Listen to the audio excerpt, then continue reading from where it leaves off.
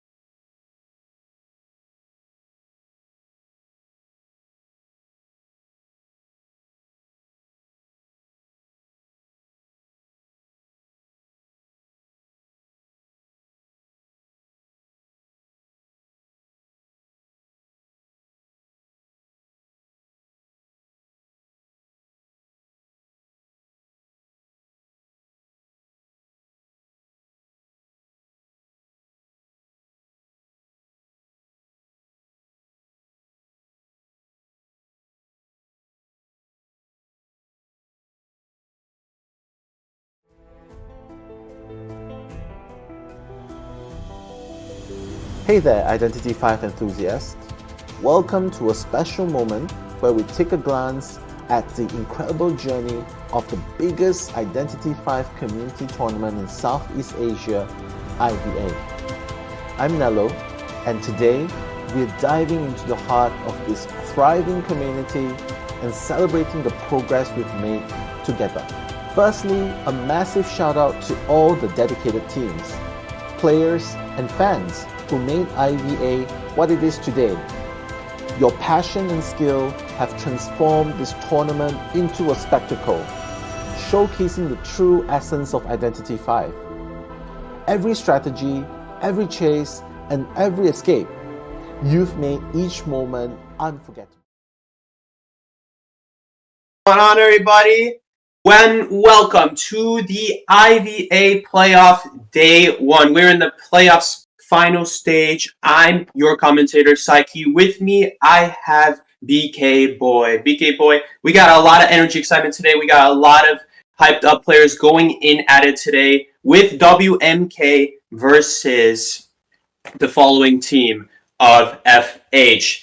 How are you feeling today, BK Boy? You excited? I'm excited. How are you doing today? I mean, yeah, I'm pretty excited myself, First day of IVA, last one of this year. It's going to be pretty exciting. I'm just pretty excited to get into these teams games, and it's gonna be the first games for this season reset, which, as you all know, probably carry a slew of the changes to a bunch of the characters, most notably Opera Singer's nerf and, well, Mercenary's nerf, but mostly Opera Singer. Very interesting to be seeing how this Opera Singer nerf is going to be affecting the game, since we both know, Psyche, how oppressive she was in IVL. It was insane. Absolutely. It was absolutely crazy. Now, I have the feeling that we're still going to be seeing a lot of Opera Singer. The nerf was a small one at the end of the day, so the devs do want and it's intend to keep Opera Singer in the game. That's definitely for sure. It's going to stay, and we're going to see it in Call Abyss. Most likely is going to be the case. But the nerf is nonetheless a nerf for Opera Singer. We also had nerfs for Mercenary and Priestess. Could you tell us a little bit more about that? Well, the Mercenary nerf was actually okay, on paper it's a pretty small one, but it actually affects him quite well. Basically, everybody watching this already knows Mercenary's ability, probably. He gets hit, but the damage is delayed by 15 seconds, except now it's not 15 seconds, it's actually 8 seconds, if I believe. I'm not sure about the exact numbers, but it's 8 seconds. Definitely going to be shorter. So it's going to that means his damage is going to rise a lot faster. So mercenaries who potentially mess up a rescue or get chipped down are going to have way less time to do what it is that they need to do, mostly rescue. Absolutely. It's going to be a big deal. At the end of the day, you can still take a detention here, which is a really, really huge thing with Mercenary. No other survivor can do that. I mean, there's a couple. You got like your Seers with your Owls, you got your Gravekeeper shovels, but they're very situational. You might not always have the ability at the time. You probably already used it early on in the game. Mercenary's ability is built inside of him, so you could just heal up anytime you want. Maybe it's not so simple, but the borrow time, just by far, makes Mercenary such a strong character that even things like Opera Singer, yes, you can hit Mercenary really, really fast, but at the end of the day, if Mercenary can get out the gate and just body block for his teammates, he really doesn't need more than 16 seconds to get out the gate, let's be honest here. Even though it is a huge nerf, I'd say it's a pretty big nerf for trying to body block, like, let's say, in the middle of the map. Oh boy, does it hurt. Does it really hurt playing against Mercenary? Here we go, guys. We have WMK. Here are our players here. We have Doom and Zevin as our hunters here. Love what he did there with the Z. And our survivor side, we have Dream, Serp X, Replacement, Cat. I actually did see Replacement playing Gardener earlier today in the playoffs before this, so that was really, really cool to see. Love to see the Gardener lawyer gameplay. What do you think about that, by the way, BK Boy? Oh, it's really, really interesting. Seeing these generally, you don't really think much of a lawyer and gardener. At least, just like time travel back with me, right? So like you time travel back like a year and a half, 2 years ago.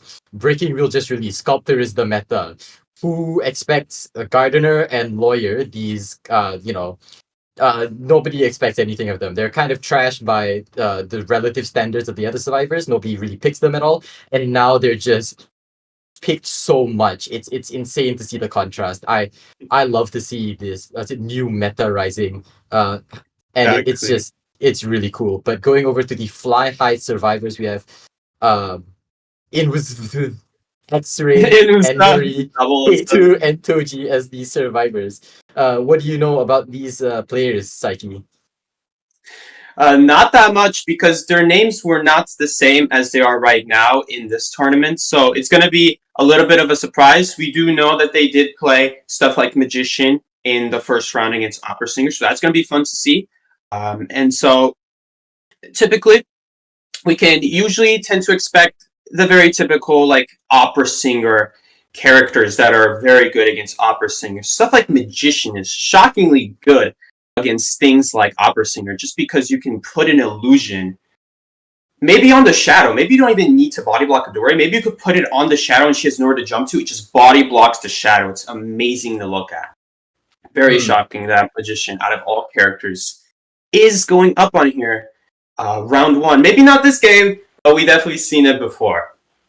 And that here is. we have the WMK going Mm, against FH. yes, very, very true. I do think, right, part of the strategies that a lot of these teams have developed is to, because like we talked about this before, right? It's a little bit behind the scenes, Psyche, where we said that Gardener in Magician are very, very good against opera singers specifically, but generally, like against other hunters that are not opera singer, there you have better options, which makes it very, very good picks for this BO1 with this new kind of banning system where when you pick the new survivors, or like the first two survivors you pick will be automatically banned for the rest of the matches. So generally, you don't want to have like throw picks, but you definitely want to save your best characters for the later rounds when the hunters kind of get more tight. When the hunters kind of has less choices, then you can really push your advantage by pulling out your best characters. And especially in this BO1 when there's no hunter bans, opera singer like 99% chance gonna come out, these very niche choices are definitely going to be a top pick.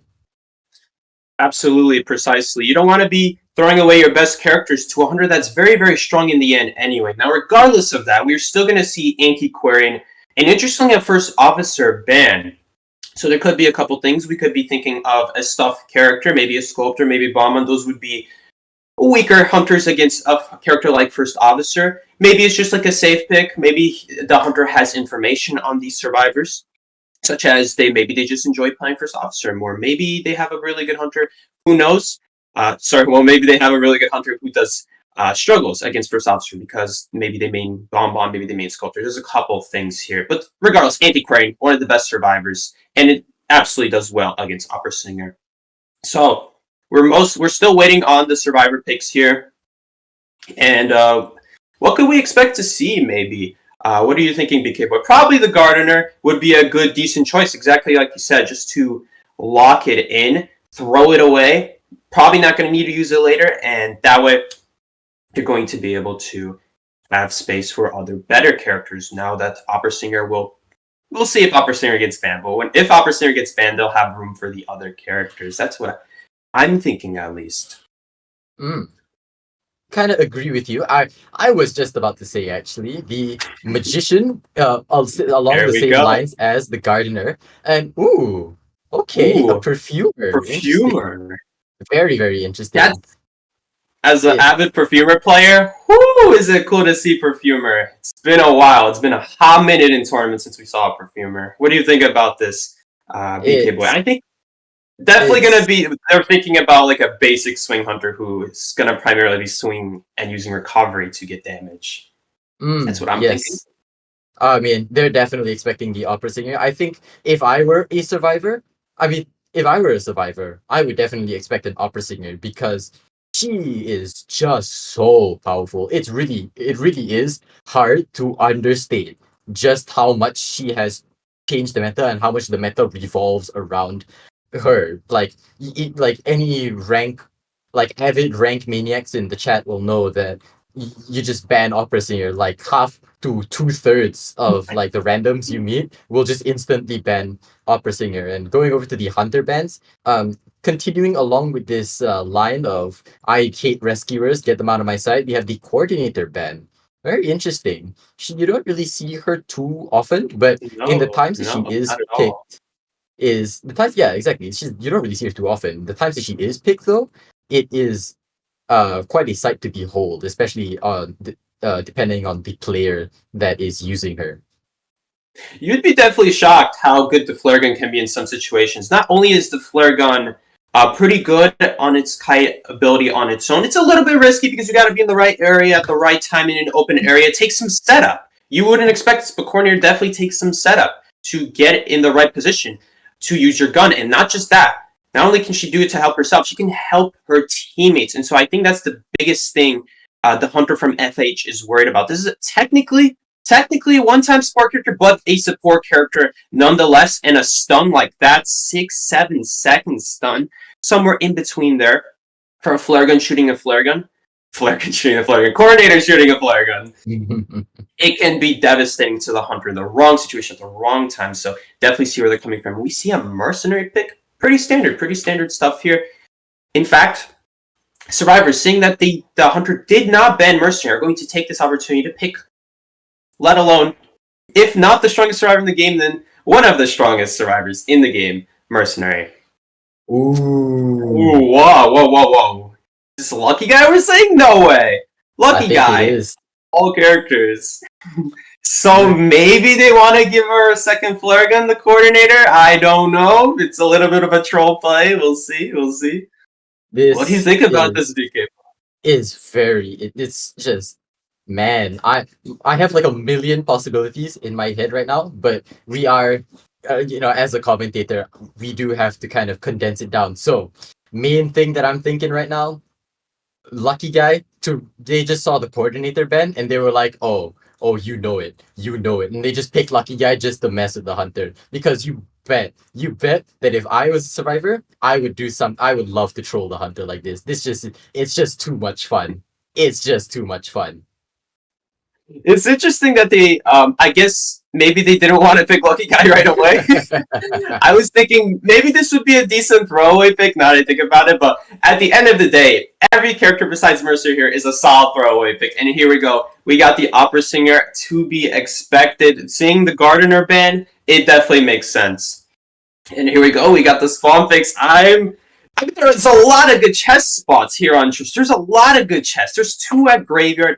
I think 4 on the broken side of that with the brick walls. There's a 1 at Reception. So how many? That's 7. And there's an 8th one in basement. Obviously, he's not going to go in basement, but wow. I'm shocked at what we're about to see here. Of all things. Yeah, and it's pretty standard spawn. Yeah, and as you can see, the magician here taking the middle, most likely to get targeted by the hunter who spawned at the left side of the map, the middle breakable area. So most likely, probably going to go to the magician, or maybe just like transitioning up to the perfumer, maybe if the magician's being too much of a pain, maybe even the lucky guy. But I think that as a chase-oriented hunter, the opera singer's best bet would be to go for the magician, even if he does have a few annoying abilities to deal with as an opera singer, but still probably the better choice, I think. I think so too. It is actually a pretty strong first chase, not because of the survivor necessarily, but because you can get to church so fast as opera singer. As long as you connect to that big rock by the chair, you can seriously catch up to the magician so quickly. I've spawned in that spawn at middle. I've gone against 1v1s against Mushin, one of the best hunters in NAEU. And it is so difficult to run away from that. It's so hard to spawn and survive there. And here we go. We got the mercenary here, lucky guy, perfumer, magician. We don't see the builds here, but this is nonetheless a very interesting survivor composition. I'm very interested to see how this is going to go. I'm thinking this could be a potential like new discovery here with the lucky guy. I think they're onto something because because there are a couple things Lucky Guy could get. And here we go. We're into the match. We have Opera Singer going right away, doing what we talked about, straight into church on the Magician's tail. This is not going to last long for the Magician. We're going to have a very, very early chase going on here, involving the window to start off the... Oh, I missed the dash. That's critical. Going to be on a huge cooldown now. BK boy, what do we see here? What are we seeing here? We're seeing the Magician go Graveyard. Ooh. This is quite the choice, but I do think it does make a few sense. Oh, and popping that one down, trying to get as much usage out of really blocking the tight areas of the graveyard here. Using the wands, like you said, to body block and as much as possible, and be forcing the Lucky Guy, unfortunately, to pop his one and only Ooh, that pocket was watch. close. Oh, but Oh my goodness, that was a... Whoo! He's really, really sitting on the edge there of his life. Almost got hit there. So did the Lucky Guy, but nonetheless, Magician is going to get a hit here. Those are some really solid illusions, though, stalling out the Hunter so that they do not lead to an early hit. Stalling out the Blink as long as possible. This is a little scary with the teleport here. One more illusion, a body block, and holy crap, look at this, BK. Woo! this is a intense first chase. That early blink and that really good, illusion block by the Magician was critical, because now, even though the blink is spent, he can stall for a lot more time than he would have been able to otherwise. However, it does seem that, but using the 9 to get away, but oh my god, the terror shock.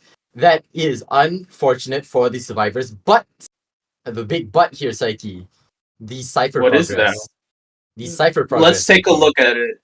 It is a little bit behind. Perfumer did finish a whole cipher. I was thinking maybe we'd get a little bit more decode in there from such a long kite, but we have to keep in mind, Lucky Guy did get chased a little bit, and he did maybe not open a chest. Yes, he did open a chest. We do see an elbow pad, and he already used his gift box. So the only way he could have gotten that is if he opened a chest. So that makes a little bit of sense. I guess the Lucky Guy is a little bit scared that the Opera Singer could switch targets at any point, which is completely reasonable and understandable. And here we go. We got the rescue. Do we get the double hit on that Mercenary? No, we do not. No, we do not. So Mercenary's going to be able to do a cipher later on this game. Great, great, great. This is awesome. Awesome for the WMK, at least, for the Survivor side. Hunter is struggling a little bit here, trying to catch up to this Magician here, using the house against Opera Singer that she cannot go around easily. This is really good, solid gameplay from the Magician, and finally going down. Let's take a look here. What's is going to be quite the pickle for the survivors here. However, they do have one advantage, that being that the Opera Singer's blink being used early on means that she can't use it to secure the down very easily. So they do have that little advantage and a little bit of time to spare to finish off the ciphers, trying to go in for the Mercenary, but then forcing him to use his elbow pad, just trying to scout around the area, wasting their resources like that perfume there. And beautiful, the here beautiful. going in for the rescue, it seems. Absolutely. That Mercenary elbow pad going in a circle was fun to look at. Just stalling out, just not getting hit, did its job. And Perfumer over here using her job well with the perfumes, preventing the hit on herself. This is going to be very, very important when we go into the mid game, which is going to be entering right now. Magician is actually going to be dying with Tide Turner, so that's unfortunate to see. They have no Tide Turner now anymore, now that Mercenary has rescued. This is going to be so important for everyone to stay in top condition as much as possible. Mercenary here, no elbow pads remaining. Abnormal, we see the abnormal there. I'm not sure if that was a trump card. BK, did you see if that was a trump card right there? Yes, I do. Actually, it had to be, because yes, because she blinked at the beginning. Yes, that was indeed a trump card abnormal on the cipher, trying to get their cipher progress down as much as possible. However, we do have 2 more survivors decoding the 2 remaining ciphers, and this Perfumer as well, using up her last bit of perfume to try and stall as long as possible against this Opera Singer. That's the critical pallet stun. Whew. Go on, sorry. Go on. That was a beautiful pallet stun by the Perfumer, really stalling for her team as much as she can. The decoding progress is actually looking pretty decent for how the Survivor team is looking right now, though. But going to this Perfumer's chase, it seems that she is going to get hit. No! Oh, yes, she's going to get hit here, This Psyche. time she gets hit. Nice job from the Perfumer. Now, if it weren't for that pallet stun, the opera singer would have gotten a hit, and that would have been the second hit right there. But nonetheless, because of not getting that hit, because of that beautiful palette stun, she's going to be able to get away. Lucky guy! Wow, what a beautiful output. Actually going to be able to let him escape at a window the opera singer cannot avoid, forcing her out of that shadow. That is what we love to see, and she has no other option than to go back to the Cypher. Lucky guy is going to be impenetrable inside of that shed. He has giving the opera singer no options to spare here. And we're going to finally see the Perfumer go down here. Nonetheless, great kite from the Perfumer in the later half of this match, saving so much time for teammates. That's the importance of staying full health as Perfumer. That is why getting that Perfume hit. We do seem to have a little bit of technical difficulties, I believe, with the camera in the bottom left.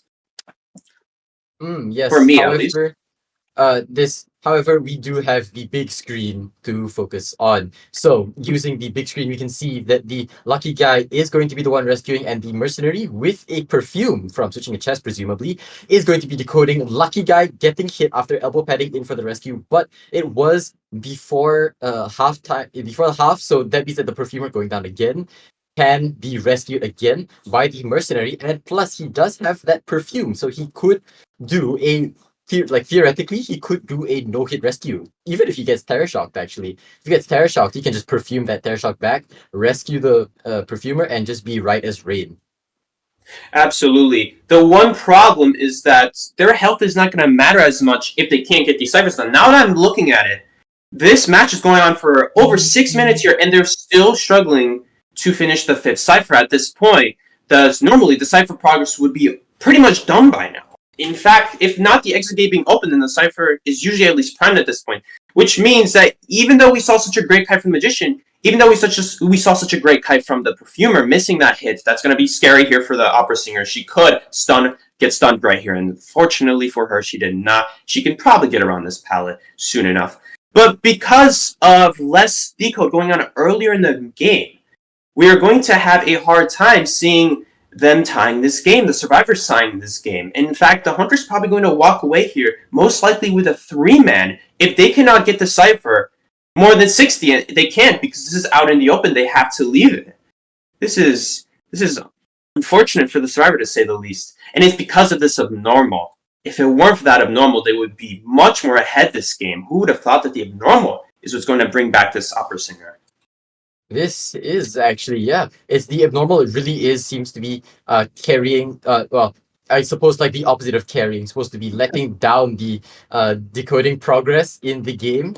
Like you said, if they did not have this abnormal, they would be way ahead in the decoding progress. But because of that, and also the really bad placement of that cipher, like it's out in the open, it's hard to decode it, and also stay safe, unlike the cipher that at the back of the gate, which the lucky guy was decoding.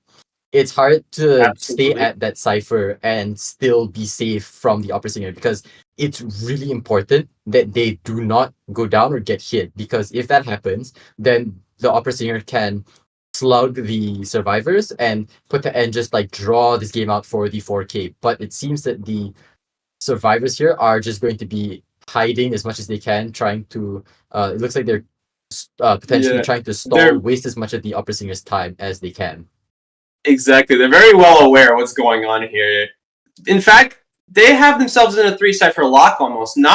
This is not often seen as a 3-cipher lock, but when this is a hunter like opera singer, then this becomes very, very difficult for the survivors to do anything. Keep in mind, we already used that pallet at backgate, so that back cipher isn't very safe.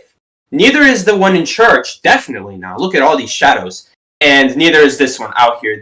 It's really just down to opening a bunch of chests. Maybe Lucky Guy can feed Mercenary some items, but I believe he's opened almost every single chest on this map. We saw one at Graveyard open. He probably opened up a couple at the brick wall areas. He's got a flare gun. He's got a syringe. Mercenary has been hiding behind the window for the past, 2 minutes, I believe? How long was this? That Holy mercenary crap.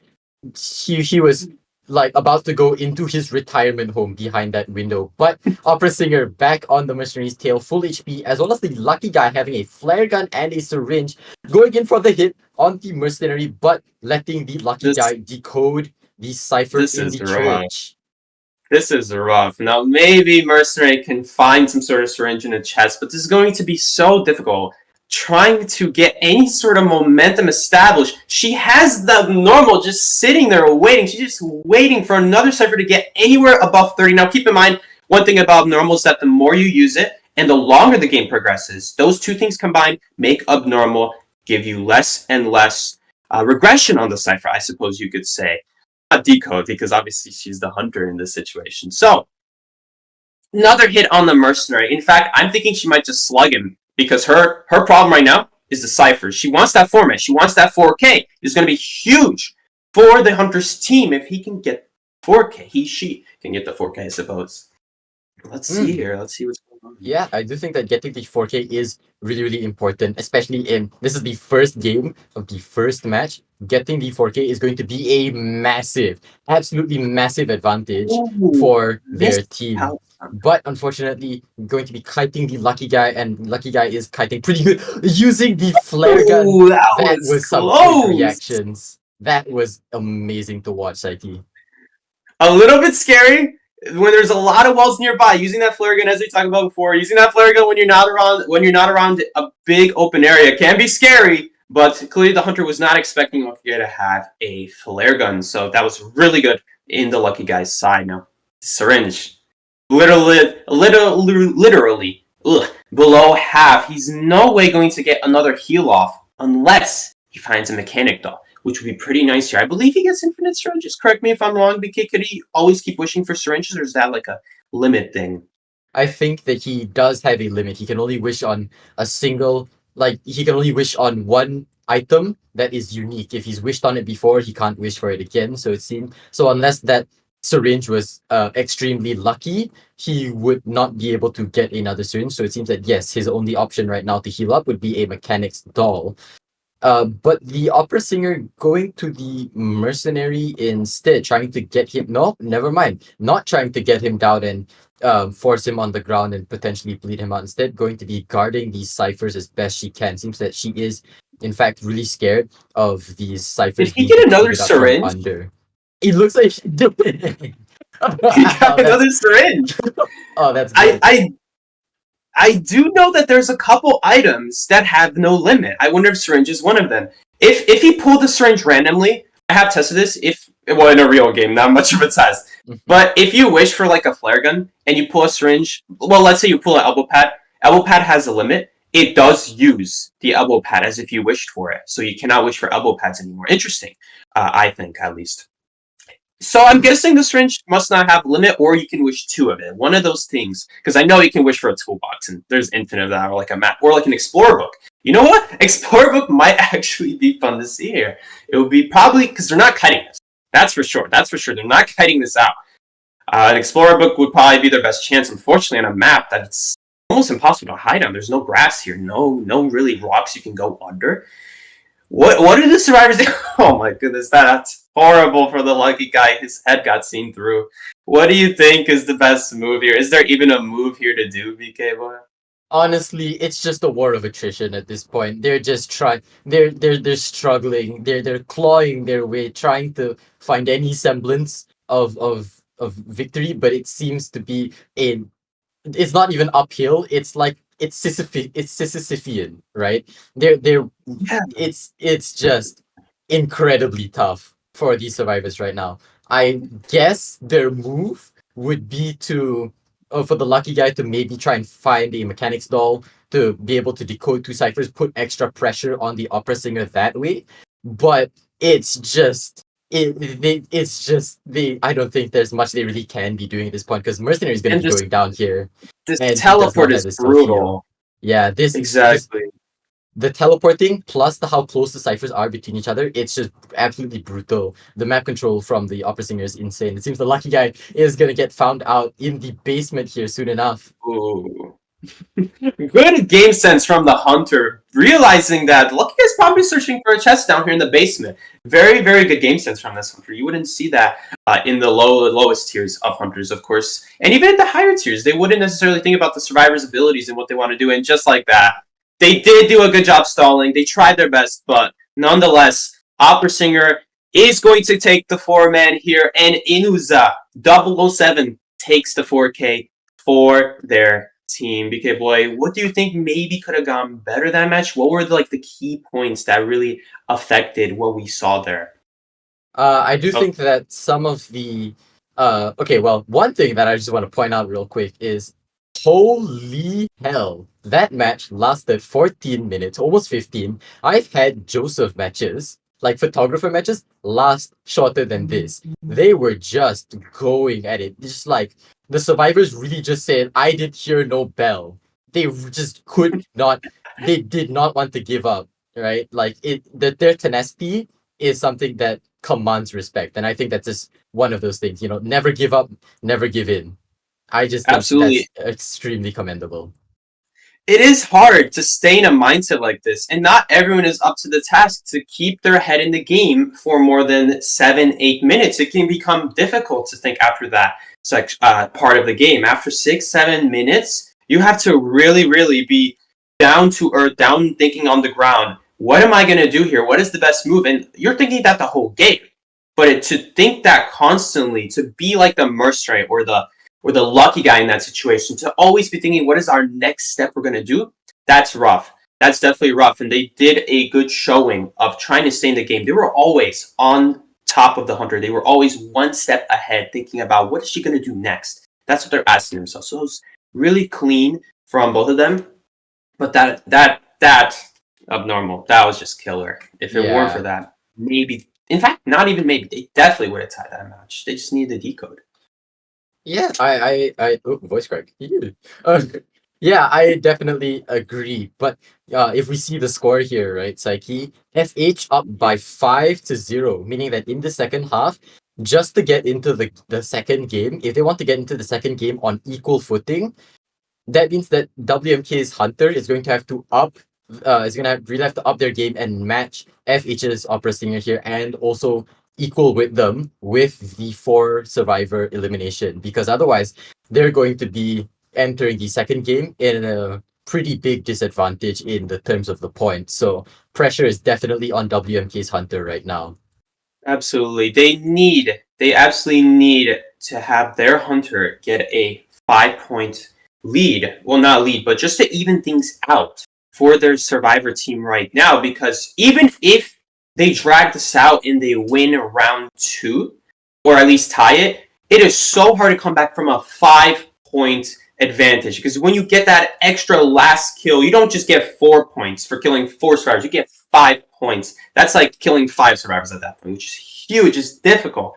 Almost impossible to come back from, in my experience, but it's definitely been done before. Not almost impossible, but very difficult to come back from is the biggest thing from my experience playing in tournaments. It is so difficult. So we're gonna need to see the Hunter at least get 3 people here, if possible. 4 people would be best case scenario for them. Yes, yeah. I definitely agree. 4K best scenario, at the very least 3. Otherwise, they're just going to be drowning in the points leads. FH is going to be way ahead. So I definitely agree with all your points there, Psyche. But we are going to be seeing more of the second half. A very interesting matches up ahead. You're going to be seeing more of the second half of this game in a bit after this short break. So we will catch you after the break. See you later. Take care.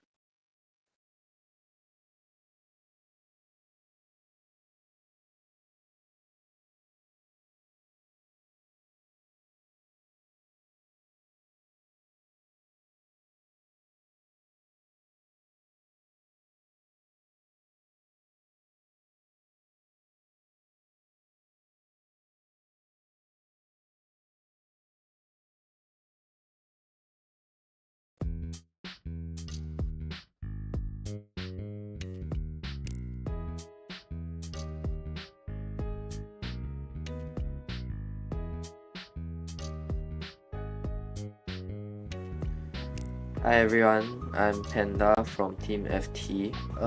Team FT for future. My team includes Mini Blue, Shadow, DDD, Yuki, and Kuga. สวัสดีครับผมกุจิ้งเกจิลจากทีม Jelly Gangster ครับ Hi guys, I am Dream from Team Mobile K. Hello I'm Toji from FH team ชื่อยุงแกะจากทีม NIC นะครับเป็นตำแหน่งตัวจิ๋วของทีม Name from Raiken. Hello everyone, my team is with Tiny. We are all very excited in participating in this IVA. I felt very happy to join this tournament with my teammates.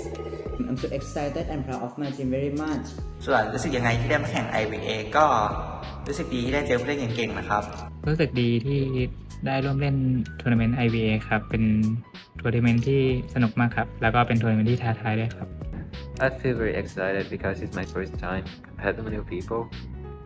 I think with the current player and the Mello that is supporting us, we are thinking that winning this tournament is no longer impossible, but we are still a competition appearance. We will try to bring a good performance for everyone. Our biggest strength of our team is our teamwork. Our survivor side, our teamwork is getting better and strong. And our hunter side is also very strong, especially Kuga with a very big character pool and high skills for each hunter. The strengths for my team is we are very good at communication. ถ้าถามว่าจุดแข็งของทีมคืออะไรก็น่าจะเป็นสกิลเพลย์ของทีมแล้วก็ผมแล้วก็ทีมเวิร์กกับเพื่อนร่วมทีมอะครับ and my team strength is us play like a team and or skill play จุดแข็งของทีมคือการเล่นเข้าขากันครับ ทำความเข้าใจเพื่อนร่วมทีมแล้วก็คอยแก้เกม We are all top players and most of us have experience that can help us out.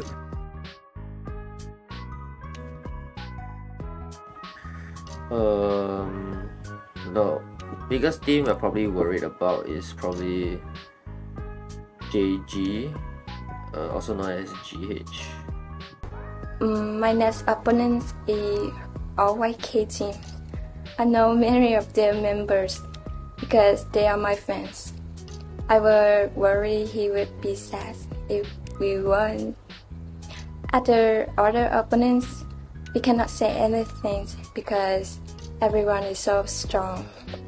What team I think strength I think JG because เหนียวไป is a very smart and strong hunter นักแข่งคนไหนที่กลัวก็คงเป็น GH Skyfall ครับเขาเล่นตัวช่วยได้ดี I think Team ZG is going to be the strongest team in this tournament.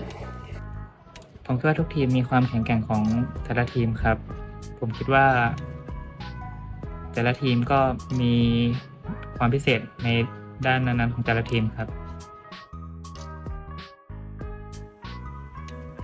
I would like to thank all fans supporting us, continue supporting us through IVA and COA. Thank you. Sincere thanks to all the fans who have loved ST teams. Hopefully, in the future, we will continue to accommodate and conquer all the tournament together. Thanks. But shout out for fans. Just like I said, we're a new team. Hope we got more fans. I would like to thank everyone very much and I hope everyone will follow IVA forever. Thank you. แล้วก็ขอบคุณแฟนคลับที่เข้ามาเชียร์ด้วยนะครับ ก็จะทำให้เต็มที่สุดจะเอาแชมป์มาให้ได้นะครับ บ๊ายบาย ขอบคุณที่มารับชม IVA นะครับ ขอให้สนุกไปกับนักแข่งหรือว่าผู้เล่นในทัวร์ IVA ครับ ขอให้ enjoy ครับ Good luck have fun ครับผม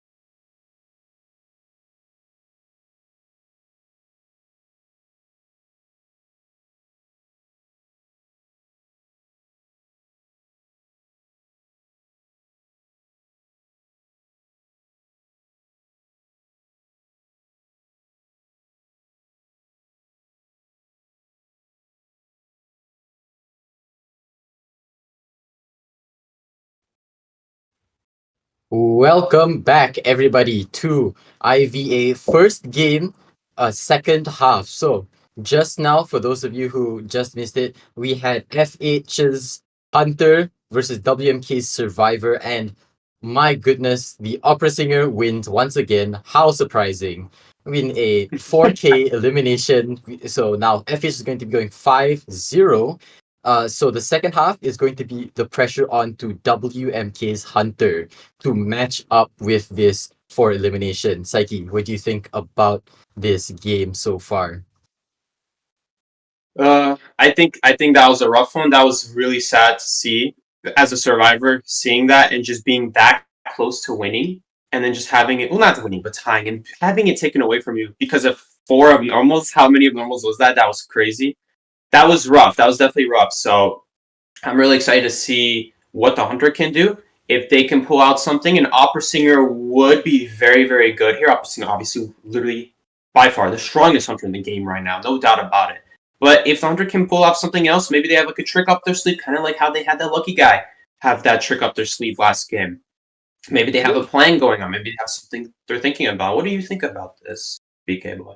Yeah, I think it's gonna be interesting to see the team compositions, but because yeah, you mentioned something actually. The characters that were picked in the first two characters that were picked, if I'm recalling correctly, were Magician and Perfumer for WMK's survivors, which means that they won't be able to use those in the subsequent games, but they are going to be able to use characters like Mercenary, for example. So potentially, this is just my crackpot theory. They're saving their best survivors for the second and third game. Maybe they just have a lot of faith in their hunter to be able to match up with this for elimination so that they can go into the second game and on equal footing and uh, with their strongest survivors in their hand, kind of like an ace up their sleeve, if you will. I'm realizing another thing. It's been a while since I was in tournaments, but I just now realized if you run out of time selecting a character, it just automatically picks Lucky Guy for you if you don't select in 1 minute. So I think that's actually what happened now that I think about it. So that makes a lot more sense if I think about it like that. But we can believe there's a Lucky Guy strategy out there still waiting to be found. I mean, he did them pretty good. You cannot deny he did them pretty good. You know, like he played very well. Those 7 billion syringes he just pulled out of his magic portal. That was pretty. That was it's a mystery tool that will help us later. You know. Love the reference there. And the elbow pads too, like his skill with the items all throughout the game. It wasn't just the just the one-time flare gun use. There was also a lot of good elbow pads in there. Beautiful elbow pads to the rescue, beautiful elbow pad out of a situation, bad situation, into a window, saving his life. That was a huge moment in that game. If it weren't for that, they would be in a world of hurt. And they would be a lot farther behind. It would be much more difficult to pull that one back. I definitely do agree. Yes, but going into the second half, we have FH's survivors K2, Endori, X-Ray, and Toji versus Doom. Just listen to that name, it's like Doom. Doom. An imposing name. Shakespeare and all the survivors. Truly. Exactly. Wonder if his choice of hunter will match his name. Cough, cough, opera singer. You know, destroyer of galaxies. We're getting those kinds of vibes here. Oh man. Ironically, not ironic at all. Freaking opera singer is literally the best hunter in the game. All the time. Always was the best hunter in the game. Ever since she releases. I don't know. I have strong opinions about it. I think it should be gone. I mean, you're not exactly wrong, Psyche. You know, if opera singer is the strongest hunter in the game, source IVL. Just look at all their BO1s and all of their bans. They always ban opera singer. They almost always pick opera singer in the BO1. It's insane. So I do expect the FH survivors to be doing something along the lines of a kind of an anti opera singer survivor lineup here. Like we talked about in the previous half. Something along the lines of gardener, magician, maybe lawyer. What do you think, Psyche? Definitely. Those are all great picks. I think Lawyer is more of a character that's like, hey, you have to chase me, you have to go after me, and then they could put on the flywheel, they could put on the broken windows on him. I've seen that done before, but the Lawyer is like a forced chase sort of character. The Gardener is like a very good chase against Opera Singer. As good as you can get considering Opera Singer abilities. Magician, very strong. I think that these are all valid characters. It's crazy that we live in a world where Gardener and Lawyer is actually what you realistically see as a round one character. It's insane.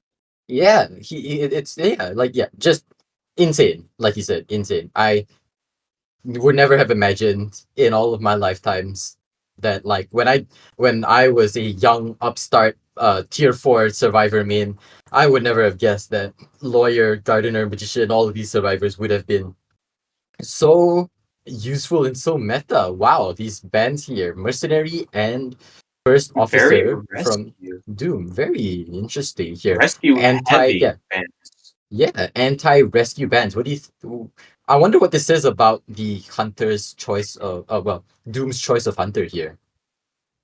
Yes, it definitely seems, not definitely, but a very likely potential hunter we could see here is just a very, very camp-based hunter would be probably what we are going to see here. There's a lot of good options. We could have Sculptor, Bonbon, but of course, if the survivors choose survivors that are good for a different hunter, then maybe he will just go with that. But for now, it seems like he's much more concerned about the rescue, which might suggest that maybe he's going to go more on the rescue side, trying to pull back this game. When he gets his kill, that's where he makes his move on the chairs. And we have a coordinator respond with that. So if he was planning anything crazy, maybe some stuff there, coordinator Flaregun will just put him straight in the same spot so he cannot do anything. I think that was a good pick from X-Ray, seeing what the hunter's trying to do here.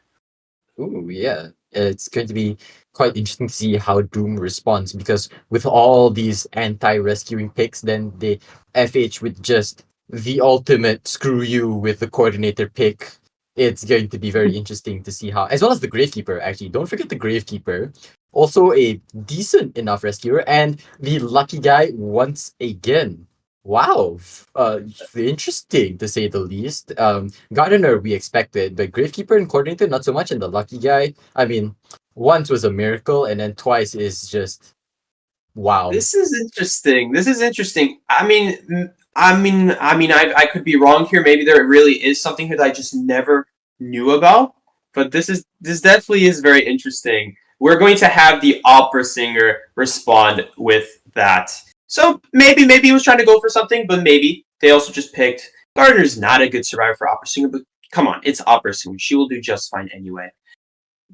So yeah, I do agree with that. I mean, it's like Gardner counters opera singer, but then opera singer is just in general so oppressive against most other survivors. Even if they are rescuers, I do think that opera singer will have no problems chasing down, for example, the coordinator.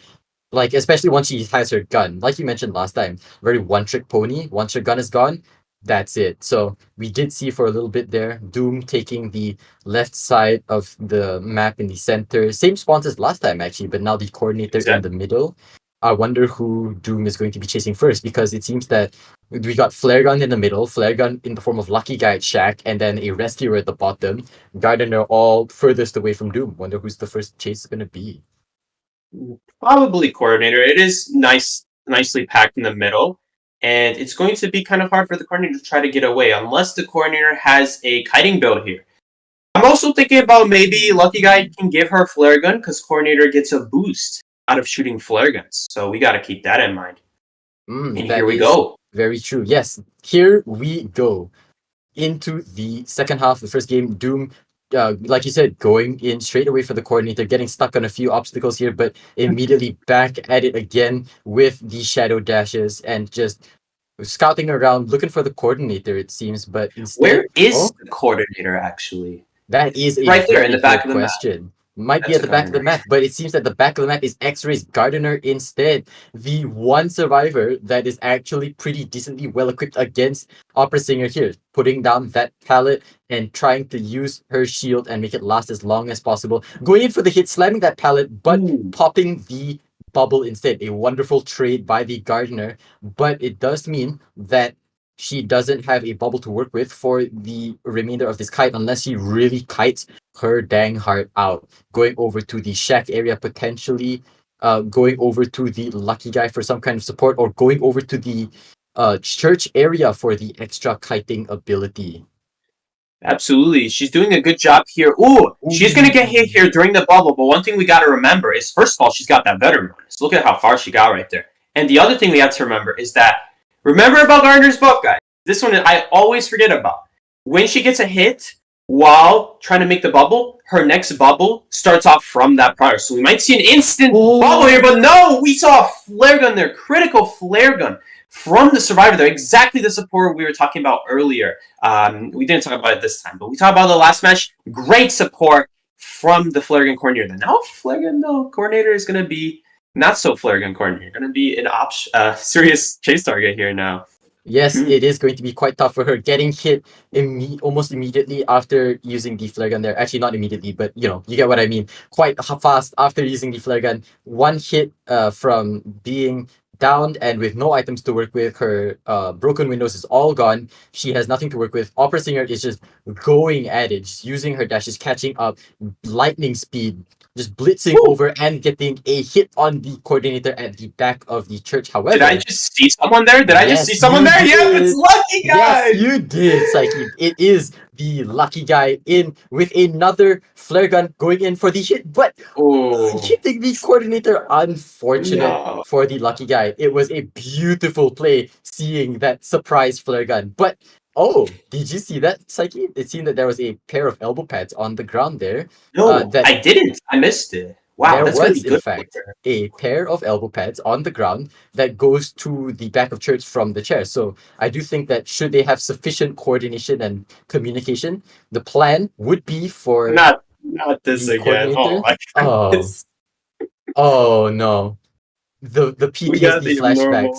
The abnormal again. The Gravekeeper going in for the rescue here. And the instant hit. Coordinator with the Titan instead going to be kiting in the middle broken area, trying to go for the hit here, Doom, but not being able to reach it and trying to fake out K2, but unable to get it, and instead going to be using the shadow teleport back and getting the Coordinator through the pallet.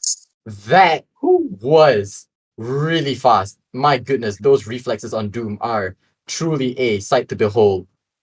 Faster pallet breaking there. So have we even seen a pallet break this game? Yes, we have that back game. So it's going to be a hard kite, of course, knowing that coordinator is over here with no flare gun. Nonetheless, going to be very difficult to come back from as a coordinator. But maybe, just maybe, with the Cypher progress, which I'm not sure what the Cypher progress is right now, then maybe they can just pull it back. Gardner with the 22%, that's not going to be enough. Excuse me. Not going to be enough to bring it back the game, unfortunately. They need a little bit more than that. But I love the coordination. Yes, the coordination is truly respectable, but the Cypher progress may or may not be enough, depending on how Toji here tries to support his teammates here and going in with the body block.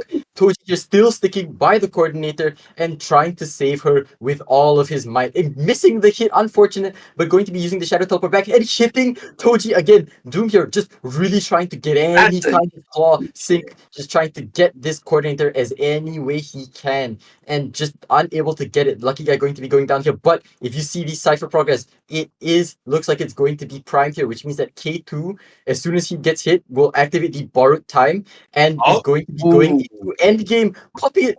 But they popped the Cypher. Let's go. They popped this is clutch.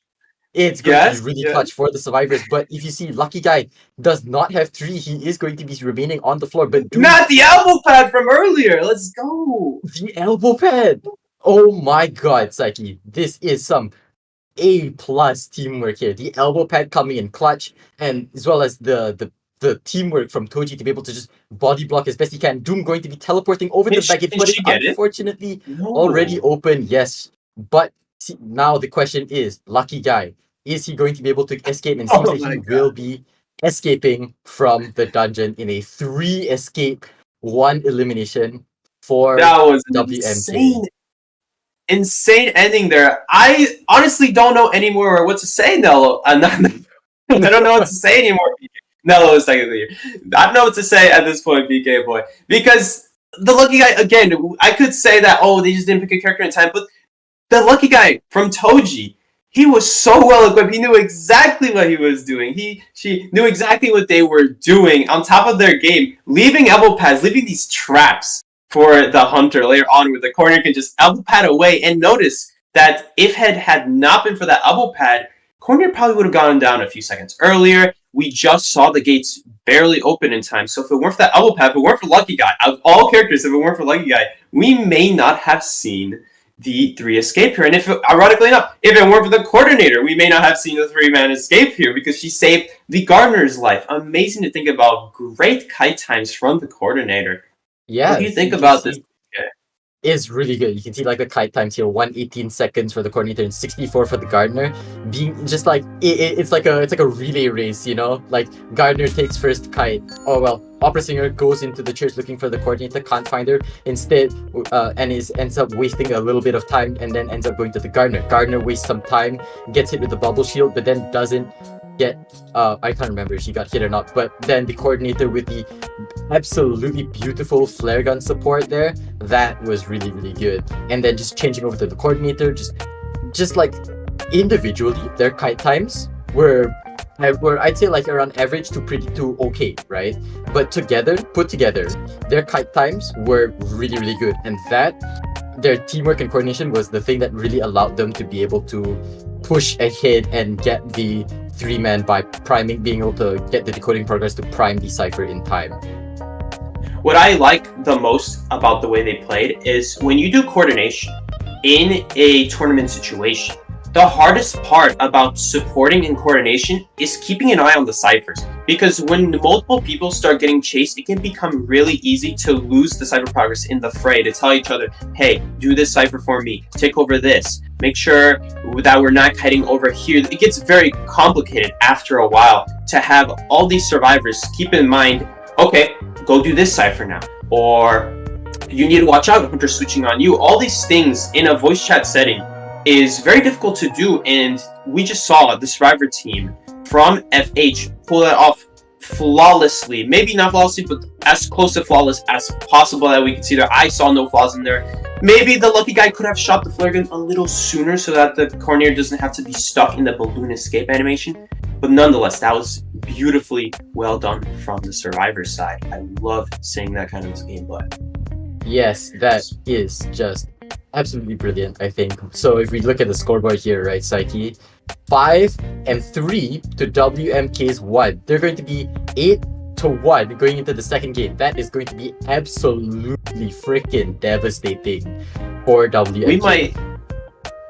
We might even see this go down in just 2 rounds. We might see FH win this in just 2 rounds, which would be really, really nice for them. Obviously, if preferable as the winning side, you don't want to go into that game 3 because that's when the points start mattering.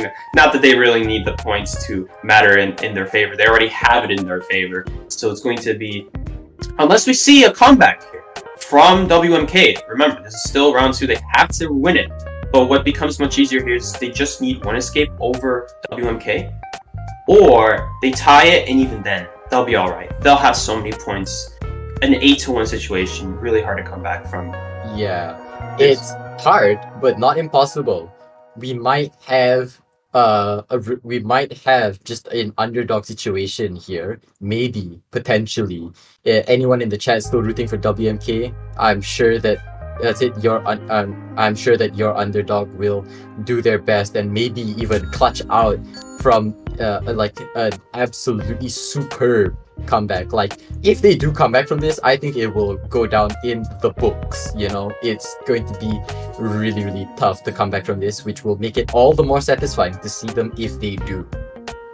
Absolutely, it would be so nice to see an underdog like this come back from an 8-1 situation, to get all those points back and to dominate so hard.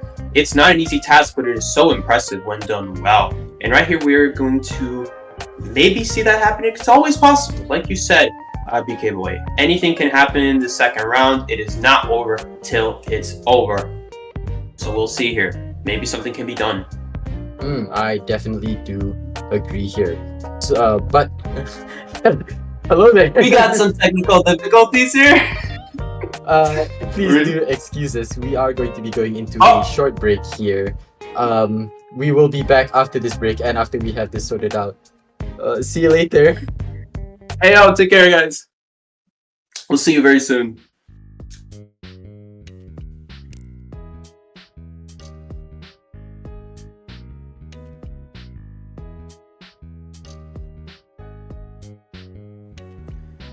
Hi everyone, I'm Panda from Team FT. Team FT for future. My team includes Mini Blue, Shadow, DDD, Yuki, and Kuga. สวัสดีครับผมกุจิ้งเกจิลจากทีม Jelly Gangster ครับ Hi guys, I am Dream from Team Mobile K. Hello I'm Toji from FH team ชื่อยุงแกะจากทีม NIC นะครับ เป็นตำแหน่งตัวจิ๋วของทีม Name from Raiken. Hello everyone, my team is with Chinese. We are all very excited in participating in this IVA. I felt very happy to join this tournament with my teammates. I'm so excited and proud of my team very much ส่วนรู้สึกยังไงที่ได้มาแข่ง IVA ก็รู้สึกดีที่ได้เจอผู้เล่นเก่งๆนะครับ รู้สึกดีที่ได้ร่วมเล่นทัวร์นาเมนต์ IVA ครับ เป็นทัวร์นาเมนต์ที่สนุกมากครับ แล้วก็เป็นทัวร์นาเมนต์ที่ท้าทายด้วยครับ I feel very excited because it's my first time competing with new people. I think with the current player and the Mello that is supporting us, we are thinking that winning this tournament is no longer impossible, but we are still a competition appearance. We will try to bring a good performance for everyone. Our biggest strength of our team is our teamwork. Also, other sides, our teamwork is getting better and strong. And our hunter side is also very strong, especially Kuga with a very big character pool and high skills for each hunter. The strengths for my team is we are very good at communication. เราถามว่าจุดแข็งของทีมคืออะไร ก็น่าจะเป็นสกิลเพลย์ของทีมแล้วก็ผมแล้วก็ทีมเวิร์กกับเพื่อนร่วมทีมอะครับ and my team strength is us play like a team and or skill play จุดแข็งของทีมคือการเล่นเข้าขากันครับ ทำความเข้าใจเพื่อนร่วมทีมแล้วก็คอยแก้เกม We are all top players and most of us have experience that can help us out.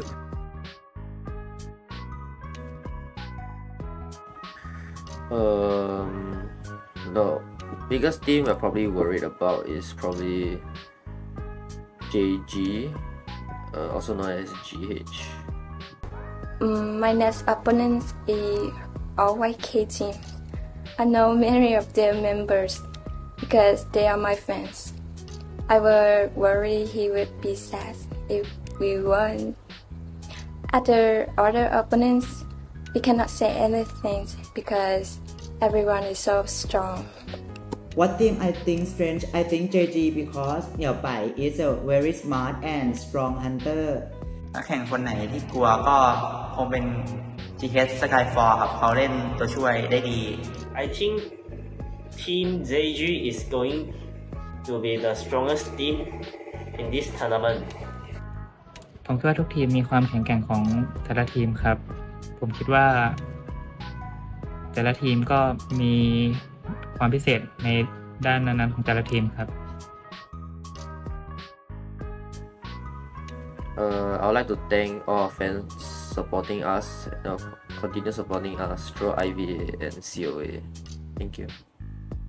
Sincere thanks to all the fans who have loved ST teams. Hopefully, in the future, we will continue to accommodate and conquer all the tournament together. Thanks. But shout outs for fans. Just like I said, we're a new team. Hope we got more fans. I would like to thank everyone very much and I hope everyone will follow IVA forever. Thank you. แล้วก็ขอบคุณแฟนคลับที่เข้ามาเชียร์ด้วยนะครับ ก็จะทำให้เต็มที่สุดจะเอาแชมป์มาให้ได้นะครับ บ๊ายบาย ขอบคุณที่มารับชม IVA นะครับ ขอให้สนุกไปกับนักแข่งหรือว่าผู้เล่นในทัวร์ IVA ครับ ขอให้ enjoy ครับ Good luck have fun ครับผม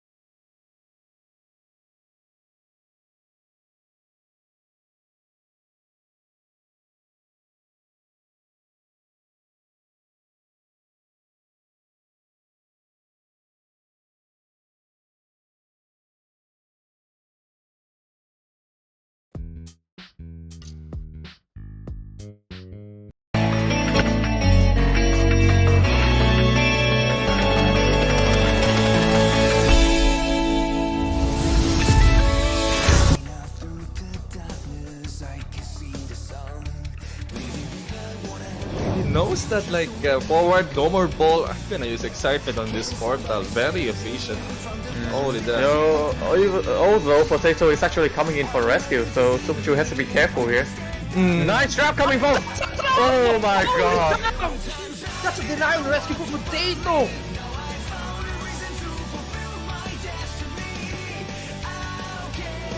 The Acrobat gotta come in for a rescue now. Oh, actually, both survivors are now coming in. No, they are trying to divert. Detention has run out for the hunter, so yeah, she has to be very careful here. Oh my god, what a play! Madball just a slow land down to take more time and leeway. Oh, Bling is available. Bling is available. Nice, there we have it, but that shield will be on time blocking it out, and this That is so unfortunate for the hunter. Oh my! Oh, another one. Another one. Oh, yeah, and the dungeon is here. It's going to be a 3-man escape coming home.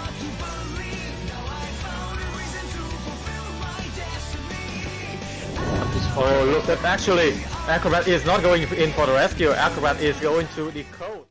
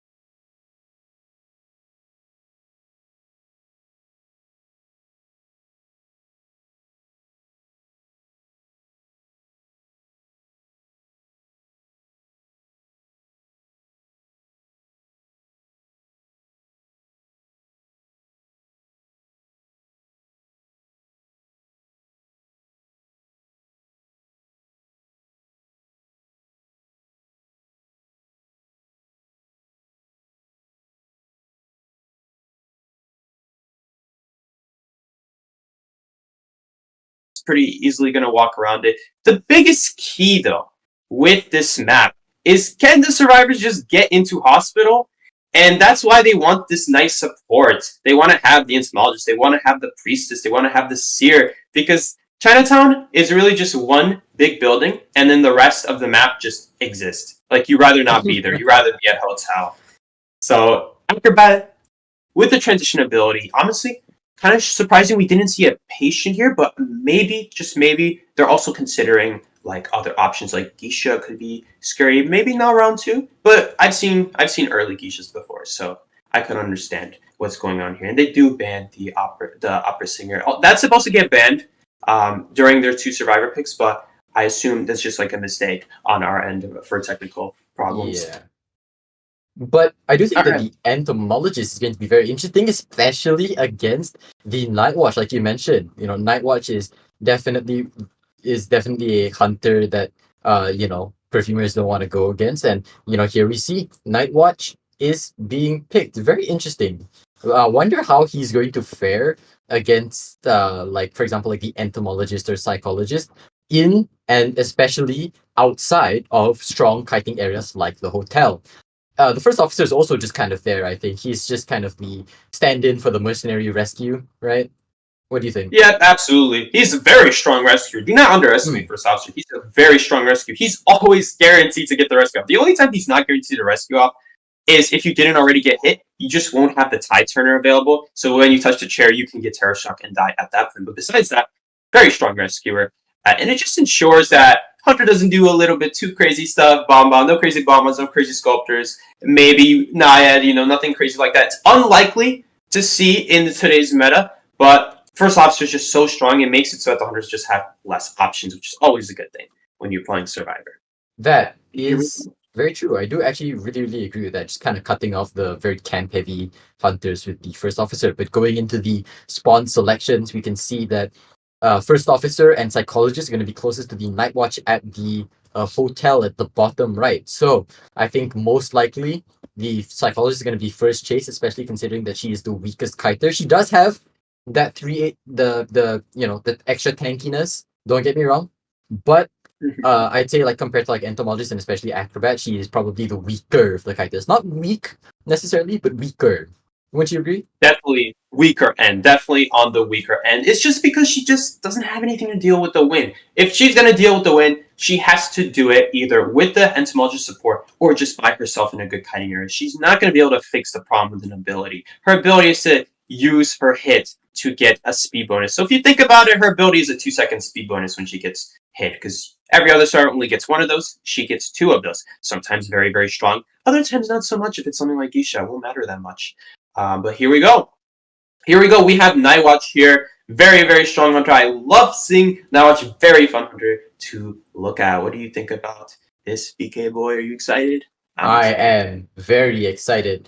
I do actually kind of want to touch on something that you said earlier about the psychologist. You said that her ability is kind of like an extra 2-second speed boost, but don't forget that she actually does feed a little bit of extra presence, because the Night Watch, his first and second presences are actually pretty good. So going into the game here, immediately using the wind to get a wind charge there, and like you said, going to the psychologist, but the entomologist using her bees to potentially set up some form of support. Night Watch again going to be going into the hotel, chasing the psychologist into the hotel. The entomologist using her bees as best she can to try and block the area, and immediately going into the hotel. The best kiting spot in the map by far. I don't really think that's a hot take, but psychologist is going to be doing the classic hotel kiting loop. You just go up and drop down, and then up and drop down, and just rinse, repeat until hunter just loses their will to do anything. But hunter that's one way to put it. Well, yes, I do suppose. Again, up, down. That's just the way it is on the hotel. The hunter going to be using their last wind charge here, but barely able to jump over that with the last bit of the speed boost. Oh, it is a blink hit. The blink hit with the fall. That was wonderful, but unfortunately missing that. Misses the hit. Ooh. Misses the hit. Jumping over that pallet. Will he be able to? No, he won't be able to make it to the pallet in time for a terror shock or anything fancy like that. But using the broken windows. Speed boost psychologist is going to be going over to these breakable, What a vaultable beautiful windows here. use. Yeah, that Yes. was What a really, really use beautiful for use of the area. blink there. But going to be quick vaulting again and getting the second hit on the psychologist, unlocking the first presence. But the Cypher progress, our old enemy, Psyche. Do you think they'll be able to, sneak a Cypher rush out from under this Night Watch here? I think this is almost impossible in the Nightwatch's current situation to prevent 3 ciphers from popping for this before this kite happens. The good thing going for this Nightwatch right now is, I believe, no, that's not even first officer cipher. That's, oh wow, what a great use of the walls on the staircase to avoid the wind suck. That was really, really nice. And yeah, it's psychologist on the cipher. No, not psychologist on the cipher. Entomologist on the cipher. My bad. Going to finish the cipher extremely quickly. Oh, Clutch hit though. That was really clutch. That Terror Shock was chef's kiss. That was immaculate. But like you said, 2 ciphers remaining. It's more like actually 1.5, because if you combine like the progress, it's like 46 and 8. It'd be like 1.5 ciphers left. So I do think that this Night Watch is gonna struggle a little bit. But you can see Cat there, the first officer, going to be trying to do a sneaky, maybe hiding in and stalling for the rescue, maybe. Barely didn't get seen right there. Now, do keep in mind, the Nightwatch did chair on a cipher. The problem with that is that he chaired on the cipher that's, for starters, the rescuer cipher, so he's anyway going to do it after he does this rescue, because he anyway has to get off the cipher to do the rescue, so it doesn't really matter for him. Now, trying to stall the rescue. Let's see if he gets stalls successfully. He's waiting on a terror shock. He hit the chair. That's huge. Ooh. That is unfortunate. Gets the hit on the psychologist, but does it matter? They're going to have the ciphers done here. They're going to have it done, and there's not a whole lot that much can do unless the psychologist goes ahead and dies on someone else's cipher game, which is not going to happen. Not gonna Yes, happen. that is very. Yeah, I do agree. The psychologist right now, her goal is to just get the heck away from all the ciphers. Just try and buy them as much encoding time as possible. Basement though? No basement. Unfortunate. Is there basement here? No, I don't think it is here. No, there it doesn't isn't. look like it is here. But No, there that isn't. chair, honestly, that chair is decently hard to rescue from. It seems like he is just going to be going straight away from the ciphers, just abandoning the psychologist. Abnormal, our old enemy, Okay. Psyche. Okay, this is the third abnormal we're saying. Last game, the Hunter actually started with abnormal. Interesting enough. This one is just regular trump card abnormal. This is huge, by the way. I just want to emphasize how huge this is for the Hunter, because the psychologist won't have Tide Turner here. So if she can get down instantly, that cipher will not be done. First officer has to body block here. Does he get it off? And he doesn't! It off. That is unfortunate. Going to be trying to first officer forcing the heal. Unfortunately, getting terror shock, and it doesn't seem like they can prime the cipher in time. Cipher is only now going to be popped, and we are entering the end game with 3 ciphers alive and none of them chaired. Seems that the first officer is going to be the first end game chase here, going up, kiting into the hotel. The pallet is still there, being just an absolute menace to this Hunter right now. Unfortunately, this first officer does not have any watches or anything, but window's gonna break. Yeah. Oh yes, the breaking walls finally coming into the use and allowing the Night Watch to get a hit on the first officer. But his cooldowns, he won't be able. I don't think he'll be able to reach the gates in time before they open. So it does seem like it is going to be a draw for the survivors here. So it's going to be two question mark. It doesn't seem like they're going out yet. Oh no, it seems like they're going the easy way out. They're going to play it safe. They really, they're behind. They would really like a 3% escape. That would have been so nice. That was a really good psychologist kite. The Entomologist support at the beginning helped make more distance where she was lacking.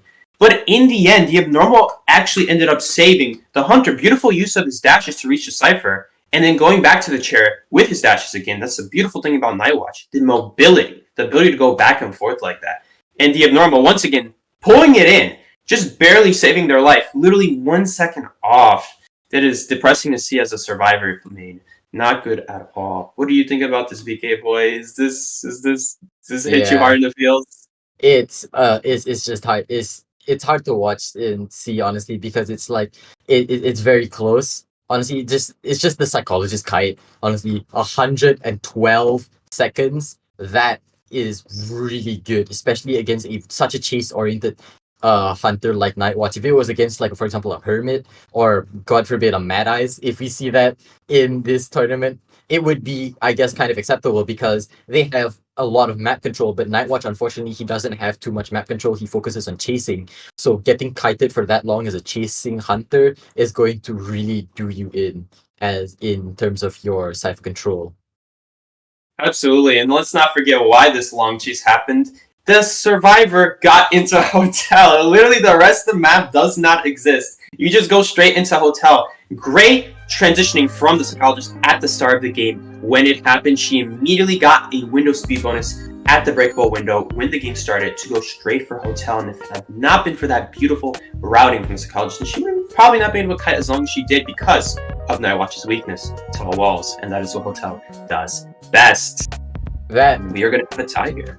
Yeah, that is very, very true. Very well analyzed by Psyche here, because it's just so, you gotta understand, right? As a Nightwatch, Gamekeeper, Hermit to a certain extent, they all rely on line of sight, right? Being able to get your for Gamekeeper and Hermit, being able to get your hook and your charge off, and for Nightwatch being able to get line of sight so you can pull back the survivors, reduce your ability to the max. But 2 stories, double story buildings, lots of walls, really not good combination for Nightwatch. I think that, yeah, the psychologist being able to get into the hotel completely unhindered, especially with the entomologist's help, really did a number on the Nightwatch's chasing ability. So going into the next half, it's going to be 2-2, same difference of 7 points, except now it's going to be up by it's going to be 10 for FH and then 3 for WMK. So once again, the pressure is on WMK to make up the difference. Otherwise, they are going to be in an absolutely abysmal state going into the 3rd round. It's going to be up to the hunter. If they do not win this match, they could tie and it would go into round 3. But again, abysmal points to be ending up with, because think about it. If you really think about it, it's still 8-1 because the 2-2, they just cancel out and we're still left in an A1 position. So if the hunter ties this match, it's going to be still just as rough because they're going to be A1. It would basically mean that WMK would have to pull out 8 points and then the FH team would have to get 1 point. It's the only way at that point things could work out. So he needs to get something going here. If he doesn't get something going here, it's going to be really hard to get into a game 3 winning position otherwise. So hopefully we can see that. Sorry. One thing I'm very interested in is, what is he going to play? What do you think he's going to play, maybe? Nothing. We don't have any reason to think any specific hunters, but what would be fun to see, maybe? Okay. Personal bias. Wax artist. I love my boy. He's just so cool. And plus, he's not like bad or mid or anything. He's decently good as well. He's pretty well off in the meta. He's not too terrible, especially after his rework. I think he's pretty good. But we will be seeing more of the second game of FH versus WMK after this short break. So we will be seeing you guys after this break. Bye bye.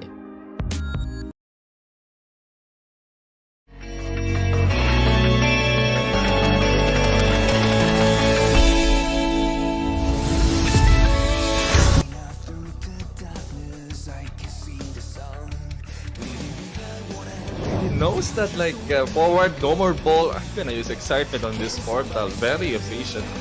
Holy damn. Although Potato is actually coming in for rescue, so Super Chu has to be careful here. Nice trap coming from. Oh my god. That's a denial rescue for Potato.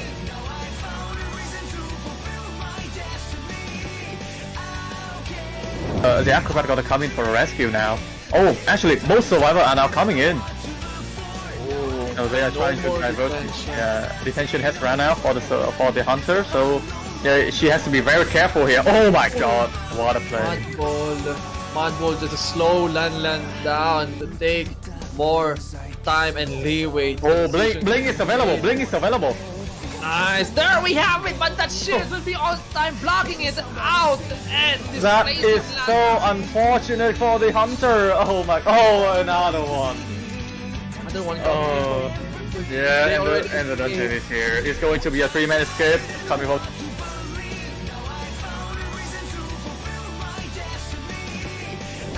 Oh, look, that actually Acrobat is not going in for the rescue. Acrobat is going to the code for John Olang to use no magnet for the support. That's a look stun. at that. And that will be a goal. Almost had with the fireball. They're ready in for the There's a going to Cardona. They're going. No! That's Goga. We've been looking for a DS Cardona.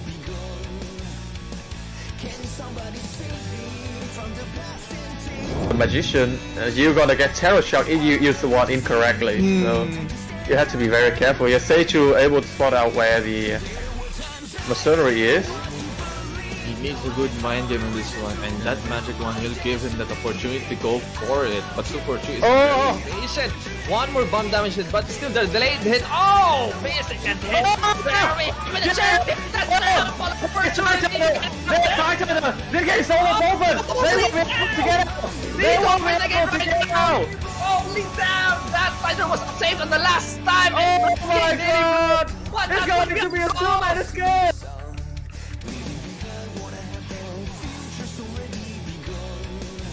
and Super Chu will be Oh, very nice. Incredible understanding of the map. RBQ was able to use the ball to jump away and another flywheel. Just to prevent the first hit happening on his body. And there we go! Oh my god! What a it is!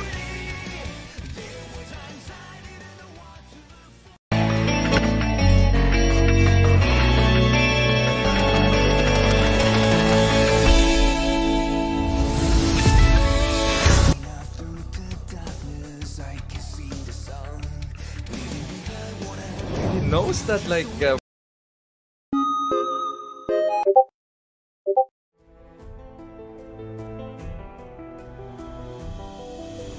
Hey there, Identity 5 enthusiasts.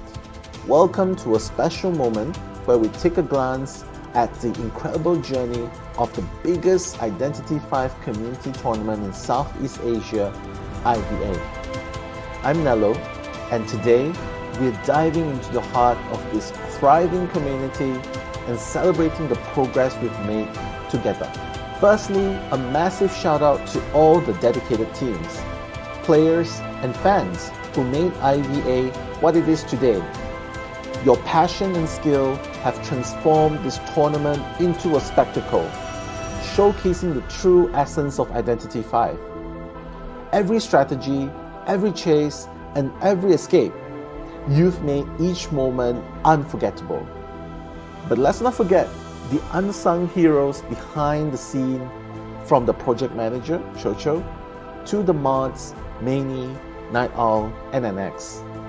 Of course, the producer, Red Chi, who is broadcasting for us now, and the new designers. I'd like to take this opportunity to welcome Agnia and Dafzol as our official IVA designer.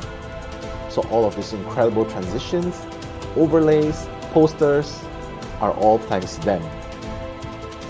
Your efforts have seamlessly woven this tapestry of excitement and competition. It's no small feat, and we owe you a huge thank you for making IVA a reality. As we reflect on the progress of IVA, let's remember, it's not just about the matches, the victories, or the defeats. It's about the friendships formed, the memories created, and the love we all share for Identity 5. This tournament has become a testament to the strength of our community, and together, we've reached new heights.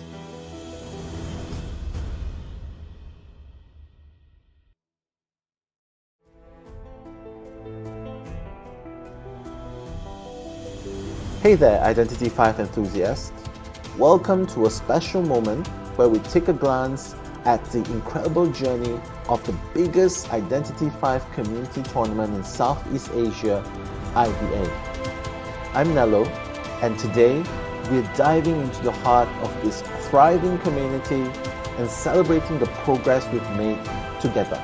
Firstly, a massive shout out to all the dedicated teams, players, and fans who made IVA what it is today. Your passion and skill have transformed this tournament into a spectacle, showcasing the true essence of Identity 5. Every strategy, every chase, and every escape, you've made each moment unforgettable. But let's not forget the unsung heroes behind the scene, from the project manager, Chocho, to the mods, Maney, Night Owl, and NX. Of course, the producer, Red Chi, who is broadcasting for us now, and the new designers. I'd like to take this opportunity to welcome Agnia and Dafzol as our official IVA designer. So all of these incredible transitions, overlays, posters are all thanks to them. Your efforts have seamlessly woven this tapestry of excitement and competition. It's no small feat, and we owe you a huge thank you for making IVA a reality. As we reflect on the progress of IVA, let's remember, it's not just about the matches, the victories, or the defeats. It's about the friendships formed, the memories created, and the love we all share for Identity 5.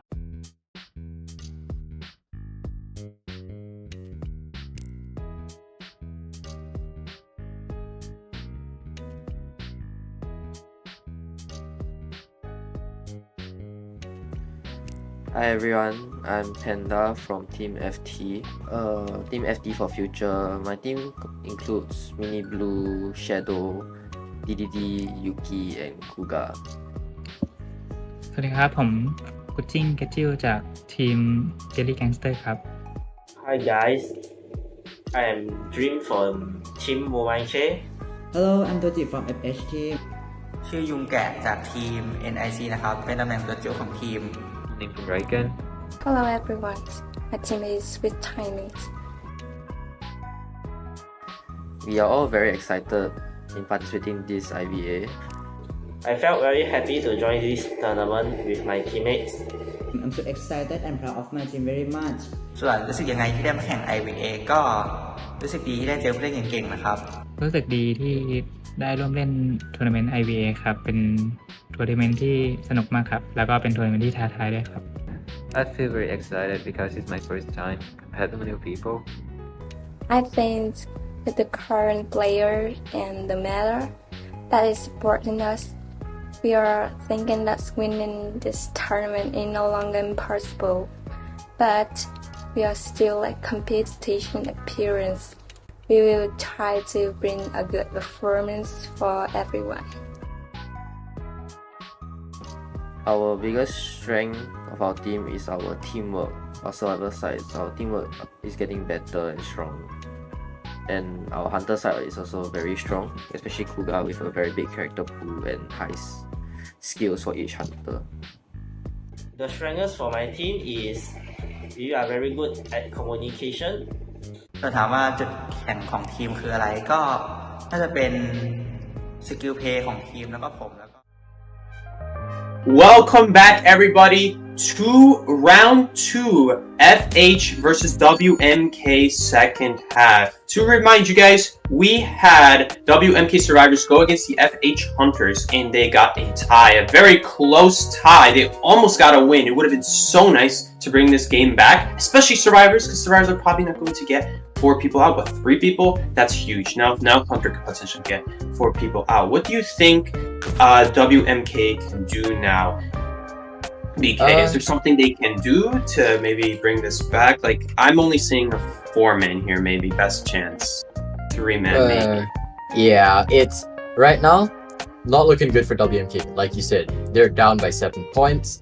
They have to get a 4K. They have to get a 4K essentially in order to bring it back up. And even if they manage to get a 4K, like they beat the odds and manage to get like a 4K, they're still gonna be behind by 2 points, because it's gonna be 5 points, because then the second half is going to be 0 to 5 to WMK, but they're still gonna be down by 2 points going into this third game.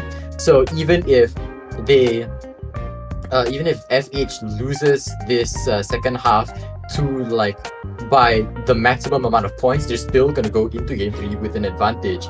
So right now, WMK, they just have to secure as many points as possible to shorten the gap. They can't bridge it yet, but they have to close the gap. And keep in mind, Hunter has to at least tie here, has to get 2 people here. Otherwise, FH just straight up wins. They just win in 2 rounds. So they have to have a Hunter tie here. Best case win, like you said, BK boy. They're going to be in a disadvantage. WMK here is going to be at a disadvantage no matter what here. So they need to minimize the damage done. Am I mistaken here? Did we see WMK survive last round? I believe this is FH survivors. I'm not too sure. I swear I saw WMK survive last game. Yes, I do believe this is FH's survivors versus WMK's Hunter. Yes. Yes. Yeah, this should be. Yes. It is.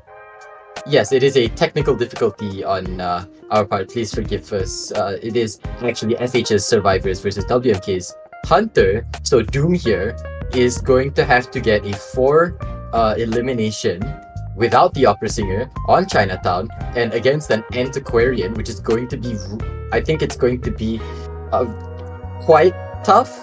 Not impossible, but quite tough, especially because we're seeing Antiquarian, very strong survivor, good rescuing, good harassing, and Toy Merchant on this map is, well, I mean, she kind of speaks for herself. If she does shine later on, you will see her shine. My good God, she is pretty damn good.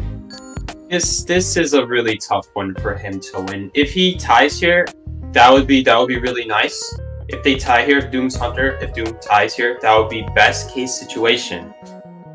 Not best case situation, obviously, but best case situation for them not to lose, I suppose. But to win a match against Antiquarian, to win a match against Toy Merchant who just sets up Catapult and just disappears and flies away, not to mention, once you get to Hotel, the 2 buildings that you can drop off in the middle between of them, it's just a nightmare trying to catch up to them. And in all due respect, the Hunter has to ban Priestess Seer. They cannot go the Toy Merchant ban. Maybe they could have banned Antiquarian instead of Seer, let's say, but then the Seer is going to be such a huge nuisance, giving anyone basically a psychologist hit. Ooh. What do you think about this cheerleader pick? Ooh, cheerleader. Okay.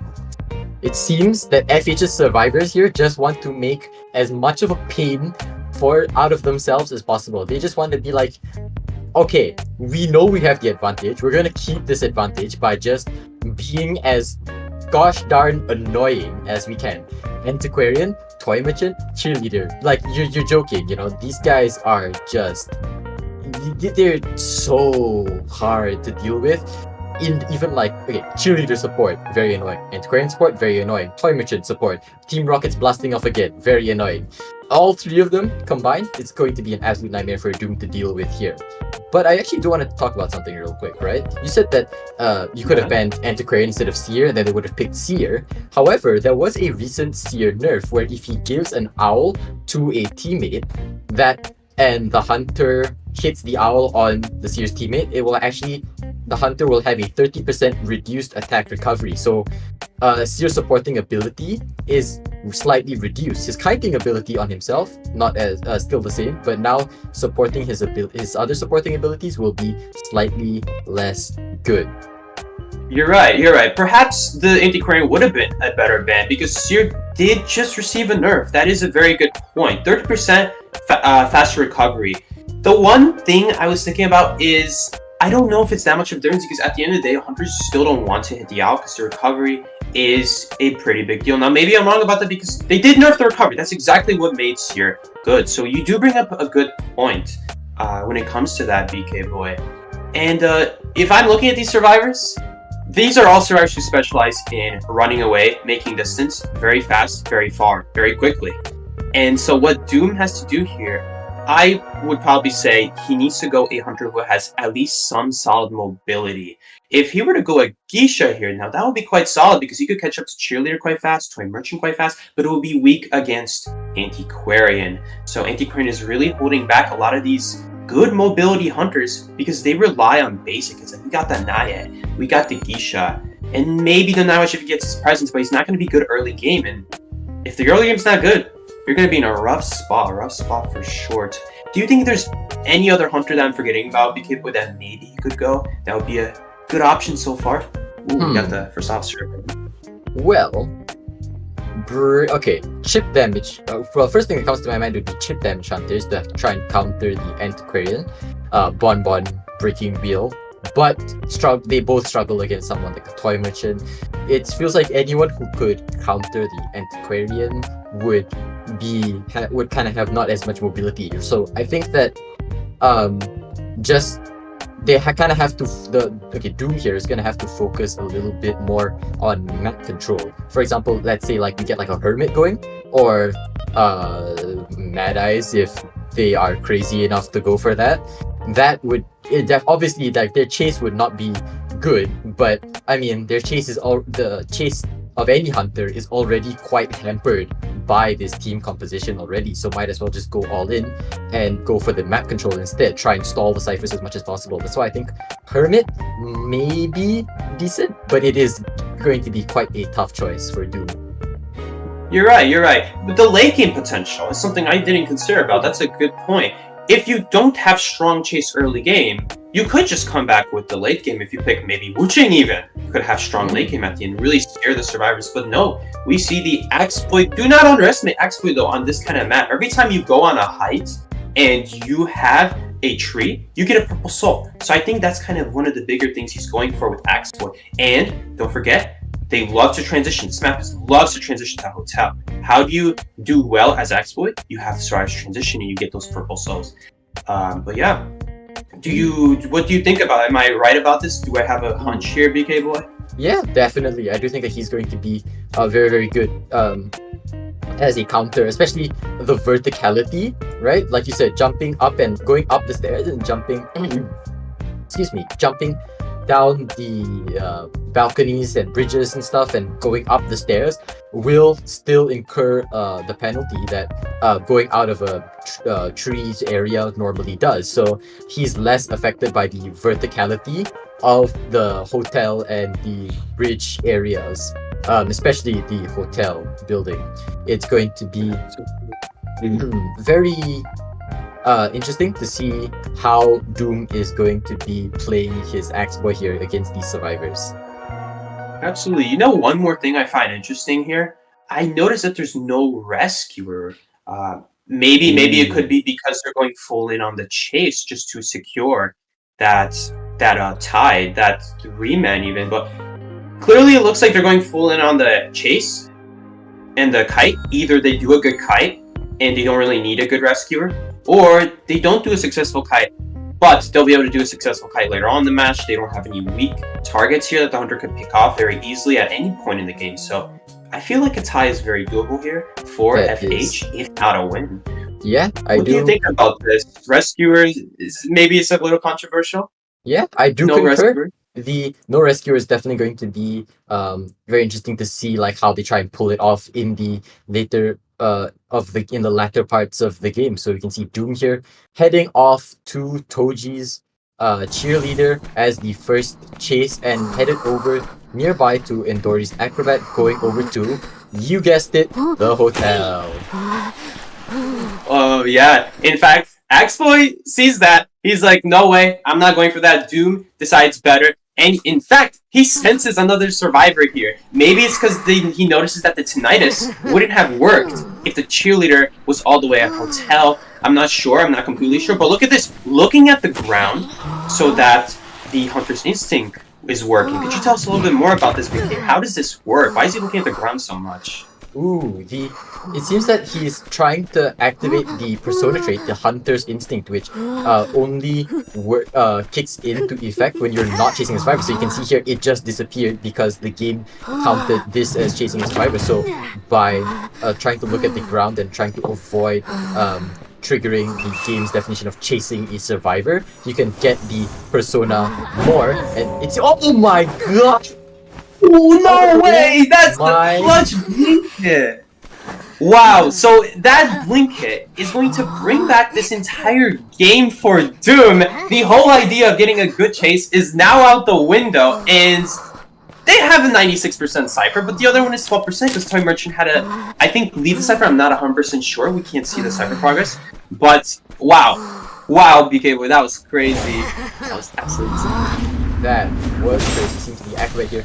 Going in for the rescue and going to be hitting the cheerleader after firebombing him, unable to use his abilities, but going over to the catapult by the Toy Merchant. Really good setup here. Very, very well played. Good team coordination here by the survivors, and K2 coming in here with the Antiquarian support again. This is going to be quite hard for Doom to be able to catch up to Toji and down him again. Indeed. There's a lot of support going on here. Now, technically, Acrobat was on the rescue, so he can just keep doing the cipher. He did his job. That purple soul is going to be huge, though. Now, very lucky that the purple soul was in the right position at the right time, at the right place. Axboy has that thing going for him. He just gets lucky sometimes like that. But on top of that, you have to be skilled. So, oh my goodness. Wow, that was a basic hit from hell. Whew. That was truly a sight to behold. Okay, let's go back to that blink tire shot real quick, because oh my good god, that was a sight to behold. The reactions on Doom to just like see the opportunity, and he just snapshot just instantly took it. That was really, really well played by him, and probably would have gotten him at least the draw here. And no way! Oh my goodness, getting no way! The flywheel, just a millisecond too late. Yes, sorry to cut you off, BK Boy. No. Wait, is this actually gonna be a serious Axboy victory? It's looking like it. He has to leave one of these survivors up so that he can secure a 4-man, but 2 ciphers left. 3 survivors left, kind of. Very, very rough estimation. 3 survivors left there, considering 2 of them are on the ground, and Acrobat has no choice left. It was all because of the camping. Dude, BK Boy, could you tell us what happened there? How did he pull this back? What was going on there? Well, you see, he just cracked his knuckles and said, "Aight, time to get to work." That's what happened. He just said, "Okay, I got this. I got this cheerleader on the chair. I see this Antiquarian. She's 1 hit, and this Toy Merchant's going in for the rescue. I can take it." And he just took it. That was just insane. Being able to get that purple soul on the Toy Merchant and faking out the flywheel as well and getting the regular hit. Unfortunately, not being able to get the and unfortunately not being able to. Do you get the hit here? Yes, we do get the hit here. But it was after the rescue, so it was a little bit sad. It was after the rescue that he teleported. But you know what? At least he got the hit. It could have been very dangerous if the Antiquarian supported even just a little bit more, but let's take a look at her cane here. She had a lot of stick left, a lot of that flute left over, so something could have happened there, and Doom is very fortunate that Antiquarian didn't have much to say there.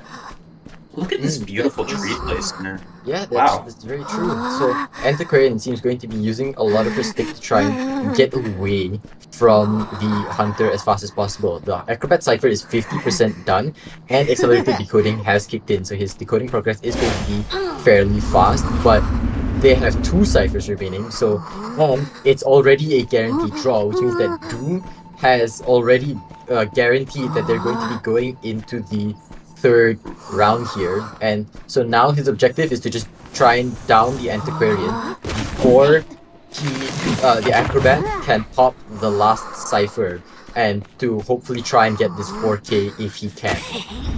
And he could very well much do that. It depends how much this last cipher is at, but if this last cipher... Ooh, but this slowdown from the full presence... Oh no, but the cane from the Antiquarian is going to save her. Okay, but now she has nothing for the soul.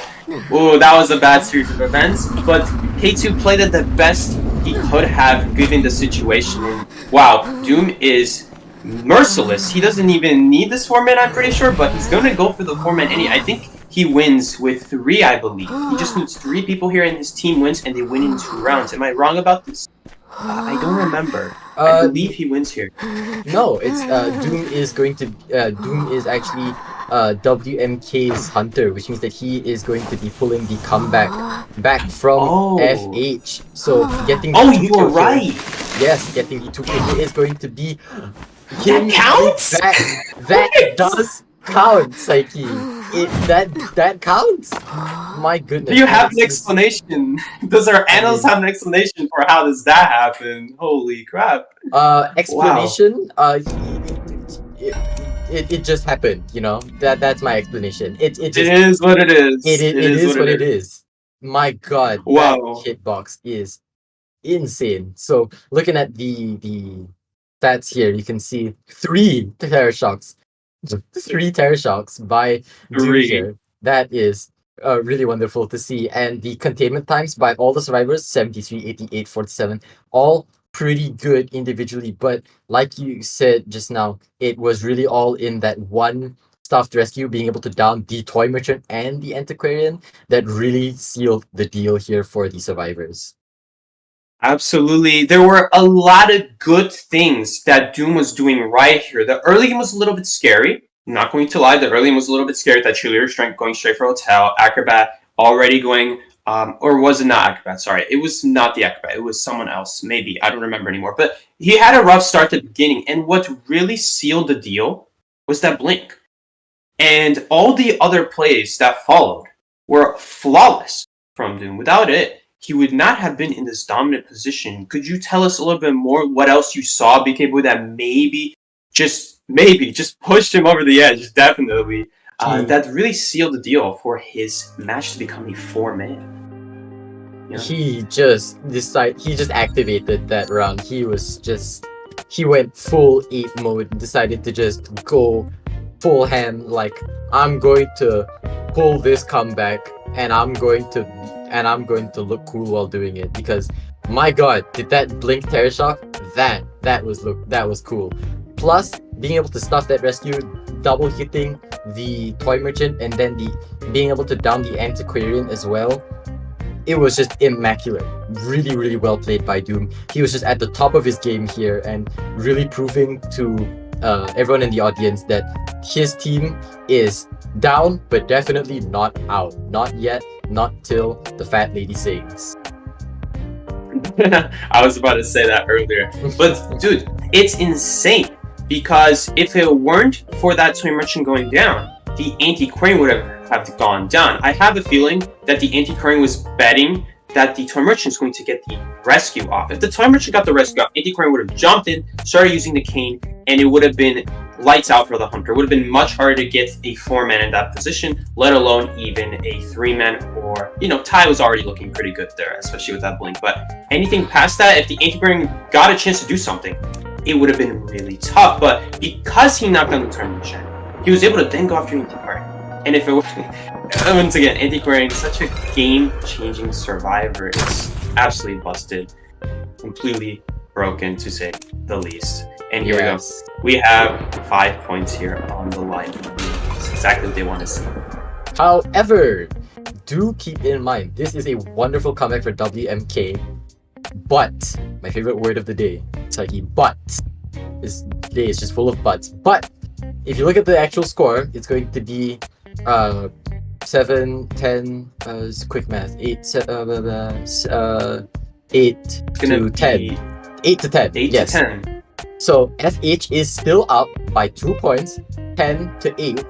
So they are going to be going to game 3 with an advantage, but it's going to be a slim one, meaning that they cannot sit on their laurels from the first game. They have to be on their tippity toes going to the third game and be very careful to not let WMK slip out underdog victory from under them. And WMK, I mean, they're on the up and up. Let's see if they can keep up this momentum or if they're going to fall just that short in the third game. Whatever happens, it's going to be a close one. So we're going to cut to break here, guys, and we will see you very soon.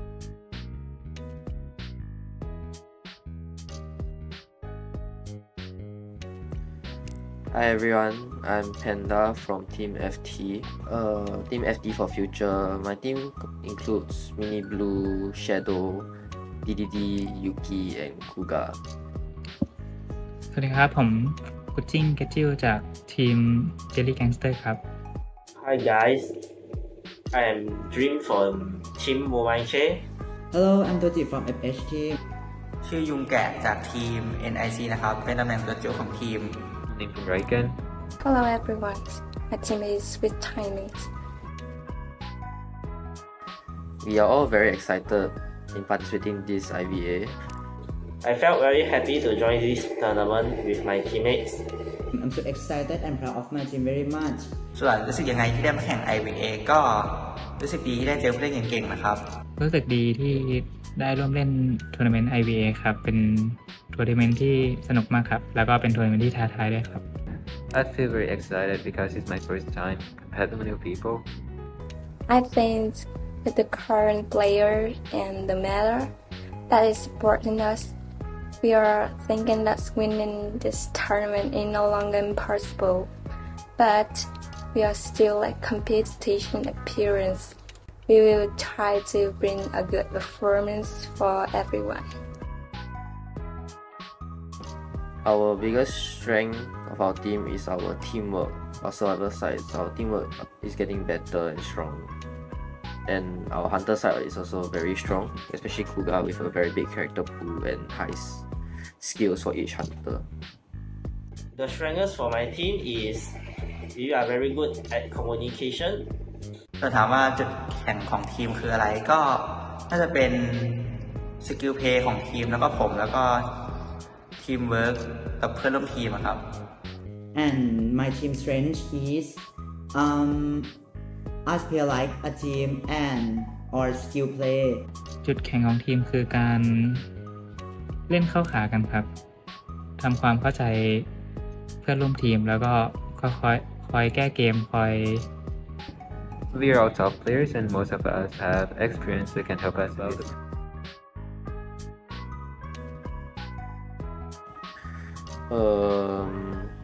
The biggest team we're probably worried about is probably JG, also known as GH.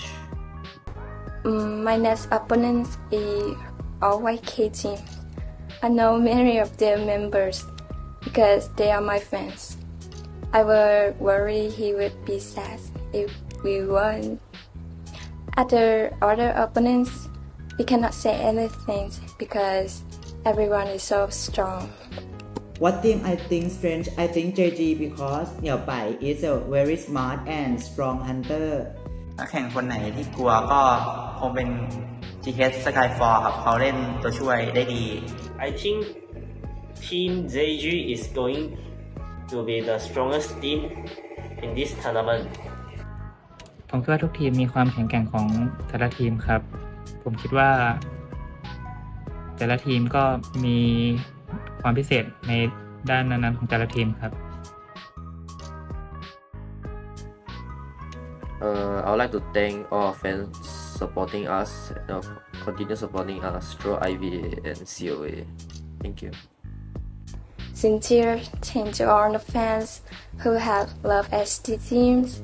Hopefully, in the future, we will continue to accommodate and conquer all the tournament together. Thanks. But shout outs for fans. Just like I said, we're a new team. Hope we got more fans. I would like to thank everyone very much, and I hope everyone will follow IVA forever. Thank you.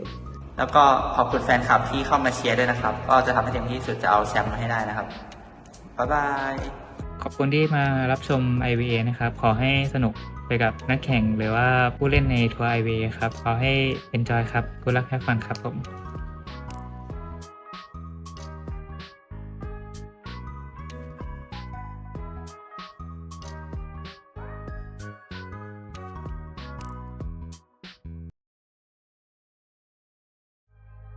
And we are back, everybody. We have returned for round 3, game 3, I should say, of WMK versus FH. if you guys would recall, we just saw WMK's Hunter absolutely dominate FH Survivors, and before that, it was always in FH's favor. They had a Hunter game that was very long, but was able to shorten it down to a 5-man in the end, long story short. We also had the Survivors get a 3-man, which is really nice, and then a tie to even things out. And then the WMK's Hunter randomly comes in with a 5-man and throws it all for a spin. BK Boy, what do you feel about that? Any remaining thoughts about it before we move into round 3? Okay, I have a crackpot theory. WMK's Hunter, Doom, is not an opera singer main, but he's an axe boy main, which is why he lost the first game with the opera singer, because he wasn't used to it, but he was able to absolutely demolish the Survivor team in the second game with his axe boy, which he is used to. That's just my personal theory. But I mean, hey, WMK is pulling a comeback nonetheless. So it makes me wonder though. It actually makes me wonder if FH is going to, if FH's survivors are traumatized from the previous game. They're gonna ban opera singer and axe boy from the Hunter's choices. I really do wonder if they're going to do that or if they're going for a more meta pick. Yeah, I wonder if Doom... Yeah, that's exactly the thing. I wonder if Doom is an X-Play main, because that was really cool to watch. That was really cool to see. All his souls, every time he had a good soul, that's the thing. When you have a good soul, you just have to make sure you don't miss it, and he didn't miss it. So there's always these risky ones where you won't always hit, but every time he had the option, he hit it. And holy moly did he hit it on the rescues especially. Those were really nice to see. And right here, we're going into round 3. We have Psychologist Acrobat bands from the last round, as well as Perfumer Magician. Do you think this is a big deal to add these survivors as the banned survivors for the rest of the round, and as well as the game, BK Bro? Magician, not so much now that they can ban opera singer. Not cheerleader, Psychologist, somewhat. She's a decent, okay enough survivor overall. She has an alright kiting, I suppose, with the tankiness, and her support is again pretty alright. Acrobat depends on the map and the area, but I think on this map he is pretty decent. Same thing with Perfumer, though I think Perfumer depends on the hunter. So overall, it's quite a varied kind of bans here for the default bans, because they range from anywhere to kind of to pretty alright bans. But going over to the cheerleader and the toy merchant, right? I think that toy merchant ban makes a lot of sense. It's just hell, just absolute hell on Leo's memory, being able to, if you can set up that catapult, the catapult, the one that gets you onto the staircase of factory. We all know. It's game over, man. It's just game over. Absolutely, it's going to be really hard for Hunter to come back from that. So, especially kind of the same deal as Chinatown we just saw. You go into the factory and it's just so hard to do anything in there as a hunter. So I feel like that's why we're kind of seeing this toy merchant, this cheerleader, these speed up survivors that could just run into a factory and your game is over just like that. Look at what we banned here from the survivor side, the wax artist. Very interesting. Wax artist. I did say, right? Sorry to interrupt, but I did say last time, wax artist, my boy, right? Not my main, but he's my second, third main. I really love to use him. I am so sad that we're not gonna see him. I am so depressed. I am just in shambles. Bro is in shambles because Waxer has got banned. I'm dead, bro. Look at this, though. We got a very good starting lineup as the round 3 survivors. Andy, Query, and Mercenary. They were waiting all tournament to use this combo. Well, not all tournament, but at this point that we're in round 3, they were waiting all these rounds so they could finally pull out the Mercenary, Anti-Query, and very strong combo. Could you explain why maybe we see this combo so much, BK Boy? Soul Explorer? Ooh. Maybe why we see Explorer here. Ooh, okay. Maybe people want to hear about that. Okay, I actually do want to talk about this because it's very interesting. Explorer or Leo's Memory? I have played Explorer a fair share of times, and Leo's Memory is a pretty good spot for playing Explorer because of the ginormous piles of snow that you can just completely submerge yourself in and just be completely invisible. Like, some of them you can kind of hide almost everything except for your little backpack, but there are a lot where it's just all hidden. It's just completely submerged. Like if you had like an outside POV, you would just disappear into the snow. So I think the abundance of kiting spots, it makes Explorer a decent enough pick, even if it is a pretty big map, so he has to do a lot of running between his pages to get them. It's ridiculous, isn't it really? The way you could just disappear into the snow, at least other maps. You could hide in the grass and you have to think about your perspective, how does it look to the hunter. No! You go on this map, you just disappear in the snow. So I'm just a little bit scared whenever I use the spots because it is pretty obvious that hunter's going to search somewhere in the snow. That's the one downside about. Have you ever gotten found in the snow like that? Because I've never have yet. I've never had a hunter predict it. Well, I've had a fair share of lucky guesses here and there, but I mean, searching every single one is going to be an absolute waste of time. Like, if you're going to search every single piece of snow for the Explorer, you might as well just go, like, chase the Mercenary, because you're probably gonna have more success with that because of how many snow piles there are. And also, like, it's not hide and seek. Explorers can move around. You're searching one area, he can just go hide in another one that you've already checked. So I think that once the Explorer is properly hidden, he is just properly hidden. Like, you just gotta get lucky or go find someone else. It is very tough indeed. And we have the Night Watch here. So Night Watch doesn't have anything super great against really any of these survivors. I guess Gardener is an interesting pick. Interesting we see Gardener, and like, why didn't we see, like, maybe let's say Patient sooner? But maybe they just don't have a Patient player. We have to remember that these are players, they are humans, they might not have experience with a certain character. And do not get me wrong, Patient is a pain in the butt to play. If you play Patient, you know how many things you can hit on the wall when you're trying to use the hook. And here we go, we got spawns. What do you think about these spawns? I think they're solid. I don't know about the Explorer. It seems like he might have a hard time hiding over there. There's not a lot of snow piles. Do you know where the snow piles are by chance? Yes. There's a lot of snow piles. Yes, right there. Exactly there. There's a lot of snow piles, plus around the shack, and also at the top left corner there. Mercenary in the middle makes sense because he's the rescuer, so you kind of want to be like closer to everyone should they go down first, and also because you're probably going to be closer to the hunter spawn, as we can see, so waste their time. You have to go further to get a viable chase. If I had to guess, I put my money on the Gardener, because even though she is in the factory, she's probably the one who can he's probably the one who can hide the least, besides from the Explorer. But Explorer is really far. He has lots of time to see the hunter coming and hide in a fluffy pile of snow. Indeed. It seems like the hunter is probably not even going to go for Explorer. Spawn on the other side of the map. I think the hunter can figure out on their own that yes, Explorer is definitely going to spawn somewhere where they're going to hide, no problem, and it's going to take you 5 years before you find the survivor. In fact, they might even get the gate up before you find that Explorer. It's so bad. It is so bad. So he's not even going to go for it. Interesting that we have the Gardener again. I'm very interested to see why we saw Gardener. Was there maybe a different hunter that they could have played against? Maybe they were expecting, because when you go against any hunter as Gardener and you're in a good area, the problem with Gardener is you just lose the bubble before you ever take the hit, so you just survive with no abilities at the start of the game. That's the one thing. Do you agree with that? Am I onto something? I think that's part of the reason, yeah. But I think another reason why Gardener isn't too popular is because of how long it takes to A, pop the bubble, and B, even if you do get it off, you end up feeding presents. I think that's a kind of an something that people don't talk about a lot, especially with certain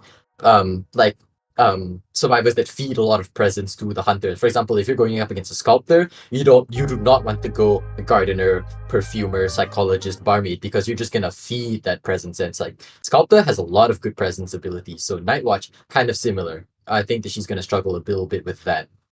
Absolutely. Nightwatch has some solid presence abilities. Do not underestimate it. And here we go. We're going to be going into the first match. Gonna actually be going for Shed against Antiquarian, which is one of Nightwatch's hardest counters. No, vaulting the window too early. Is that Wow. Why was that not a turret shot? Oh, man. No way. Wow. This is a little bit scary of a start. It's a really bad start for the Antiquarian, but keep in mind, this is an Antiquarian. She can definitely last for a blink. And the timer's slowly ticking down. Let's see what she does here. What do you think about her route so far? It's a pretty standard route, like using walls. Yeah, pretty Using standard. walls, yeah. Trying to use like you said, using the walls to try and block off the line of sight. But it does seem that he's going to be able to. Oh no! Unable to get the hit off in time and going to be going in for another loop around the shack, really getting the maximum usage out of all of those bamboo sticks. Do keep in mind, Blink is up and she is right there. It looks like she is going to be going down soon enough. Oh, but the flywheel and forcing out the Blink. What a beautiful series of events. That was truly beautiful. Now, look at the cipher progress, right? 90, 80, 53. It seems that the Explorer has used up most of his pages. He's going to be sneaking around, trying to get away from the Hunter, making sure he doesn't get found out. This is very important because he is the main decoder on this team. Mercenaries decoding is going to be the main thing holding behind this Survivor team right now, so I do think that that's going to be the main thing holding them back. That was a great rescue from the Mercenary. Pretty standard stuff. Elbow padded to the chair, got hit, and just making the rescue. Now this is why Indy Crane is such a hard counter in Nightwatch. Every time he uses an ability, she uses her ability in response. The only problem with that is that tragic thing that happened in the early game. If it had not been for that, then what we would have seen is Indy Crane just uses a stick every time he uses the wind, every time he tries to jump over a window and about to hit her, she just gets, whoa, what is going on here? We see a switch in the game here. Oh my gosh, I mean, we see Gardner getting chased instead. Wow, so Gardner is going to get hit here. He's just going to opt to not go for the Indy Crane immediately. Gonna give the Explorer a lot of time to deco. That's very interesting. Yeah, very interesting. The Explorer, as you can see, has 50% page, and the Mercenary is decoding another cipher. Unfortunately, Gardner not able to get that bubble in time. However, we are going to be seeing one more cipher done. So we have 3 ciphers remaining. One more cipher done with the current progress with the Explorer's page progress. So it's going to be around like 2 ciphers left by the time the Explorer gets his page done, plus the Mercenary rescue. But unfortunately, Explorer's the only one who's able to rescue, but he doesn't fight it, and he is going in and manages to get off a pretty standard rescue, just taking the hit and letting the Gardener go away to a better kiting area, hopefully. Oh, what a nice bubble! It's going to prolong this kite. Hopefully she can kite longer than Tiger so that the bubble actually means something. Oh my goodness! That was a huge misclick, vaulting on the same palace, so he has to use another wind charge. Look at these combination of palace. You just cannot do anything as an Nightwatch here. I feel like he's going to have to break one of these. What is he going to do here? He's going to keep using wind. Okay, so he just catches up with movement speed. Very solid. Very solid play. Very solid. I do agree. It's a pretty, just like, just use what you have. There's no need to break the pallet, not yet. You have these wind charges, just use them because you have them. There's really no reason not to. And, well, you gotta get the Gardener down as soon as possible because, cipher progress, 99%, 100% done by the Explorer. 1 cipher left. There is going to be 100% progress, but take a look. Explorer has 50% page remaining, and the Mercenary is able to come in for the rescue. What is that miswind? The miswind was so unfortunate. It just barely didn't clip her, so she was able to get away. That antiquarian more specifically. Is the Gardener gonna live here? Yep, she definitely lives here, 100%. I wonder... you know what? I feel like the Nightwatch didn't want to break the pallet there because the antiquarian is literally on the other side. This is a very unique situation here. Okay, so that just shortens this kite way quicker, makes things a lot simpler. Wait, that cipher is... He has a page! He has a page! Indeed he does. Look at that! Is he gonna be able to get the cipher? Wait, he has to pick some up! He picked up the Gardener?! What?! How did he pick up the Gardener of all people?! Oh my goodness! Insane. What are the Stars gonna do now? What are they gonna do now at this point? It seems like the play right now will be to try and get a draw. The Mercenary has to kite for his life, allowing the Explorer and the Antiquarian to escape as much as they can. But it seems like he's going to struggle a little bit because going into this window, he's going to get terror shocked. However, the Hunter here does have only 2 wind charges left and is going to be and is not going to have his blink up. Plus, he does have trump card, so if he does change the teleport, his teleport's still going to be on cooldown. However, not finding the Explorer at the gate is going to be quite the struggle for the Nightwatch here.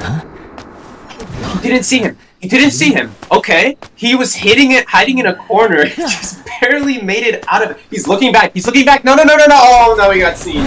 Oh, that was a... Ooh, should have maybe hit a little bit longer. Yeah, that's tough. So he is going to go down here, but at least the Mercenary got up. Mercenary's in a corner, though, with the Antiquarian. Oh, this is going to be tough. Yes. Okay, this... But keep in mind, right? Explorer is first chair. Detention is lasting for 40 more seconds. And Mercenary can tank a regular hit. There is a possibility, a slight possibility, but there is a possibility that they try to go for the 3-man and they try to go for the 3-man by rescuing this Explorer after half. They just have to get that gate open, the gate near the moon there, and they have to get it open and rescue the Explorer before he dies and just not get Terror Shock and be able to support him until they all get to the gate. That is the dream. We gotta see if it works because the tension is gonna be running out too soon. It is admittedly a dream. It is risky though because if the chair was by the water tank, I would understand. But this is a little bit risky for the survivors to do. But it's Peepers, no teleport. Interesting. I guess he's just going to take the tie here. I'm assuming that does make it's not sense. like he got tinnitus. It's not like he got tinnitus. So I don't know. Well, it What does do you make think, sense Vic? for him to take the draw because this is FH's hunter we're talking about here. So they're in the lead. He doesn't have to do anything extra. He just has to maintain the draw that he has right now. So Explorer gone, Gardener gone. Right now they're going to maintain the lead. So right now it's in his advantage. If he can get this Antiquarian down, then it's just going to be a bonus on the top. So he's already completed his objective. Technically speaking, he's already done what he needed to do for his team, which is to get the draw and maintain the advantage. Oh dear. Oh, but Antiquarian getting stuck. What a great positioning. Yes. Very good positioning. Very good positioning from the Night Watch there. Unfortunately, the Antiquarian is going to be getting chaired here, but the tension's over. Mercenary, if he really wanted to, he could have gone for the rescue up, but no, he's going to take the one-man escape. So it's going to be 3-1. FH is up by another 2 points, so they're going to have a 4-point advantage now going into the second half. That was really scary at the end there because I believe Antiquarian could have made it out with a Mercenary body block. The tension was still up though. Had it been a little bit different circumstances, that would have been a very, very possible. Ty, did you notice how the Hunter went behind those barrels when the Antiquarian still had her stick left? That was really cool so that she couldn't get the stick off maybe. I assume, probably. Yeah, Besides that, just blocking off. Yeah. I think it was kind of like a little bit of a mistake on the Antiquarian's part because as a hunter main, okay, anecdote. As a hunter main, it is the most hilarious thing of all time seeing a seer running away from you and then they just run into a corner and they keep running into that corner because you just know that he is looking back way too much and he's not being aware of his surroundings. I think that that's what the Antiquarian was doing. She was trying to look for an opportunity to be able to get the stick off, like that last little bit of stick to try and stun the Night Watch as much as possible, and she ended up getting caught on the little barrels there, which is quite unfortunate. But in her defense, there wasn't much that she could have done about the really good positioning of the Night Watch in general, because like you said, positioning himself around like the barrel to try and kind of dodge and let the barrel take the hit instead of himself, that was some really good positioning by him, I do think. That was very good. And out of all the things that happened this game, I think the biggest turning point must have been the Gardener chase. Suddenly going after the Gardener, I don't know exactly why, because the Antiquarian was the one who died in Factory, and there was no one who could harass for that. But you know what? Actually, the Gardener, I just now realized the Gardener is actually probably going to break the chair now, wasn't she? Now that I realized it, so that's why he went after the Gardener. I think at least, right? So she probably would have struggled out. Yeah. Okay, yeah, now that you mention it, yeah, that does actually make quite a lot of sense.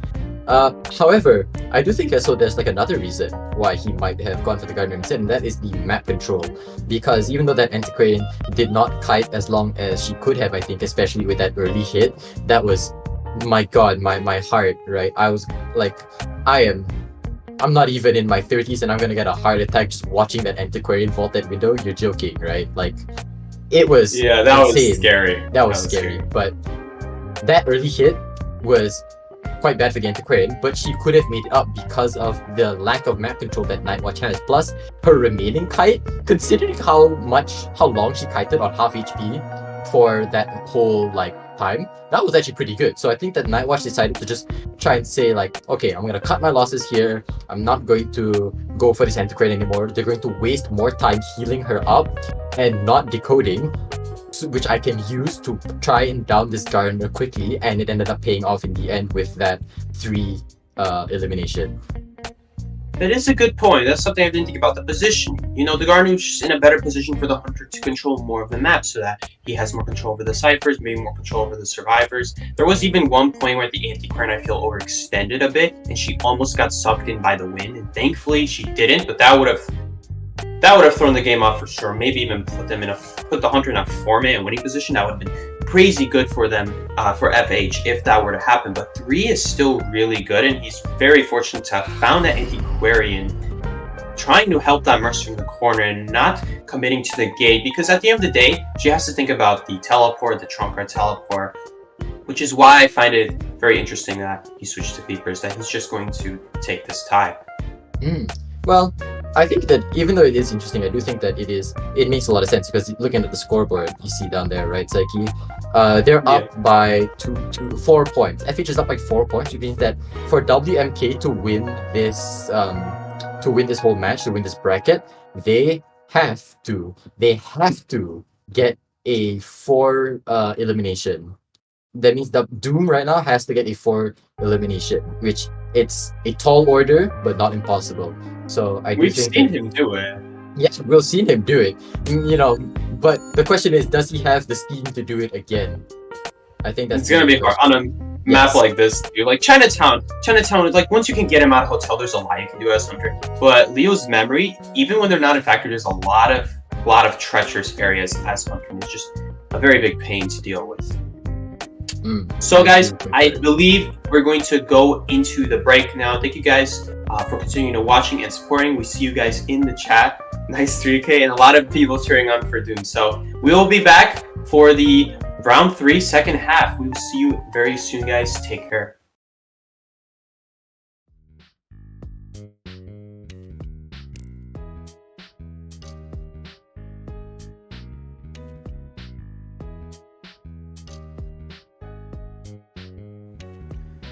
Hi everyone, I'm Panda from Team FT. Team FT for future. My team includes Mini Blue, Shadow, DDD, Yuki, and Kuga. สวัสดีครับผมกุจิ้งเกจิลจากทีม Jelly Gangster ครับ Hi guys, I am Dream from Team Mobile Che. Hello, I'm Doji from FH team. ชื่อยุงแกะจากทีม NIC นะครับ เป็นตำแหน่งตัวจิ๋วของทีม From Raiken. Hello everyone, my team is with Chinese. We are all very excited in participating in this IVA.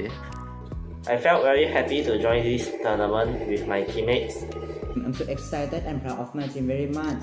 ส่วนรู้สึกยังไงที่ได้มาแข่ง IVA ก็รู้สึกดีที่ได้เจอผู้เล่นเก่งๆนะครับ รู้สึกดีที่ได้ร่วมเล่นทัวร์นาเมนต์ IVA ครับเป็นทัวร์นาเมนต์ที่สนุกมากครับแล้วก็เป็นทัวร์นาเมนต์ที่ท้าทายด้วยครับ I feel very excited because it's my first time compared to new people. I think with the current player and the Mello that is supporting us, we are thinking that winning this tournament is no longer impossible, but we are still competition appearance. We will try to bring a good performance for everyone. Our biggest strength of our team is our teamwork. Our survivor side, our teamwork is getting better and strong. And our hunter side is also very strong, especially Kuga with a very big character pool and high skills for each hunter. The strengths for my team is we are very good at communication. เราถามว่าจุดแข็งของทีมคืออะไรก็น่าจะเป็นสกิลเพลย์ของทีมแล้วก็ผมแล้วก็ทีมเวิร์กกับเพื่อนร่วมทีมครับ And my team strength is us play like a team and or skill play. จุดแข็งของทีมคือการเล่นเข้าขากันครับทำความเข้าใจ เพื่อนร่วมทีมแล้วก็คอยแก้เกมคอย We are all top players and most of us have experience that can help us out.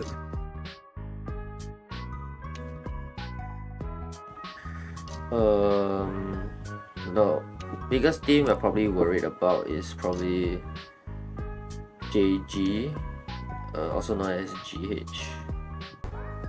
My next opponents is IVA team. I know many of their members because they are my fans.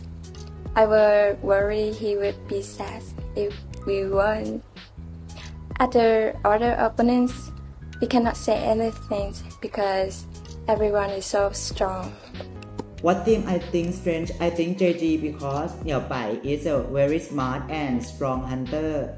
นักแข่งคนไหนที่กลัวก็คงเป็น GH Skyfall ครับเขาเล่นตัวช่วยได้ดี I think Team ZG is going to be the strongest team in this tournament. ผมคิดว่าทุกทีมมีความแข็งแกร่งของแต่ละทีมครับผมคิดว่าแต่ละทีมก็มีความพิเศษในด้านนั้นๆของแต่ละทีมครับI would like to thank all fans supporting us, continue supporting us through IVA and COA. Thank you. Sincere thank to all the fans who have loved ST teams. Hopefully, in the future, we will continue to accommodate and conquer all the tournament together. Thanks. Shout out for fans. Just like I said, we're a new team. Hope we got more fans. I would like to thank everyone very much, and I hope everyone will follow IVA forever. Thank you. แล้วก็ขอบคุณแฟนคลับที่เข้ามาเชียร์ด้วยนะครับก็จะทำให้เต็มที่สุดจะเอาแชมป์มาให้ได้นะครับบ๊ายบายขอบคุณที่มารับชม IVA นะครับขอให้สนุกไปกับนักแข่งหรือว่าผู้เล่นในทัวร์ IVA ครับขอให้ enjoy ครับ Good luck have fun ครับผม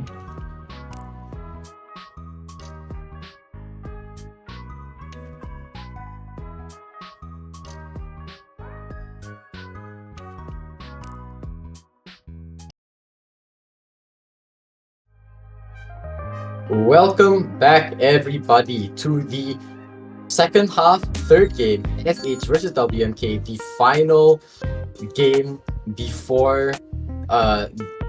This is just the final game before the end of FH versus WMK. So, just to catch you all up, in case you missed some of the games, you can have a look at the scoreboard here. There was some back and forth between FH and WMK. First game was very in FH's favor. Second game, WMK did a comeback. And now, in the first half of the third game just now, FH managed to pull out a 3-man elimination. So now FH is going to be up by about 4 points, meaning that WMK, Hunter, Doom, he has to get a 4 elimination. Otherwise, his team is going to be eliminated from this bracket. So, Psyche, feelings right now, how you feeling?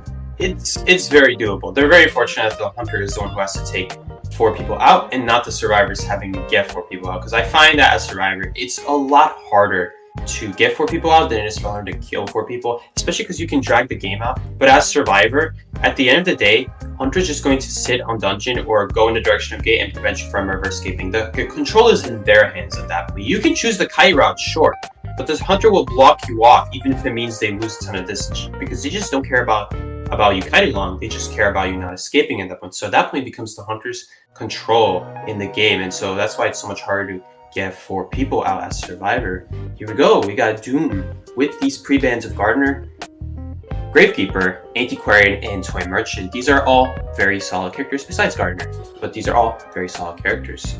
Yeah, I did. Actually, yes, actually, I was thinking maybe Gardener is actually better on this map, because if you ever die on the stairs in the corner, we could see what happened last game. Gardener just breaks the chair at Factory. So you know what? Maybe Gardener's not a bad pick here. You know what? That makes a lot of sense actually from last game. That is true. But going into the Hunter's band here, you got Priestess and Seer. You know, makes sense, fair, pretty standard bands going on here. Nothing too out of the ordinary. Oh my god, the Hunter bands, Opera Singer and Geisha. I wonder why they're fearing Doom's Geisha. Do you have any theories? Maybe they want to go patient, because patient is insane on this map. You just go up the stairs, you hook up the stairs. It's really nothing you can do as a hunter. But the thing is, to do the patient hook of getting to the factory, you have to get there, and it's going to be kind of hard to get there without taking at least one hit. Maybe they just want to be super safe. Maybe because they're going Embalmer, and Embalmer kind of is bad against hunters with mobility, so that would also make a lot of sense. And just besides that, Embalmer so good on factory. You put his coffin at the top. Whew. Entomologist 2, same idea. You get people to factory. There's like a very support-heavy aspect to this team so far. It's very cool. Yeah, it's lots of transitioning. You can see, like I said, Entomologist do a very heavy transition. Kiter, Embalmer, able to just plop his coffin down in the factory and then just dozy off into wherever he wants, and then like when he gets back up with his self-revive with the coffin, he can just end up back in a absolutely amazing kiting spot.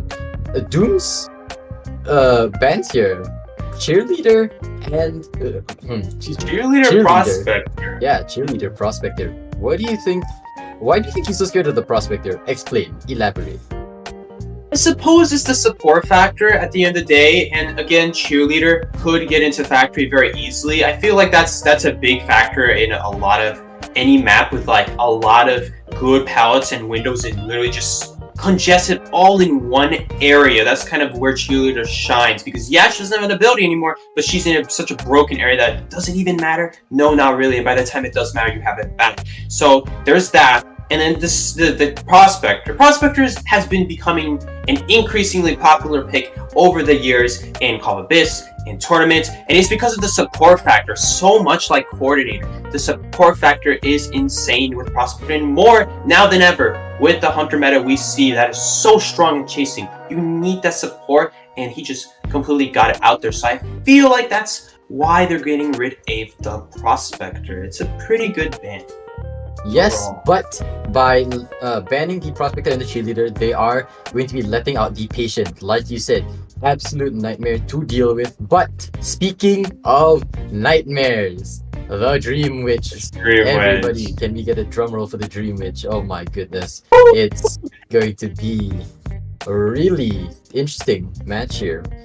We haven't actually seen Doom's Dream Witch before this, so I do wonder what the game plan is for Doom. Like, obviously, same as the game plan of every Dream Witch, get as many leeches as possible, but do you have any ideas about what could be possibly going through Doom's head right now? This seems like it's a pretty standard thing. His biggest goal is to do not let anyone get into factory. He needs to have leeches blocking there at all times, doing something about it, anything. It's also, let's look at the ban picks as well.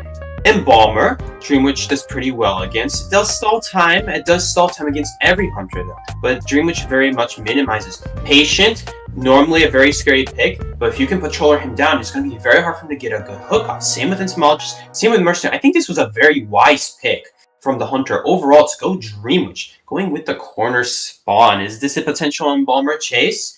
Not being afraid at all of the factory, knowing that the patroller might take him down, that there's not a whole lot of things to use. I feel like another thing is just how spread out the windows and pouches. It's going to be hard to cancel a patroller. That is very true. I do concur. It is going to be quite tough to be able to keep up with the for the survivors to be able to keep up with the hunter and try and outplay the Dream Witch here, especially with the lack of windows in the area, like you said. The factory is going to be quite the kiting spot for the Embalmer, especially considering early game he has no abilities, so I'm very interested to see how he's going to play it. Like, obviously he's going to plop down his coffin at the top story like every good Embalmer should, but the specifics is we're going to see right now, I guess, because K2 immediately headed up the stairs into the factory, plopping down his coffin, like I said, and Dream Witch here, not giving him a moment to breathe, just headed up that staircase and going to be putting down a leech immediately Where's on that leech? PK2. Where did that It leech seems get that the bumped? leech is downstairs, forcing him back up bad. the staircase nearer to his coffin. She does not want him to transition, but getting a hit on the leech. This is going to be good for Doom because he managed to get an early hit on K2, but bad because now he has only his spawn leech. But keep in mind, the patroller, it's here and it's available to be used. However, the spawn follower, as we can see, all the way back up in the top stairs of the factory, making its way down, slowly crawling down. And the entomologist support, you can see like the bee slowly coming in here, trying to support as best he can. It's going to be... They're going to definitely be trying to stall this one out, but it's so hard. Did that leech not break the pallet? It got stuck? Oh no, it was stuck on the beast, that's why. Maybe they could get something going here. Wow, that was not a hit somehow? What? But yeah, the whole factory situation there, it's so awkward, but it's specifically against Dream Witch. He just got cornered. Normally a very good area, he just got cornered. But look at this! He actually stalled the patroller. So he's going to survive thanks to the entomologist's help. Well, beautiful support from the entomologist. He's going to have to use another controller. Ooh, this is a huge time save for the survivors. 93%, 43%, 72%. Wow. It's a lot very, of very good. Yes, I do agree. Very, very good here. But unfortunately, the patroller stopping this embalmer from getting that pallet slam and going to be getting on the chair closer to the factory, it would seem here, to try and stop him from using his coffins as best he can. However, Cypher control and map control, Cypher control. Dream Witch's specialty. She only has one leech left, now going on to 2. Do you think she's going to be able to pull out a map control and control the ciphers efficiently? This is a little bit difficult because he didn't have the leech up earlier, BK Boy. So the problem is, when you don't have the leech up earlier, it's kind of hard to then put it on the cipher because by the time you do it, all that stuff, the rescue's already going to be here. And look at that, we already have the mercenary here. I think later on it's going to be an aspect that comes into this game, but literally, when the embalmer just runs in the corner, what are you supposed to do as the Dream Witch? The leech just runs away, so he has to move his main bomb, which is risky. That's very risky because here's what's going to happen. The leech on the chair that follows Embalmer is going to have to hit him. When it hits him, it'll disappear. And when it disappears, he'll have to bring his main body back. It's going to waste so much time not chairing him, and the star is going to get so much ego out of it. He's going to get this coffin. So this leech is going to follow him. But it's going to hit him, definitely going to hit him eventually. And probably like a blink switch, and then it's just, he's going to have to go back after the Embalmer. He's going to have to pick him up with a main body, maybe making the leech. A lot of different reasons why this is still a rough position for him. But as we can see, Endori's mercenary here up with the coffin, with the embalmer, trying to A, get rid of the leech, and B, potentially body block, especially against this really rough sandwich that's going to be happening here. However, the leech is going to be gone. The mercenaries' support there was really, really good, being able to get that leech off of the embalmer. Now the Dream Witch only has a single leech to work with, and going to be changing to the blink as expected, but not using it immediately. Trying to be going instead, chasing him away into this area, and instead, beautiful fly! Whoa, he just flywheeled it! That was a really beautiful flywheel, but unfortunately not being able to get away from the Dream Witch in time, and that's gonna be why didn't he heal? If the Cypher was so close to popping, why didn't he force heal? Ooh, that might be a huge mistake that's gonna bite them in the butt later this match, to say the least. But I definitely agree, because I think, yeah, like you said, if they had been able to force the heal and force the embalmer to get another sit out, then it would have been really, really good for the survivors. But they are going to be going out of the gate now, and unfortunately there is hardly anything that Doom can do about it. So they are going to be getting a 3-survivor escape, and that's going to be Fly High winning this first bracket here. Congratulations to Fly High, and a good try, well done to WMK. That was really, really good set of matches that we got there. Absolutely, but do not count them out, guys. They played very well, especially Doom. We saw Doom make a great comeback for his team. And don't be mistaken, that one mistake at the end could have very well turned into a 4-man. Knowing how Dream Witch works, if this was a little different of a map, this was a smaller map, not healing that last survivor there who died on the chair could have led to now not being able to open the gate. Leeches will start happening, hits will start happening, the Dream Witch has plenty of blinks left over, and it's just going to be so difficult. So thankfully that didn't happen because of the great expanse of the map, I suppose. Makes it so that the Dream Witch is not able to reach the gate. Mercy just walks out and it's just a 3-person escape. So very well done from the Survivor side over here. But again, Doom, very impressive show today. Yes, certainly. I mean, impressive doesn't do him justice. Do you recall that 4-man elimination with his ex-boy on Chinatown? That was a sight to behold. That was insane. But I just do think that that this Dream Witch's map control was kind of hampered by the fact that the Embalmer decided to take the hit with the Leech and just depriving the Dream Witch of all of her map control. Because if you remember, you saw there, right? And Entomologist and Patient had like 200% decoding speed, decoding progress, 200%. That's quite a lot considering that the Embalmer kited for 84 seconds. That is Cypher Rush if I have ever seen it. That was just not really a lot of kiting.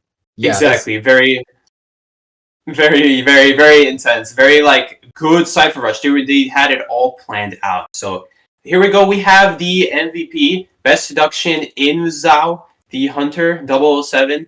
Testament to how good Nightwatch still is even after his nerf, picking Nightwatch 2 times and succeeding quite well both times with Nightwatch. So very solid overall. Great performance from the Hunters in this match.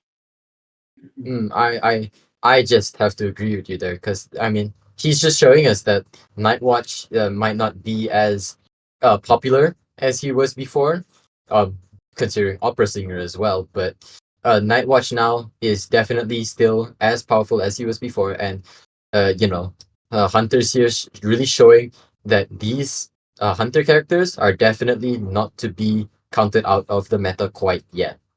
So I do think that we're going to have a lot in store for us coming from the next set of matches, which are going to be coming soon.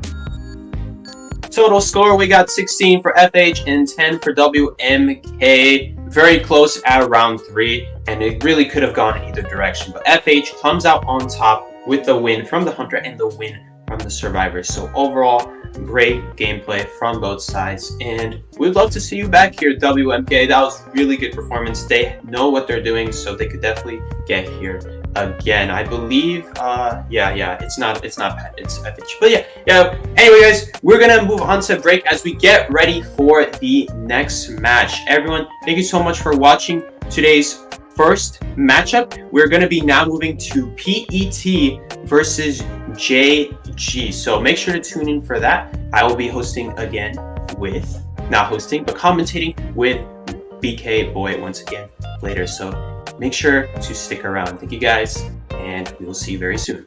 See ya.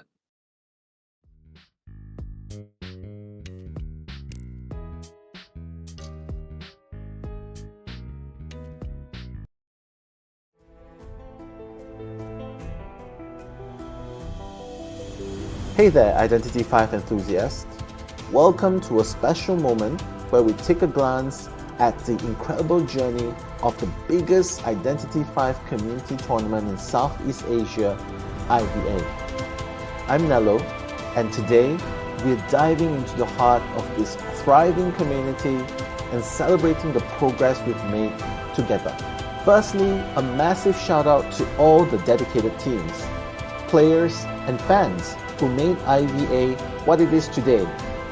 Your passion and skill have transformed this tournament into a spectacle, showcasing the true essence of Identity 5.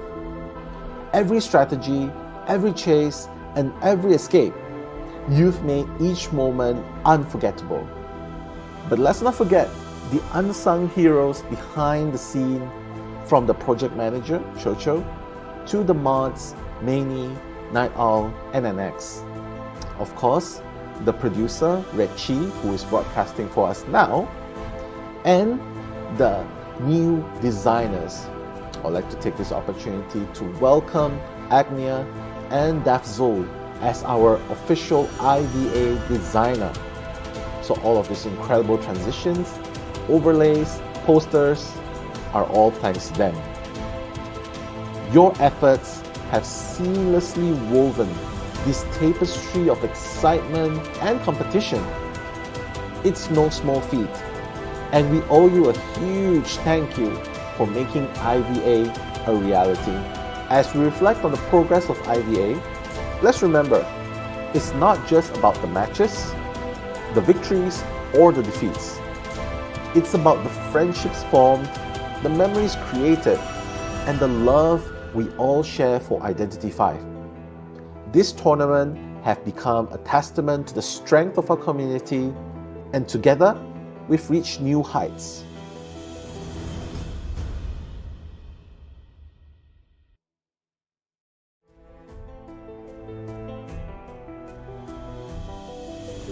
Hey there, Identity 5 enthusiasts. Welcome to a special moment where we take a glance at the incredible journey of the biggest Identity 5 community tournament in Southeast Asia.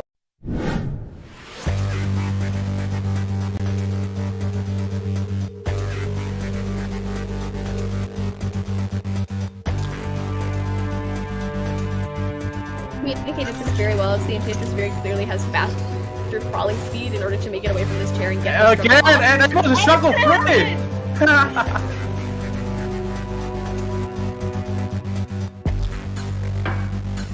She has flywheel though, able to flywheel and go through the pallet. Another beautiful sequence here. Mercenary is also here just to provide a little support.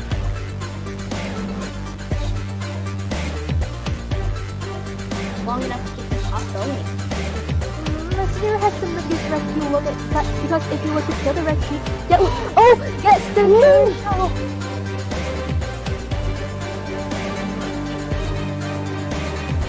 Let's see if OKK can manage to get to the dungeon. Flywheel is in play. Flywheel! And get to the basement, to the dungeon. Oh my god!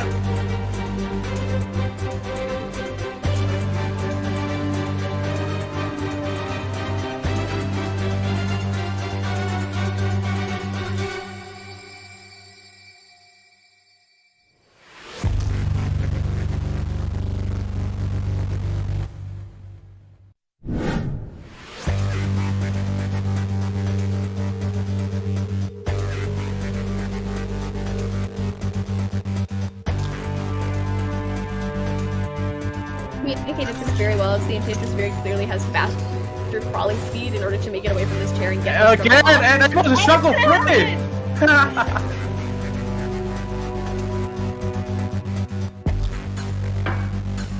She has flywheel though, able to flywheel and go through the pallet. Another beautiful sequence here. Mercenary is also here just to provide a little support.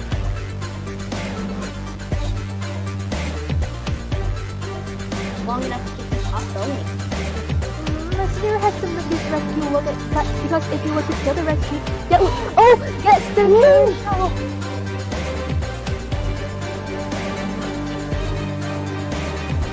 Let's see if OKK can manage to get to the dungeon. Flywheel is in play. Flywheel! And get to the basement, to the dungeon. Oh my god!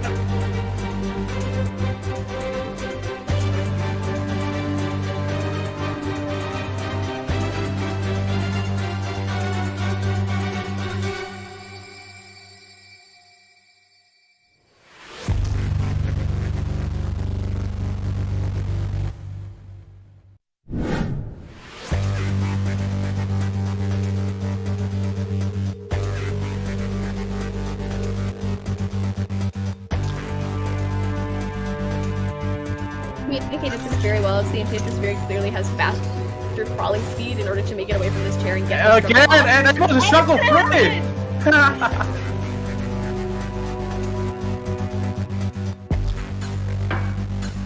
She has flywheel though, able to flywheel and go through the pallet.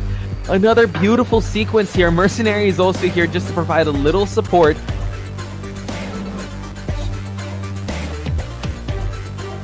Long enough to keep the shot going.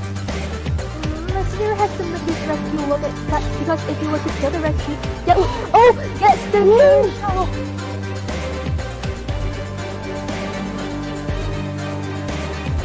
Let's see if OKK can manage to get to the dungeon. Flywheel is in play. Flywheel! And get to the basement, to the dungeon. Oh my god!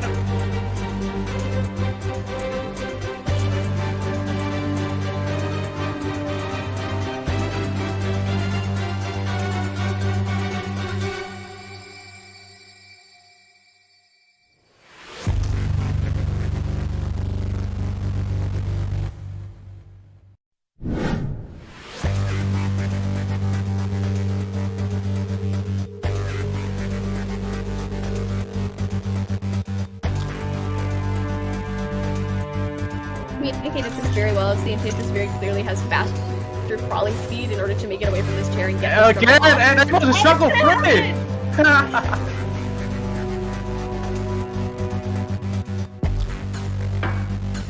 She has flywheel though, able to flywheel and go through the pallet.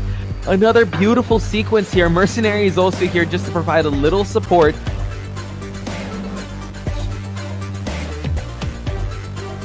Long enough to keep this off going. Mercenary has to make this rescue look at that, because if you were to kill the rescue, that would gets the news!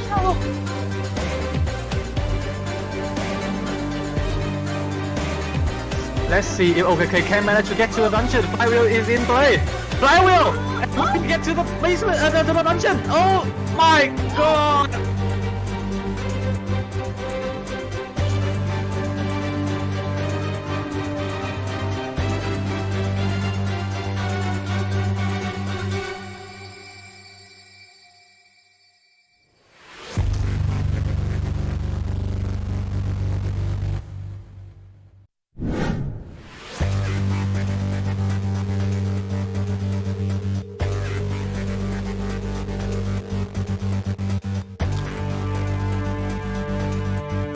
Communicated this very well, as the Enchantress very clearly has faster crawling speed in order to make it away from this chair and get this Again, and it was a struggle free!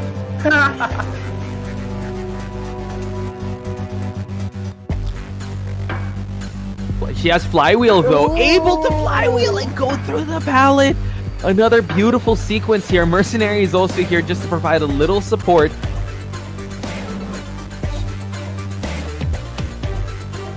Long enough to keep this off going. Mercenary has to make this rescue look at that, because if you were to kill the rescue, that would gets the news!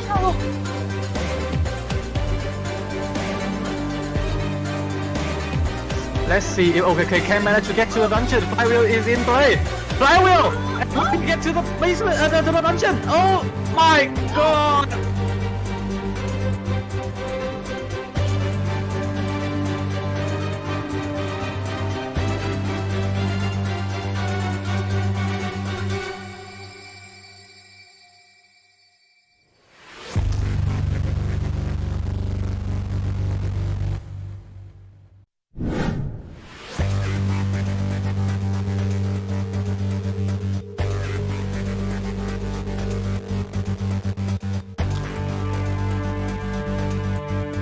Communicated this very well, as the Enchantress very clearly has faster crawling speed in order to make it away from this chair and get this Again, and it was a struggle free!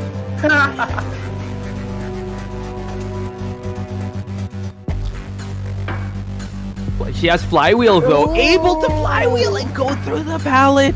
Another beautiful sequence here. Mercenary is also here just to provide a little support.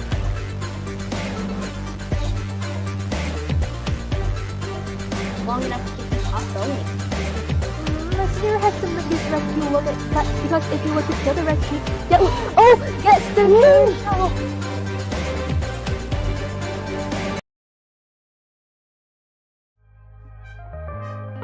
Welcome back, everybody. We are into the next matchup, up with my co-caster. How you doing, BK Boy? I'm Psyche. That's BK Boy.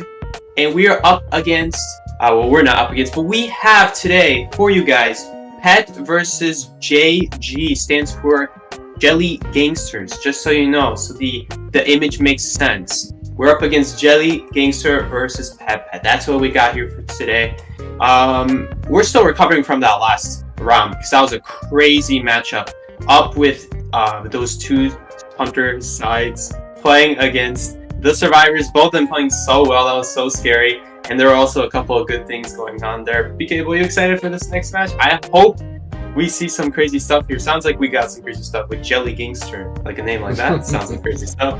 Well, I mean, when you got a name like Jelly Gangsters, you're kind of setting yourself up for high expectations, you know, like who are these, like who hurt these jelly beans? Why have they unionized into a gang now, you know? Like what is the I want the Jelly Gangster lore, okay? Give me the Jelly Gangster lore. We need a lore. Yes, we need the lore. But as seeing as like how these are two teams that they're not particularly they're not really like heard of anywhere else. These are new teams. Obviously, this is a kind of a community tournament, but so we do see some like big names here and there. But this is like an officially sponsored tournament, but it's still a community, so we still see new names as well as big names, right, coming up. So it's having these two kind of new teams coming up is going to be very interesting to see their strategies. I'm really excited to see like these young upstarts, these youngins coming in here and trying to win the IVA. It's going to be very, very interesting to see how they play. It's always nice as well because it's a chance for us to see less opera singer maybe because because lower tiers are more like trying out their own thing, they're more newer to the game, we're less likely to see the same opera singer, mercenary, antiquarian, and more like their thing, what they got working for them so far. And it's nice looking at like the experiments they've done and seeing how it's been working out for them and just in general. It's just something different, which is something we all love to see. And we here you go, guys. We have Jelly Gangster. Hunter is Cinnamon Roll. We got Zhao Ken YouTube. Go check out his YouTube. Free shout out. Guyful, Little Boy, Captain Kun, and Cooking Kiso. Cooking Kiso, I guess. Kuching Kuchil. Is it really? Yes. That's how you pronounce it? Yes. Okay. Thank you. I didn't know. Just now learning. With the coach, Nine Mamos, then killing all these names so far. You want to read out Pet Pet? All right, sure. My turn to butcher the names. So for Pet Pet, we got Zen Zero, A11 as the hunters, and we got Rem, Potato, MX, Izana, and Run as the survivors. So over at Jelly Gangsters, we got a few familiar names. They have participated in previous big name tournaments such as IVA before, but it seems that the actual name of their it seems like they're banding together under a new name, Jelly Gangsters, whereas Pet Pet, I'm not familiar with these names here. However, it is going to be interesting to see these two teams fighting against each other in this upcoming match, because I don't think these players have fought against each other. Correct me if I'm wrong, Saiki, but if they I don't think so. Yeah, so it's going to be very interesting to see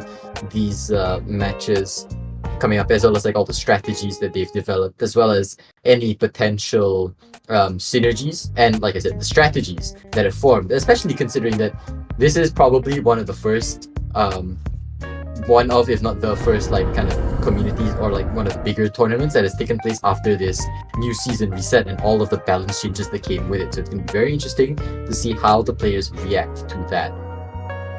Yes. You also mentioned that some of these players are like veterans that have played the game for longer and more well known. Which of these players are that on this team? The ones that I'm familiar with would be Zhao Kan, Little Boy, and I believe Skyfall. I don't recall Kuching Kachil here, but if he's on this team, then they must trust him as equally as a veteran. So it's going to be quite interesting to see. And first band picks here, we got the Gardener pick, and then the Priestess and Cheerleader band with the Coordinator as well. Okay, very interesting. Seems very. What's up with Corey? I think it's like kind of opera singer, anti-opera singer oriented. I feel like because of the Gardener, but also because the Coordinator just being able to pull off that flash in the pan rescue, with the flare gun. Oh, and of course the Toy Merchant with the transition kiting. Of course, can't forget that. Basically, any survivor that prevents hits or just makes so the hunter cannot move or they cannot hit you just seems to do so well against Opera Singer. When you have a hunter who moves at basically infinite speed, you don't have much choice here. So the Gardener makes sense because you're probably taking a hit very quickly. The Coordinator is going to stop the hunter in its place in its tracks. This is also a very nice and open map, so Coordinator can quite easily hit Flare Gun in many areas. And just the Toy Merchant, just a nuisance in general and potential support for her teammates. So it's nice to see all this stuff. We have a Patient Man as well. Ooh, and First Officer. Yep, the First Officer as well. Okay, so very rescue oriented. So we got the flash in the pan rescue with the coordinator. You just gotta pop your gun and then just pull off the rescue, unless Hunter brings excitement, but that's another story. And then you got the first officer as well. It's very interesting because she's very good rescuing. I'd say he's kind of like an alternative to mercenary that's better in certain scenarios, like a more niche mercenary, I would say, because he can pull off a rescue even after getting terror shot because of his 5-second Titan after the pocket watch, and he has but he has a slightly faster decoding, and after popping the watch he also has a even faster decoding debuff. I mean, like, if he pops both his watches, his decoding is, I believe, like faster than a priestess or a barmaid, so it's going to be quite good for the decoding progress. Definitely. So I was actually thinking that why not pick mercenary over first officer? It's definitely because it seems to be, well, maybe not definitely, but it seems that decode is a big part of it, because let's be honest here, when it comes to opera singer, first officer, and this is what they're most likely playing around, first officer versus mercenary, not that much of a difference. At the end of the day, mercenary can easily get caught up to. Crazy to think about that we are in a meta where mercenary can actually get caught up to, and first officer just does the same thing but for longer.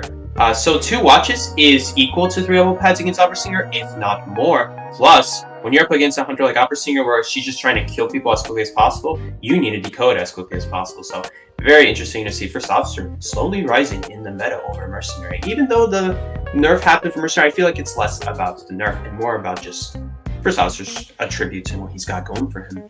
Yeah, honestly, I actually quite enjoy that because first officer is a fairly underrated survivor in my opinion. Like, people don't really think much of it because they just prefer mercenary. I think it's because mercenary is just easier to play in general for most players, right? Most players, mercenary is easier, and because like it's just like it would take a special kind of mess up to really mess up a rescue as a mercenary. But oh my good Wheel. God. We see Wheel here. Wow. You know what? It makes sense. It's a good map for Wheel. The Gardener bubble is pretty sad. Now, I actually don't know this interaction. I'm not sure if the hitting the bubble with your wheel goes through the bubble and gives her a spike. I'm pretty sure it does. That's how it works with Wildling, right? I don't think so. No. I think it just pops the bubble, if I'm recalling correctly. Yes. That's interesting. Okay, so there's like some inconsistency there, but you know what? They are also different properties. You know what's interesting though? While Turn Merchant becomes worse, Coordinator just got better because when he comes out of wheel, it's a free shot. Counter can't move, they're stuck. So you'll always be sure that they're not going to dodge the flare. So that's really nice. I'm glad Coordinator's getting used here, very useful here. Very especially on the support. Imagine the support, BK boy. Like imagine if someone just like is being chased and comes out of wheel, and then Coordinator's right there. I mean, it's gonna be good. It would be quite the pain for A11 here because just Coordinator, just that like instant, just as soon as he comes out of the wheel form, just instantly just like pop that flare gun and boom, you bought yourself like a free 6 to 7 seconds.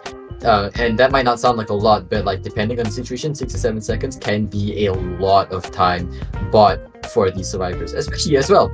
First officer, really good rescuer against breaking wheel, might I add, because mercenary normally you just get 3 spike and a regular hit and you're just dead from full HP.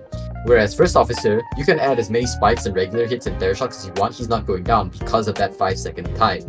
So I do think that does make him a better rescuer as well. Plus the illusions, like the hallucinations that he has with his watch, does make it a lot harder to kind of pin it down or to be able to get any kind of spikes in him when he is pulling off the rescue. So the survivors do have a pretty decent chance against the breaking wheel here. Honestly, I'm really surprised that we didn't see an opera singer first thing, but I guess it is a pretty good map, as well as certain aspects like the team composition. Maybe it's not too good against opera singer, and as well as stuff like the hunter's personal preference. Absolutely agreed with you there. Like, that's always up to the hunter at the end of the day, and maybe they're just better with wheel. Here we go, though. We got Wheel spawning in at Geisha House. Pretty standard spawns. We got the rescue. We're getting chased first at middle, though. Is he going to opt for the watch? He's going to opt for the pallet first, then the watch, which is a little scary. I know like a pro Wheel would probably have dropped the spike immediately, and it just would have been very deadly. But maybe A11 had a little trouble getting that spike onto the pallet. Sometimes it happens. Just the ability just doesn't work well. Look at this watch. outside of the watch range so that the first officer's auto won't actually do anything. But look at the coordinator flare gun. That is amazing. Well done from the coordinator. Now the coordinator could get chased. More info on that? Maybe BK. Whoa! What is that? That's a catapult. Okay, it's gonna reach the window, which is very solid. But yeah, the blink is gonna be up in any second now. But popping that second watch, trying to buy as much time as possible. But oh my good god, that was a really pretty looking blink hit. That was very, very well done by the hunter, and unfortunate for the first officer.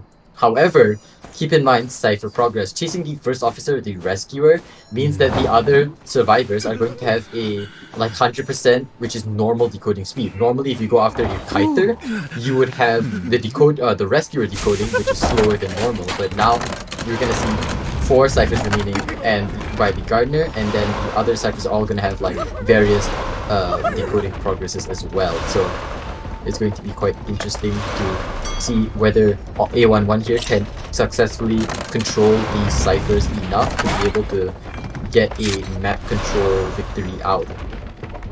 Definitely. They have a lot of ciphers here, but the problem is they're also spread out and there's not enough progress on specifically one, and Wheel does such a good job when it's just spread out past. Can we get a good rescue for Gardner? He's getting this rescue, no doubt about it. But does he kill first officer? He does! Wow, that saves so much time. Whew! So now, first officer's gonna get him in the chair. That's really nice for the hunter right here. Really, really good stuff. Yes, indeed. It's going to be quite good. But in that time, the Gardener's rescue, again, I must draw your attention to the Cypher progress. Wow, this Gardener really giving this Breaking Wheel a run for his money around that Cypher progress, around that Cypher machine. Just getting as much value out of the jukes as possible. I mean, going back to this Cypher here, he's really trying to get as much map control as he can, because he knows that he's going to struggle a lot with the map control in the end. So now getting the first officer rescued. Oh, and able to a really good trap actually, getting the hit off the first officer. Yeah, the trap just sucked her in. Yeah, this always happens with the wheel. It just sucks them right in. There's not much you can do. It's the Zug, bro. And first officer, notice that the first officer is dying in a corner here, so that's really nice. That way it takes a little extra time to chair him. He also gets this corner chair out of the way, so maybe later on in this match, someone ever dies there. It depends if the other corner house chair is there, though. That is still true. Overall, things could be worse, but things could also be better right here, because they have ciphers, but when it comes to Wheel, unless that server's almost done, Wheel can stop that. Wheel just has the speed and potential to deal with. Wow, what a great bubble there! Oh, so you are right, BK Boy. The bubble does protect you from, like, getting hit by really well played. Yeah, the Gardener's bubble does. It acts like Seer. In most interactions, it acts a lot like Seer's owl. So you can snap through it right here. So if the Gardener were to try and bubble this, the Breaking Wheel would be able to snap right through it. And snapping through it, regardless of whether or not there is a bubble. But 2 ciphers left, 70 each. This is going to be quite the close match for both sides actually, because now honestly the survivors are kind of out of resources. Clementon has no tide turner, Coordinator has no gun, she only has an elbow pad, and well, the Gardener has her broken windows, but she really needs to be able to get into an area to be able to use it, because right here there's only that one pallet that she can vault to get a speed boost to try and get into a better kiting area for an endgame. It's going to be hard because Breaking Wheel in his wheel form can just break and smash and run over that pallet fairly easily. So right now I think the Survivor's game plan is to wait until the Cypher is prime, because it is very, very close to being prime. I'd say about 5 seconds to prime. Coordinator going in for this early rescue, trying to maybe use the elbow pad for the rescue question mark. Ooh, wheel. She already went in the Cypher's prime, so maybe if stuff could happen, but it's so hard as Hunter come on to see the rescue happening as it happens. And what a great bubble, I guess. But the one issue is that she almost went down there because she didn't die by a pallet or a window. So that is, oh my goodness, and the bubble barely lasted long enough. Wow, that was really close. Wait, she could actually get out. This is actually possible. Oh, wait. She does go. Okay, maybe. Oh, no, it says she knows dungeon is here. Oh, wait, she could. Yeah, this she is got really better. close. Oh, this is really close. Oh, you know what? She honestly could have. She would have had a better chance going backwards through the alleyway, maybe. Okay, nice pal drop. Nice, avoided that. Nice. Wait, honestly, if she stood by the pallet while he's breaking it, she could just walk through and go to dungeon. But I assume he broke it because she walked away. I assume that's why he broke it. He wouldn't have broken it otherwise, I know. Okay, and then also changing to the peepers here. Seems that she's going to be doing a little bit of mind games here with the trap in the window, as well as the keeper getting dropped down, trying to get the bubble to go. Oh, but unable to get it. So it is going to be a draw. A well-earned draw for PET here and a 1-1. It's going to be... It was like a really, really close match. I think we can both agree. Isn't that right, Saiki? Absolutely. Potentially even deserving a win there. That was very well played from the Gardner. Those bubbles, really, really nice. And it's so nice seeing Gardner get used in a good way outside of just Opera Singer. Because, yeah, Opera Singer is weakness is Gardner. Not that she has very explicit weaknesses, but Gardner, when it's not Opera Singer, can still be used well. And we just saw Kuching Kechi use that very well here. The Gardner using the spikes, protecting damage from basic hits. We saw the Hunter blinked, hoping that the ball would disappear, and it didn't, and he just barely hit the bubble on accident. And so that was really huge, really nice. If you think about it, it countered a blink. It stalled a blink. And it was really, really nice. That was great. Yeah. Anything else, BK Boy, that was like super popped out to you? Like that really like swept the game. That Well, was really... Honestly, nothing in particular, no big moments in particular, but I mean, just looking at this kiting time here, right? First officer kited 60 seconds, which is pretty good against the breaking wheel, especially considering that, in general, a breaking wheel, you really depend on that first kite when he has no presence to work with. He has no like extra abilities to work with except for the trap. You're really depending on the first kite. So the first officer being able to stall out just enough for that, Cypher Rush under his nose, that was, I think, very, very well played by the first officer. And not to mention the Gardener, 156 seconds. Really, really long kiting time, especially considering that this is a full presence breaking wheel. And like you said, it is always so satisfying to see Gardener being played well and effectively against in a situation that's just not Opera Singer. It's just very rare, and it is just such a treat to see it when that happens. So I am more than happy with this game, honestly. Exactly. Well played from both sides. I feel like one of the biggest things that just happened this game is first officer's chair time. There was nothing that really special happened. The whale has to wait on the chair, and the survivors did a good job waiting on the chair. But nothing in particular, hello Daiki, only fan by the way. It's nothing in particular special that happened that match. It was just simply the chair timer that just really killed the time there. The decode time just made it so much better for the survivors. Had it not been for that, maybe find a different target, and it could have gone a different way potentially. But in the end, the first kite was solid, and that's all you really need for a tie. Even a win was possible there. So very, very close. I do think that, like you said, first officer's chair time. So again, another thing that's actually underrated about first officer, Mercenary used to have the 30% slower chair time, if I'm not mistaken, but then it got nerfed to 10. So now it's like the same as like Embalmer. But now that means that first officer is the slowest at 20%, and 20%, depending on who you ask, may or may not sound slow, but that is really slow. Like actually watching it tick by you, like if you watch like the actual chair timer go up on a first officer, it is so slow. It is really, it feels like I'm like by the time it reaches the halfway point, I'm in a nursing home. That's how slow it feels. Not to mention like also another thing, right? Gardener, when she destroys a chair, it doesn't just inconvenience the hunter, but it also means that survivors' chair there are 10% slower.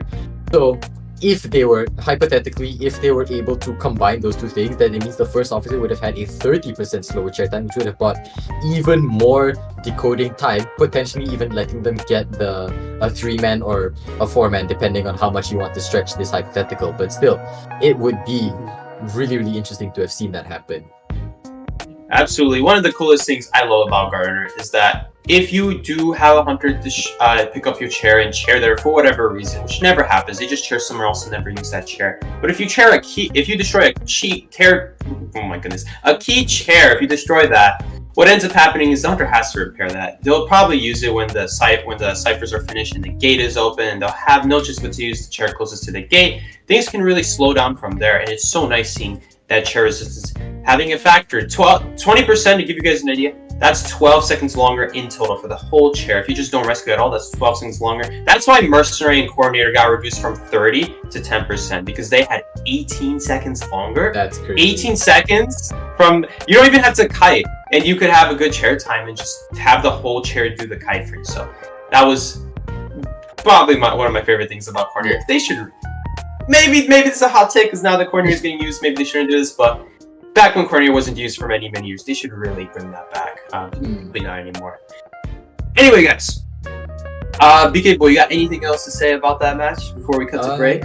No, I think that's all we have to say about that match. We're going to be going into the second half in a little bit here, so going to a short break, and then we'll catch you later. See you after this. Bye-bye.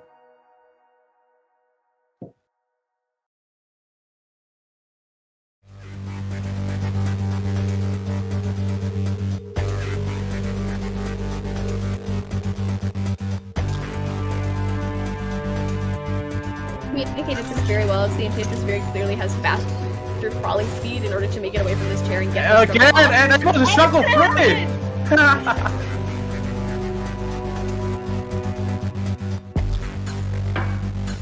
She has flywheel though, able to flywheel and go through the pallet. Another beautiful sequence here. Mercenary is also here just to provide a little support.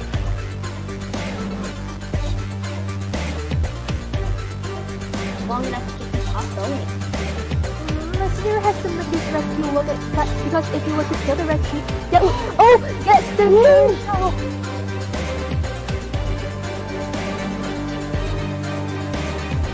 Let's see if OKK can manage to get to the dungeon. Flywheel is in play.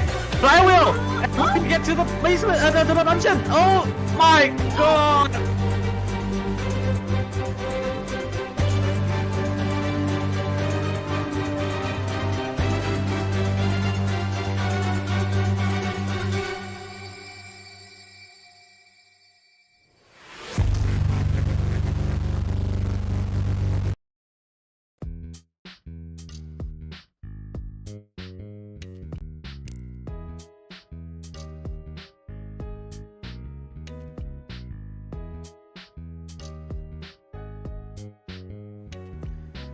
Hi everyone, I'm Panda from Team FT.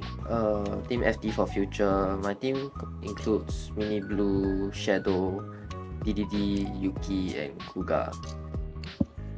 สวัสดีครับผมกุจิ้งเกจิลจากทีม Jelly Gangster ครับ Hi guys, I am Dream from Team Mobile K.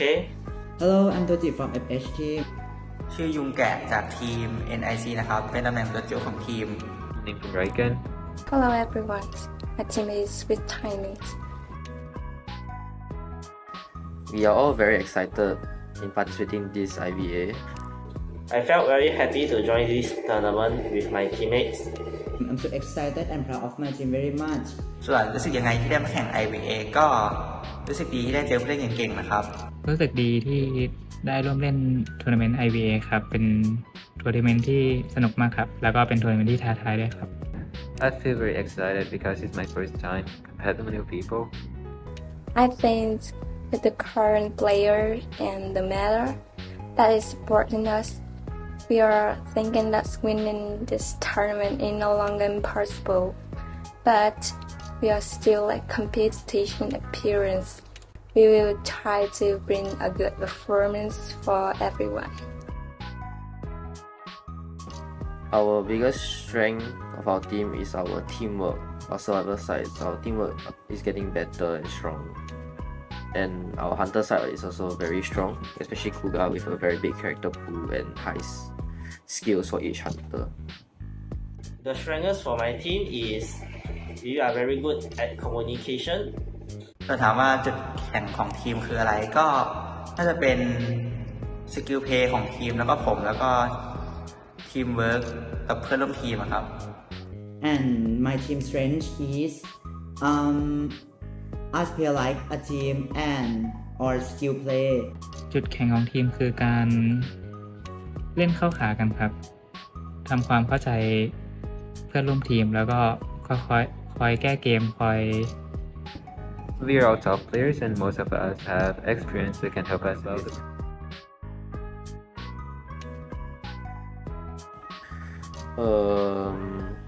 The biggest team I'm probably worried about is probably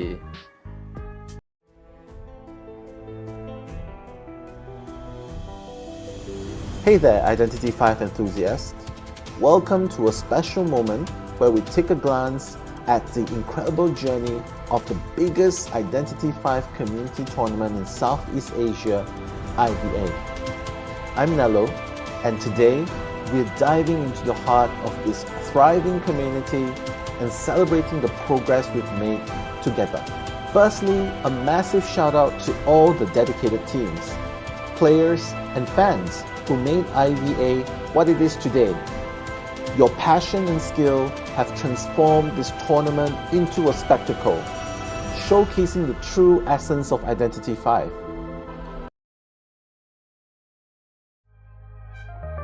Welcome back, everybody, to PET versus JG here on IVA. I am BK Boylo with my co-caster Psyche. We are going to be going into the first game, second half, with the first half being a draw between I believe it was PET's Hunter and JG's Survivor, if I'm not mistaken. So going into this next half, we are going to be going again with a draw, so the teams are evenly balanced, no advantage on either side. It's going to be in anyone's favor from this point out, so they have exactly one more match to be able to try and pull an advantage out of the first game. Psyche, how do you think that the team should be playing this right now? I feel that they should definitely be playing it safe. This is round one we're talking about. We don't want to be giving any easy formats for the Hunter. This is that they can play any Hunter they want, so this is a scary time for now. It's best to play it safe. That's the advice I've gotten in tournaments. Best to play it safe because when you get round 5, not round 5, oh my god, imagine round 5. If you get 5 men, 5 pointed, whatever you want to call it, it's so hard to come back from, and it's almost impossible. Like we saw last game, they tried. What was their name again? WKM, I believe, and it was very difficult. WMK. Yes. It was very difficult, and they almost brought it back, but they needed a 5-point lead of their own. So it's very risky to go for any risky stuff early on. I think they should just play it safe, go with the stuff they know that works. Yes. The best thing to do. Yes, I do think that's also part of the reasons why we saw a breaking wheel instead of the typical opera singer that we normally see, because maybe, like I said, maybe it's personal preference of the Hunter.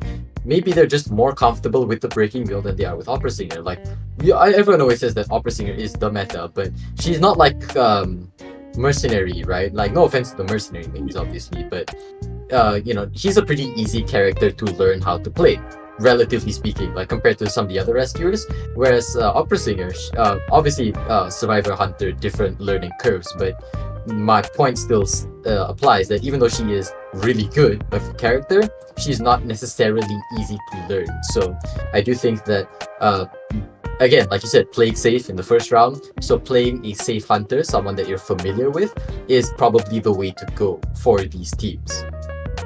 Definitely playing it safe for both sides is a good idea. And here we go. We're going into the first picks. We got JG on the Hunter side, and we got Pet on the Survivor side, I believe. Yep, this is correct. Yep, it's all correct. All right. Now, Cinnamoro could pick a lot of stuff here to ban. There's a lot of good options. It really depends, what he wants to give. Maybe he's okay with them using anti-crane first round. Maybe he just thinks they won't pick anti-crane first round. So there's like a potential mind game here. You could be like, well, maybe I won't ban anti-crane because I don't think you will go anti-crane. That kind of deal. We might see a little bit of that. We already see Mercenary, so I have a feeling we'll see Mercenary banned all tournament. We always see that often. Like, Mercer's just one of the strongest survivors. And same goes with Seer. Even after his nerf. I still see people banning Seer a lot. Even in rank and tournaments, people still banning Seer quite a bit. So it's very interesting. I do think that it's quite interesting to see because I think people are just not used to seeing the new Seer because his supporting ability definitely got nerfed quite a bit in the new update, and as well as Mercenary. I think it's just like old habits die hard. You know, he is still quite a strong survivor. Don't get me wrong, but he is quite a little bit less. He's not quite as strong as he used to be. But I do think one interesting thing is letting the Priestess go out first thing here. But no, instead, Pet's immediately gonna go for the Gardener and the Magician ban here. Probably, left hand on the Bible. It's going to be preparation for the Opera Singer. Am I right or am I right, Psyche? I have no doubt that they're preparing for an Opera Singer. What Gardener does is Gardener, again, literally has a bubble, going to protect her for the first 50 seconds. Seems a little redundant because people will be like, well, come on, you're not going to get found and hit in the first 50 seconds, right? Well, when it's Opera Singer, that will happen. She just reaches you so fast, starts to chase so fast, hits you so fast, so it actually becomes a very good thing. Magician, very interesting character. To see this early, but it is all because the way Opera Singer works. If you guys notice, when Opera Singer goes on a Shadow Realm, the Shadow Realm is actually very thin, so if you put an illusion on that, the hunter cannot go through that. They have to destroy it. The other option is they could jump around it if there's other options, so you have to use the ones sparingly. But of course, number one way to use Magician illusions, just put it in between a pallet or like a narrow entrance and the hunter just gets stuck on it. They have to break it no matter what, regardless of what hunter they're playing. So there's also that. We also see a Coordinator ban. Followed up in response with an Anti-Crane, and then a Lucky Guy because the hunter ran out of time to pick, unfortunately. So that is most likely what happened there. Oh, well, I mean, I don't know. I mean, it may or maybe they, I don't know. But, you know, you saw like the Lucky Guy, right? In the first few games earlier, way back earlier, a few hours ago, right? I mean, that Lucky Guy, I mean, I'm not going to say he was a game changer, but he was a pretty much a menace, if you recall. But going into the next survivor picture, the Antiquarian and the Seer, very popular survivors. Surprised they didn't get banned, and even more surprised they didn't pick the Priestess, honestly. You know what I'm questioning now? Maybe it really could be Lucky Guy, but now I'm wondering if you pick Lucky Guy as your first ban and you run out of time, then what will happen then? What's banned then? Doctor? Does Doctor get banned then? It'll be the next survivor ban. But Lucky Guy. You know what we should do, Psyche? We should go. What? We should register for the next IVA and just test that out. Test that theory. Just be a team just to test what happens. We don't even have the server. Just be the test subject. Exactly. I mean, all things considered, ironically enough, Lucky Guy has done well today, and we've seen Lucky Guy 2 times back to back round 1, I believe. Back to back round 1, and I could have sworn they just didn't pick in time, but I mean, with how good they were doing, it's hard to believe that Lucky Guy was a mistake at that point. Of course, though, I still believe from a hunter's perspective. The survivor you can make an argument for picking. Hunter's perspective, banning it, though, I feel like there's a better option than Lucky Guy. And we have Opera Singer, for sure. Very, very strong hunter, and exactly what we expected. Isn't that right? Yes, it is exactly what we expected, and it seems that it is exactly what these survivors expected based on these picks as well. I mean, just look at them, you know. Antiquarian, very good against single-hit hunters. She has no other ways of damaging survivors other than using her basic hit, right? Which Antiquarian disables with her stick. Then you got the Magician and the Gardener, like you explained earlier. The Seer is actually quite something interesting, because we haven't actually seen a Seer this whole time. So it's going to be very interesting. First time. Yeah, exactly. It's the first time. So I'm interested to see in how he performs against the Opera Singer in how this new Seer performs against the new Opera Singer in this upcoming matches. Do you have any ideas and crackpot theories to share? I think it'll be just like a Gardener bubble. I feel like when it comes to Opera Singer, whether your recovery is a little bit faster, a little bit slower, doesn't really matter, because I feel like she'll catch up to you quite quickly in the end anyway. That's my initial thoughts. I am noticing that we have an Anti-Crane as a third pick, which is huge. Huge. You will almost never see hunters let Anti-Crane go through unless it's the first 2 picks, because then Anti-Crane will permanently get banned. But look at this. Anti-Crane, they get to have Anti-Crane, and they'll still be a threat later on in the matches. And Anti-Crane once again, arguably one of the best survivors. It's either Mercenary Antiquarian, and with Mercenary's nerf, maybe it's Antiquarian, probably, most definitely Antiquarian. But yeah, I'm excited. We'll see how this goes. Yeah, I mean, yeah, and it's hard to understate how truly strong Antiquarian really is, because like okay, harassers, right? You got like, okay, you have like the OG, the original, the forward, and then you kind of had like Wildling, who had his like kind of time in the spotlight for like a couple of hours at that one time during his one little brief buff before he got nerfed. Then you have like I suppose Enchantress, if you could really call her that, but I suppose she's more of a kiter. Prospector is more the kind of kiter harasser hybrid, because he doesn't have any like debuffs necessarily, unlike forward, who has an immense decoding debuff. I think that's part of the reason why you don't see forward nowadays. Am I right?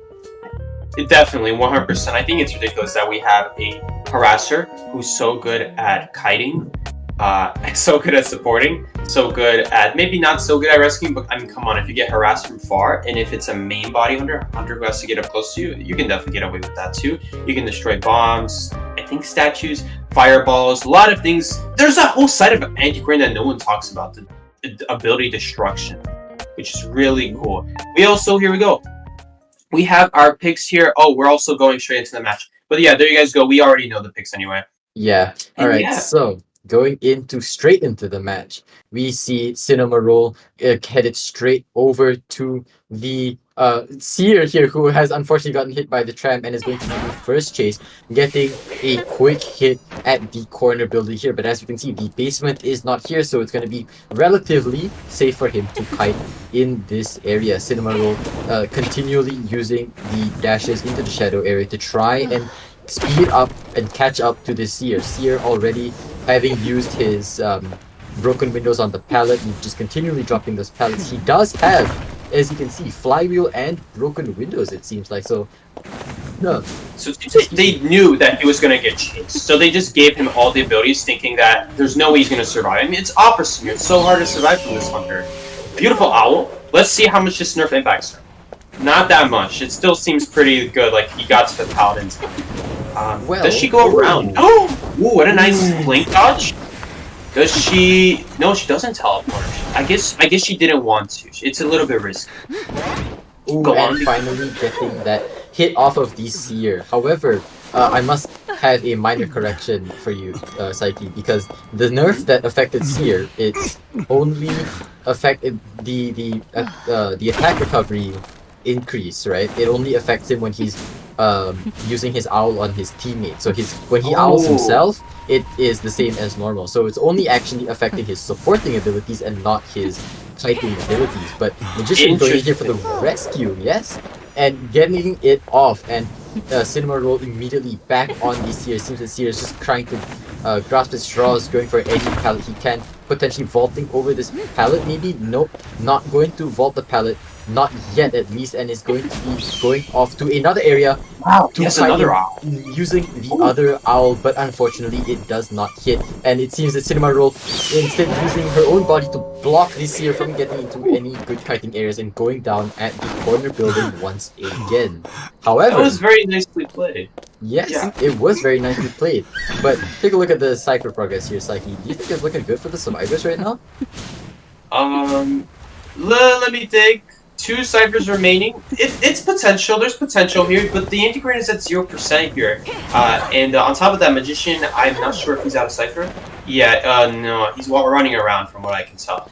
It is going to be a little bit rough here because it's just too far behind, but it's also problematic because everyone is... Wait, is this Gardener going to get double hit? It looks like it. No, that is bad. unfortunate. Okay, that is a pretty big loss. Now, okay, I thought for a second she was going to teleport, but the teleport thing disappeared. The shadow disappeared, so unfortunately it was not able to teleport. It's going to slow her down a little bit, but, I mean, this is tough now. This is tough. The half health already made it tough because half health against Opera Singer is so scary, just anyone is dead. Kind of like Sculptor at like half health when she has full presence. Any chisel on you and you're very likely dead to full presence. And this is kind of the same story. So if they could reset here, that would be great, but it doesn't look like they have the time to. They had to spend time picking up the Gardener. Or maybe Gardener picked herself up. I'm not sure. No, she did not pick herself up. Okay. Okay, but instead going, oh my god, and just going in instantly for the blink hit, and Gardner going to be going down here near the basement, unfortunately. So there is one cipher left that is being decoded by the magician, but it does not have a lot of progress on it. So now it's all up to the Antiquarian and the Gardener to be able to work together to get out of basement, as well as stall enough time for the magician to be able to prime the cipher. So right now it's all up to the Antiquarian, but oh, it seems like the opera singer has other plans and instead is going to be going straight for this magician at the last cipher. It seems that she is going to be hell-bent on not getting cipher rushed and trying to work on her map control, but trying to have like an in-between here between camping that chair kind of and being able to control that cipher, since he really does not want it to get primed whatsoever. I have the feeling that that teleport was a misclick. I assumed that she intended to use the teleport to the earliest one so she can use her Shadow Realm, and she got put on a cooldown there through a mistake, and then that mistake put her back even more. So she teleported to the chair and didn't actually go for a chair, so I have a feeling that was a misclick from her end, because she definitely wants to pressure the cipher. Because guarding the chair won't do anything. She knows that. She knows the cipher will get primed. And that could cost her. That misclick could actually cost her. It didn't look like she intended to do that. And they actually reset because of that. Because it just cost her too much time. That's a wow. And Antiquarian has full stake left. Oh boy, this is gonna be tough. Gardner's gonna start a new cipher. Yeah, it used too much time up. Is the problem. That's the biggest issue. Yeah, the that I think do think that one mistake definitely cost the hunter here quite a bit of time, like you mentioned. But seems that now Cinnamoroll really trying her best to try. Oh my goodness! What the oh hell my is goodness! going The on? wombo combo, the wombo It's a combo lot for the of- Antiquarian. It's a lot of commitment. I feel like she could have just done it twice, not 3 times. But she is down to oh my god, and the flywheel with disrespect. Nice. That's what we like to see. Now, this Gardener... Now, she did have to use the king, no doubt about that. She has to get to the chair, but I'm not so sure she needed all 3 swings. I think 2 would have been fine. She's actually going after the Antiquarian. What?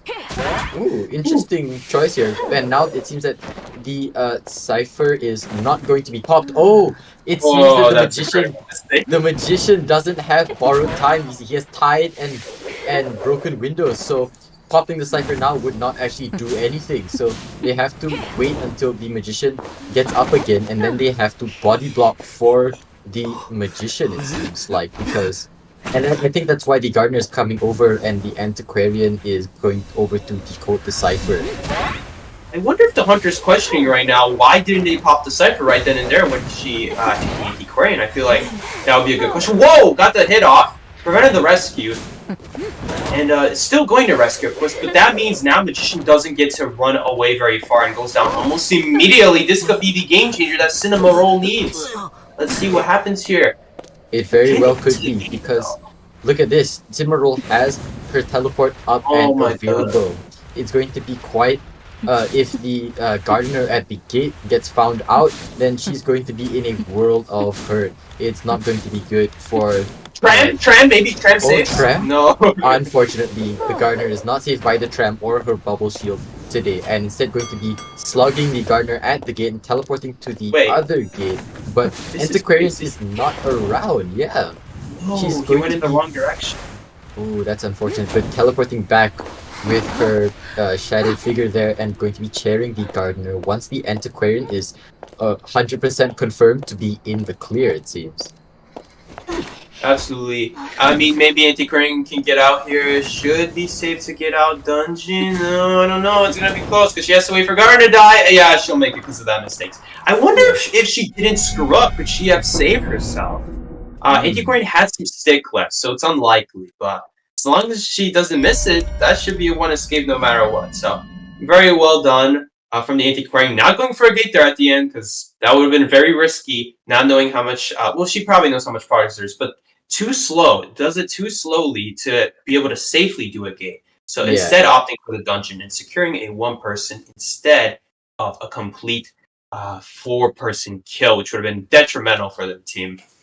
Oh, definitely, because getting the 1-person escape as opposed to the 4-man, if they got like a 4 elimination, then the survivors here would have been down by 5 whole points, which is going to be absolutely brutal for them in the second round. But getting that 1 escape means they're only going to be down by 2 points, going from a 5-point difference to a 2-point difference doesn't sound like a lot, but that's actually going to be really big considering this is just the first round.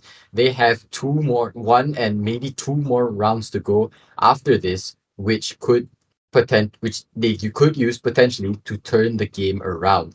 But right now, it is looking like it's going to be in JG's Jelly Gangster's favor here with the 3 survivor elimination. So the 2-point difference going to be a little bit tough to try and pull back, I think, but definitely going to be a lot more evenly sided. It's going to be a lot more give and take here in this match as opposed to the last one. Definitely, for sure. I feel like they could have had a tie there, but that is the problem of carrying borrowed time, not carrying borrowed time. When you carry tie turn and broken wheels or flywheel, or maybe broken wheels and flywheel, you run a huge risk. So you could potentially get high risk, high reward situations. That was a situation where Magician got big reward from his broken windows on the cut. He got big reward from it on the tie turner, but it ended up costing them the game. Had it not been for the lack of borrowed time, they could have just popped with the Antiquarian and got hit, and that would have made things so much simpler. I mean, Antiquarian goes to Graveyard, he's really far from the hit that happens. He could go to like Vacate or something. He could have really stalled a long time with borrowed time. That is the give and take of borrowed time. That's why borrowed time to this day is still used. I'm glad that there are other options, but that's kind of the problem. Opera Singer is such a strong hunter that you're kind of forced into these awkward positions as Survivor. We're like, well, who's going to take tie? Well, then now you're dead if you're going to take tie because you become so weak to Opera Singer. So I completely get both arguments in either case. I completely agree. Like the fact that the Seer and the Magician didn't take borrowed time, like they instead, the Seer took broken windows and flywheel, and then the Magician took broken windows and tie turner. Just like the fact that it feels like they were kind of like soft forced into that kind of a playstyle, just speaks volumes about how powerful Opera Singer is. The fact that they were able to have these like personas, and still they were. And like not including like the end game portion, the fact that they were still like 1 survivor down, we're going into the mid/end game, even with like this mega kiting persona of a Seer, right? It's just insane. And yeah, like you said, borrowed time, it's very, very crucial. So not bringing it is going to be a huge risk. There's a huge reward, huge risk, and unfortunately the risk didn't pay out for the survivors here. I definitely agree. I feel that the Seer borrowed time idea is a great idea because I think for sure, as the team, as if I was playing on the team, I'd be like, well, Seer's probably going to get chased. Seer's the weakest target, probably going to spawn by Seer. Seer's probably going to die before then. There's no way he's going to get Opera Singer. There's no chance. Unless he gets a lot of lucky pals. But the problem with having 2 no borrowed times is then what if the second kiter is the person again with no borrowed time? You really need all 3 people alive to have borrowed time at that point because it saves you. It gets you to a good area. It makes it so that you're so much more flexible with your team, and it just becomes a major loss at that point. If the person who's kiting doesn't have borrowed time, you need to make sure that they have borrowed time if they're going to survive that long. If you think the Seer's going to die, go ahead, be my guest, don't get borrowed time. But I feel like having 2 was a little bit of a mistake from their end potentially. Yes, I do agree. But we are going to be seeing whether PET here can make the comeback in the second game. Again, like I said, lots of give and take. Is PET going to be giving or taking? We're going to see soon in the second game here. So we're going to be cutting to a short break, and then we'll catch you all again for the second game after a few minutes. See you in a little bit. Hey there, Identity 5 enthusiasts. Welcome to a special moment where we take a glance at the incredible journey of the biggest Identity 5 community tournament in Southeast Asia, IVA. I'm Nello, and today we're diving into the heart of this thriving community and celebrating the progress we've made together. Firstly, a massive shout out to all the dedicated teams, players, and fans who made IVA what it is today. Your passion and skill have transformed this tournament into a spectacle, showcasing the true essence of Identity 5. Every strategy, every chase, and every escape, you've made each moment unforgettable. But let's not forget the unsung heroes behind the scene, from the project manager, Chocho, to the mods, Maney, Night Owl, and NX. Of course, the producer, Red Chi, who is broadcasting for us now, and the new designers. I'd like to take this opportunity to welcome Agnia and Dafzol as our official IVA designer. So all of these incredible transitions, overlays, posters are all thanks to them. Your efforts have seamlessly woven this tapestry of excitement and competition. It's no small feat, and we owe you a huge thank you for making IVA a reality. As we reflect on the progress of IVA, let's remember, it's not just about the matches, the victories, or the defeats. It's about the friendships formed, the memories created, and the love we all share for Identity 5. This tournament has become a testament to the strength of our community, and together, we've reached new heights.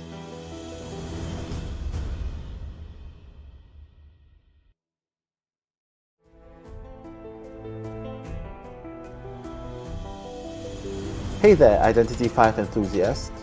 Welcome to a special moment where we take a glance at the incredible journey of the biggest Identity 5 community tournament in Southeast Asia, IVA.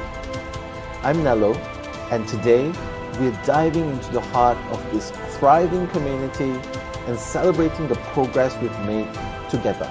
Firstly, a massive shout out to all the dedicated teams, players, and fans who made IVA what it is today. Your passion and skill have transformed this tournament into a spectacle, showcasing the true essence of Identity 5. Every strategy, every chase, and every escape, you've made each moment unforgettable. But let's not forget the unsung heroes behind the scene, from the project manager, Chocho, to the mods, Maney, Night Owl, and NX. Of course, the producer, Red Chi, who is broadcasting for us now, and the new designers. I'd like to take this opportunity to welcome Agnia and Dafzol as our official IVA designer. So all of these incredible transitions, overlays, posters are all thanks to them. Your efforts have seamlessly woven this tapestry of excitement and competition. It's no small feat, and we owe you a huge thank you for making IVA a reality. As we reflect on the progress of IVA, let's remember, it's not just about the matches, the victories, or the defeats. It's about the friendships formed, the memories created, and the love we all share for Identity 5. This tournament has become a testament to the strength of our community, and together, we've reached new heights.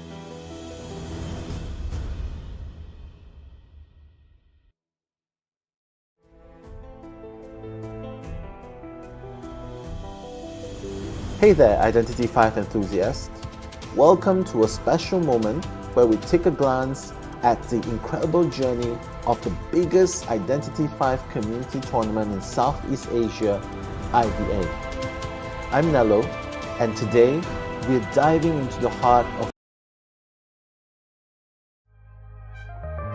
HELLO, hello everybody. Welcome back to the second game of PET versus JG. I am BK Boy Rule. This is my co-caster Psyche, and we are going to be going into the second game here with JG up with a 2-point advantage, as you can see with the scoreboard here. So that means that the pressure is going to be on PET to try and squeeze out the points advantage out of the second game. Otherwise, they're going to keep lagging behind going into the third game. Am I right, Psyche? Absolutely. They don't need to come back immediately, but it will be preferable to have some more points here, because at the end of the day, the smallest point can make the biggest difference. Even 1 point is a big deal. So we did have JG win last round. If JG wins again, then they're going to straight up win in 2 rounds. Preferably, if you're either of these teams, you'd like either a tie or to be the winning team. Of course, if you're the winning team, it's so much better. But very commonly, in the very highest caliber of tournaments, it's not uncommon to see people just go super safe, not really go as much tie turn, not go for the risky stress, for the interesting stuff, because so many strong hunters. And also, it's just way harder to get something going, and if there's a mistake, you can feel it so much more. So it is completely understandable if we see 2 ties, but in this case, we also see a win from JG's side. So if they win one more time, they'll be good to go. If not, we'll see a round 3. That is very true. Hopefully we get to see some interesting games here going to the first and the second half here. First half looks like it's going to be... Is that Sacred Heart Hospital? It's going to be the snow version of Hospital. Very interesting. The Edward Scissorhands version. They're bringing it back. I'm glad. It was such a cool map. You guys remember that? No one remembers it. They like changed the map completely. It was so different. It was so weird that statue was gone. The statue was just straight up gone. It was a fountain, I think. Really? It was so weird. I don't remember if the powders were different, but the whole map looked visually different. They literally removed some stuff, which is so cool to see. Anyway. That's cool. Man, I was not around for that time, so I wish I could experience that. Unfortunately, it's crazy. That sounds crazy, yeah. But going into the ban picks here, it seems that Cinema Roll going to be banning immediately Priestess, understandable, on Sacred Heart. I mean, Hospital is just a hell of a kiting area already. You just want to add more portals, just make it more hell. Yeah, no thank you. I understand the Priestess ban immediately. And the Antiquarian, she is by far the strong, one of, if not the strongest survivors in the current meta right now. You know, it's just so strong, right? Absolutely. You cannot let Antiquarian go through. I think we saw before we had an Antiquarian in round 1, which is a big deal. And on top of that, it wasn't even going to be like just because they actually ended up picking it as a 3rd pick. Or you could 4th pick it, but I doubt that Hunter would let it go through that long. So they took the Antiquarian while they had the chance, and now the Hunter has to keep banning it. So they just got Antiquarian for free, basically. And it's just so nice for them. Hospital, though. One of my favorite maps. So much fun to play on as a survivor. So much painful as a Hunter. And here we go. We have 2 really fun survivors, speaking of which. Very fun to play in Hospital. Jumping down, getting the speed boost as Dancer. Putting balls on the double doors. Acrobat, and do keep in mind you can put a block bomb to help out your teammates, and that's a lot of fun as well. Let's see here, Psyche. What do we have a forward here? Ban. A forward ban. Very interesting. I wonder why. Yeah, because we just touched upon, like in the last game, for those who are new here, we did touch upon why forward is one of the less favorable harassers nowadays. It's mostly because of his decoding speed debuff. That plus the fact that that you can have Prospector and Antiquarian, for example, who are decent kiters on their own, and unlike the forward, the Hunter will actually try and, depending on the Hunter might actually try and chase like a Prospector as opposed to a forward. Like, you gotta have some serious balls to be able to, you know, chase a forward first chase. I think that takes some serious nerves of steel. So having that's why these harassers like Prospector and Antiquarian tend to be picked over harassers like Forward, for example. So it's interesting to see why Forward might be banned. Do you think this informs anything about what Cinema Roll's gonna be picking as the Hunter here? It smells like they might intend on going a Hunter that is is not that good at dealing with mobility. I have a feeling. Good pick, good ban by the way for the lawyer, because they'll just put lawyer in the middle, and they won't even have to worry about lawyer being banned for the rest of the game. And lawyer is a very good survivor, as we all know, ironically enough. I feel that the forward ban suggests that maybe there's a hunter that does bad against forward, so probably not something like Clerk. I would imagine if it be Clerk, then they would not ban forward. So survivors can immediately rule out something like Clerk, and I imagine it's going to be a slower moving hunter, something that really drags survivors down, chips them down. Maybe Chip Hunter could be an option, but there's also Night Watch. There's a lot of great options that they can go with. They're not just limited to 100. That's the beautiful thing about Hunter. You could always react to the survivors if you tend to go different survivors. It's hard to say. Forward is just a good survivor, End of day, Forward is just a good survivor. Fallen out though, not gonna lie. Fallen out, but he's fallen off the meta, definitely. He's not picked or used nearly as much as he was, but that doesn't mean he's a bad survivor by any means. He's still pretty good. It's just that Antiquated and Prospector are a lot better. But you said Chip Hunter, slow mobility. You know what comes to my mind when I hear that? A Bonbon. Wow. I think that a Bonbon could be one of Cinema Roll's picks here, because looking at the bans, doesn't that make a little bit of sense, don't you think? It does make sense. Antiquarian Priestess are always going to be banned, but Bonbon, yeah, I could definitely see the forward, and Lawyer. It's hard to say at that point. Lawyer, I feel like a lot of people would ban Lawyer, but you know what? I was considering maybe the map. It's going to be kind of tough. It's going to be easy to rebound on a map like this. Like if they ever get in hospital with a dancer music box, it's over. So maybe his strategy is like, okay, I'm just gonna if I can kill someone, I'm gonna maybe scare them off. But it's so hard to say. It's hard to say. It could be a lot of things at the end of the day. But Bonbon could be one. It seems a little bit weird because it'd also be weird because you could also go on heights. The bombs get so much weaker than I don't know. We'll see. Yes. It could also just be something safe. Something safe would be good. Maybe Wax Artist. I don't know. However, I feel like Wax Artist might be not necessarily good against forward and Antiquarian, I suppose, but as a Wax Artist, right, you get an inherent stun resistance. I think it's like a 10% less stun time, and then as well as that, when you get pushed around or stunned, then you inflict 25 wax on everybody in your radius, which means that he's not necessarily a counter to forward, but he definitely can hold his own against a forward harassing, especially you can just use your gun to freeze, or you can spray your wax on the forward while he's far away and try and freeze him.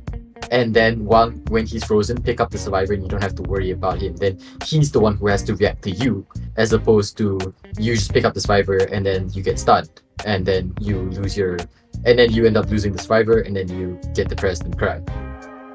It's definitely true. You could also just opt for putting 50 wax on him, so that way when he stuns you, he'll just be stunned after he stuns you and frees the survivor. So maybe you can get a hit on him that way. And Wax Artist recovers really fast too, so he can afford hits like that on other people who he's not chasing.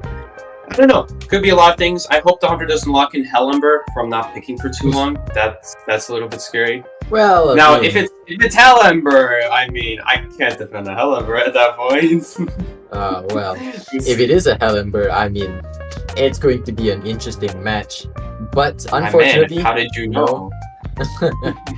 I have the ability of post cognition. I'm just that. That's how I got as a caster. I'm just that smart and ego inflated. I'm sorry. I will stop. All right, fella. We got Bomba hospital.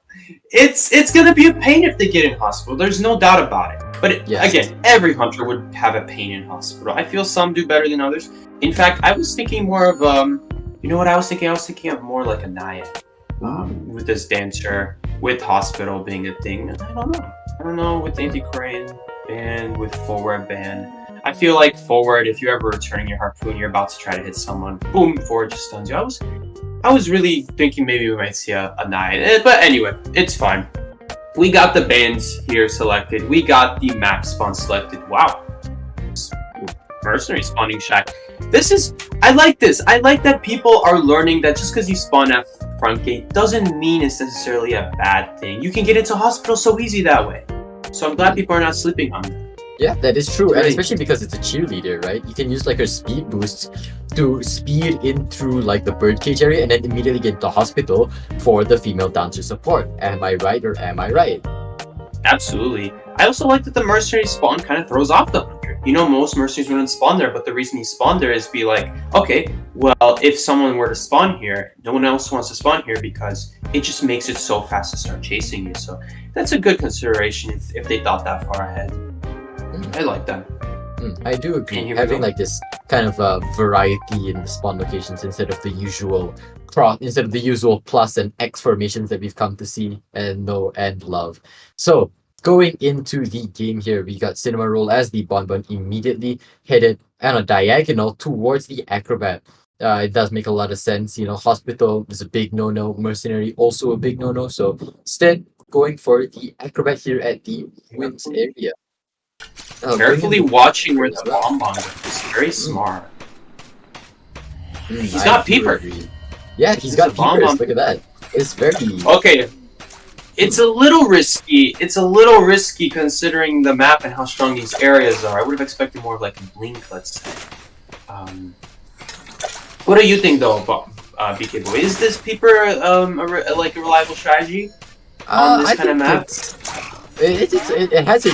it has its ups. I will give you that because like if you end up like kiting towards for example like a cipher that's being done, for example in the hospital, you could end up dropping a peeper there and just slow down the decoding that way. It also really helps with securing your kill using the what a nice bomb.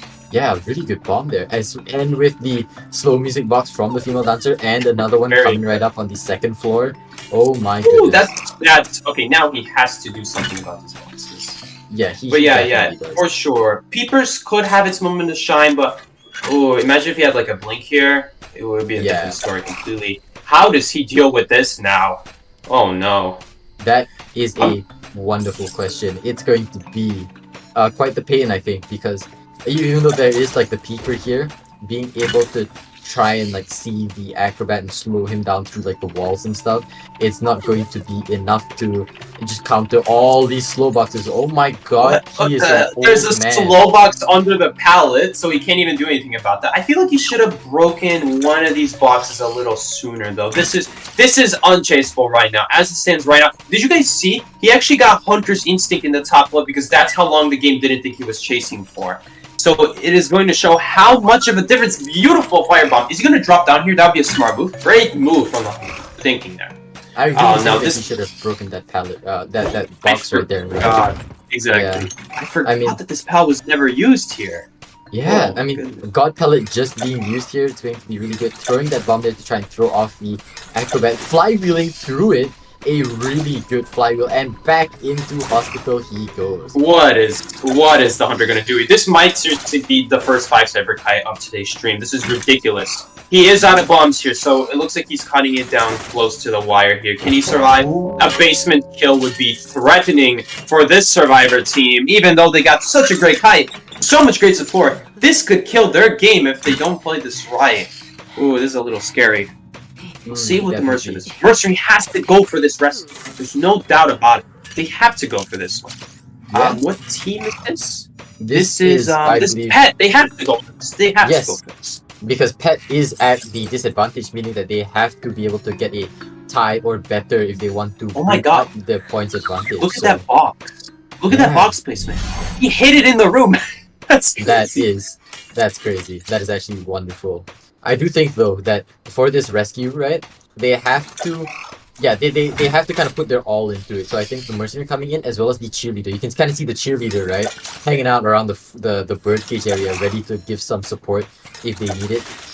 But the last cipher being done, and it actually is primed by the female dancer. You can see she's just hanging around that cipher. So now they're just going in for the rescue. Seems that the Acrobat's a little bit early of an elbow pad. It's gonna make it so that he just goes into a bomb. Avoid the bomb. Nice. Beautiful. Nice. Beautiful rescue. And you do make a good point. the Cypher is prime. You do make a good point. So that way, all they need is the rescue. Even a no recovery hit here. But oh my god, if he hits in the blue box, though, he cannot afford a base king in the blue box. No, he cannot. What does he do? But it seems like he's going to be trying to go out and changing to the blink. And he hit! Oh, no. Missing that hit, just barely missing that detention hit, and back into Wait. goes. Oh. Wait, he might get him! He No. missed! He missed! How did he miss? That was a down! Oh, that was that down! is unfortunate. That is very unfortunate for Cinema Roll here, trying to get this Acrobat down and finally getting him down here, but it seems that the gates are being opened. Front gate, Mercenary's front gate is being opened, Cheerleader Mercenary exiting, and the female dancer also going to be exiting her gate soon. So it is going to be a 3 survivor escape, which is going to be very, very tough for Pet here, because then it means that they're going to be 4 points down. 4 points is a lot of points to be down. So now didn't Pet get the survivor points? Isn't Pet getting the points? I believe that it is JG. We have JG was ahead before, wasn't it? Yeah. So, they were ahead, and yeah, now and then- Pet got the points. One person. Well, no, because Cinema Roll is JG's hunter, so that means that they're going to be getting the points. Oh yes. Oh, yeah, you're right. I am so sorry. Oh my god. No, my you're brain good. is fried. You're good. Yes, You're so good, Pet man. actually, yes, my mistake. Pet actually getting the points up by that beautiful hospital kite with the Acrobat there. You can see 186 seconds containment time. That is just beautiful to see. It is awesome. You know, that support by the female dancer with the slow boxes and and all of those bombs as well from the Acrobat. You know, what do you got to say about those bombs? Like, they were just like really, really well timed and really well placed. don't you think? Incredible. Right. Truly incredible. He just keeps putting them in between stuff. There was one point where he used the bomb and he went down the stairs and the hunter just fell down the hole. So I feel like instead of him taking the stairs, he should have taken the drop down, like on the second floor, to avoid that cutoff happening. But besides that, that was an almost flawless kite, all thanks to the dancer. I was worried that this might happen. If someone ever gets into hospital, he'll just never get a down in that case. And he did get a down. It was 1 down, but it's a mercenary doing the rescue. So it's tough. It's really tough. It all really depends on, did they pick mercenary first? Did he ban mercenary at some point? Maybe it would have been a good consideration now after the fact. But yes, before, I mean, it seems so much simpler before. Now that we see what happened, that's tragic with the dancer. Yeah, it really is. Like, having that but also I think, like I said, looking back on it, Bonbon is probably not even against that team composition, like just like the map, right?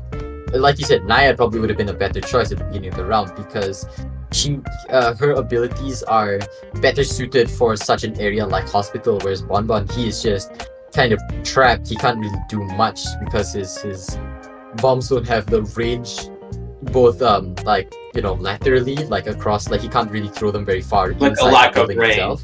Yeah, just the lack of range that he has. His bombs are so effective, like, vertically, and he can't really throw them very far when he's inside the hospital. He's just kind of stuck and trapped in this crappy kiting area, and he just can't do much. So yeah, I do think that Nayat probably would have been a better pick than Bonbon, but at least the Bonbon did allow him to secure that 1 kill, kind of, which allowed them to actually not get the 4 escapes, which would have been much more devastating, I do think. And Hospital is like the one map where you can seriously ask survivors, just get a 4-man escape. That consistently, it's so consistent because all the dungeons are around Hospital, quite close. I mean, there's really nowhere they could have put a dungeon where you can't reach. The only one that's like maybe you can't reach is like the one in the bad corner. But really, Hospital is such a scary map because that 4-man is seriously a potential threat of happening. And him not getting that Acrobat down, missing that remote bomb at the end, they're somehow missing that. Really could have costed him the one down, I suppose. But yeah, the gates were not open. He could not go for it. So that was very well played from the Acrobat, making sure to avoid and just looked so cool doing it. So that was really nice. Yes, from the Acrobat. It was some very clean Acrobat gameplay there. But going to the scoreboard here, so now it means that PET and JG are both going to be have equal points. They're going to be drawn in terms of the points. So for the second half of this game, it's going to be up to A11, PET's Hunter, to get a draw if possible. or to try and get a win, try and get a 3 elimination or 4 elimination if possible. Though it is, like you said, it's hospital. It's going to be really, really tough.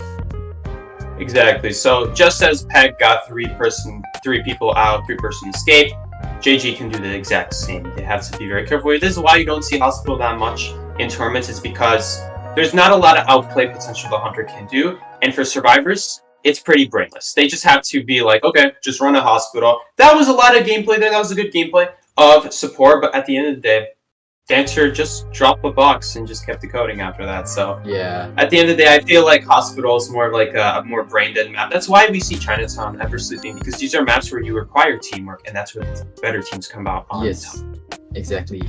In hospital, because like you said, in hospital, right? It's basically like, you know, a 3 or a 4. It's like a draw or a 3 survivor escape or a 4 survivor escape, and it's just like. It's like the map that you go to if you just want to maintain like an advantage that you have, because you can almost guarantee that you're going to come out of that hospital game equal in points, because the hunters are just really screwed at the end of the day because of how strong a kiting spot hospital is. Exactly. We might not see either team come out on top here. We might just see Pet like get a 3-man and JG getting a 3-man as well. Do we even need a break here, or are we ready to go on to the next round at this point, like next second half?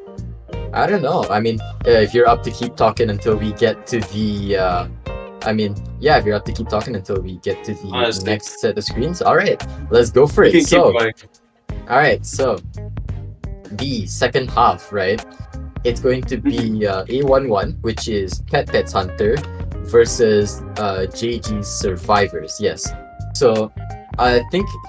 So A11, he has to get a draw if he wants to maintain like the draw in points right now, or he has to get a 3 survivor elimination if he wants to get a advantage in points, which is going to be kind of a tall order, especially in hospital. But you know, stranger things have happened, especially in this recent game, in these last few games. So I do think that I wouldn't count it out just yet. So going into the ban picks, we're obviously going to see the opera singer ban, because hot take, the survivors would be crazy to not ban opera singer.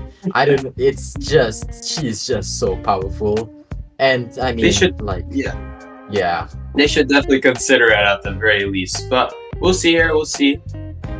A11 is gonna go ahead and ban Gardener.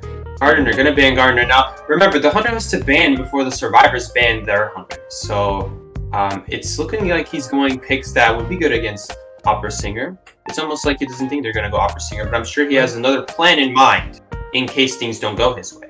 Oh, sorry, those are the first 2 years. Yes. I'm sure you were trying to tell me. But yeah. Okay. Yeah, so regardless, those are going to be the first 2 bans, and Opera Singer. Priestess, merch. Good first picks at banning. Just solid, you know, not much to say.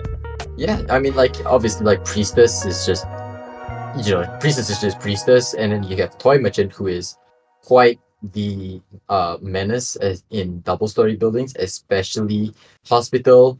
I mean, like, you know the thing, right, with toy merchants, where they just jump out of the double story in hospital, they glide, and then they just go back into directly through the birdcage window, right? Do you know about that? Exactly. Yes, I've seen it, and it's complete pain. They have to consider, okay, if they have a toy merchant main, then they kind of have to ban toy merchant. Or even if you're not a main of toy merchant, it's quite easy. Did they actually ban Gamekeeper, or is that a visual glitch? I'm not sure.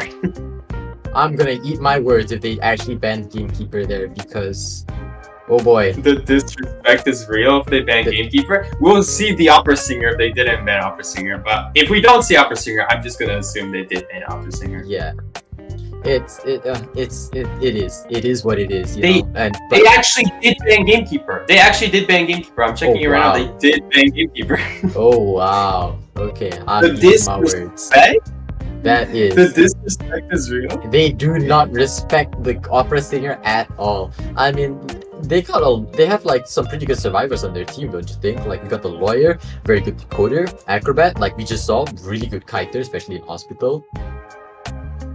Absolutely. I mean, you know, the Gamekeeper ban, Gamekeeper's not that bad. Come on, even Hellenbro would be more disrespected than that. We don't even have a good visual for Gamekeeper. He's like half of him is cut off. Like we have a nice opera singer visual. We have like a nice Nightwatch visual, I'm sure somewhere in there. But no, Gamekeeper doesn't even get the full body respect he deserves. He's just cut in half because that's how often people use him. They don't use him at all. People don't ban him at all. That's just nice to see. So we'll probably see opera singer here, most likely A11. Seeing that they didn't ban opera singer, is gonna go ahead and ban entomologist now, since she does quite well against opera singer. So smart ban. That is quite fair. However, I would say though that A11 did not actually play the opera singer in the first. Oh, my mistake. My mistake. He was the one who played the breaking wheel on the Ever Sleeping Town. So maybe A11 just has something against the opera singer, and JG kind of knows that.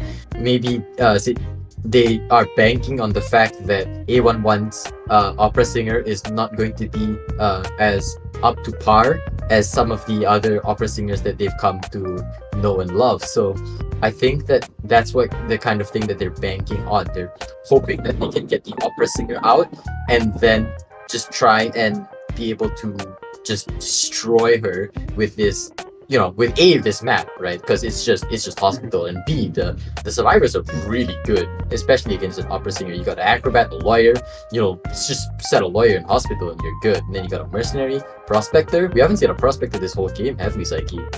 No, it's the first time we see prospector. I don't know. I feel like opera singer would be here good no matter what, but I guess you got a point. Maybe the A11 just doesn't play opera singer, and that could always be the case. Maybe he actually does play gamekeeper.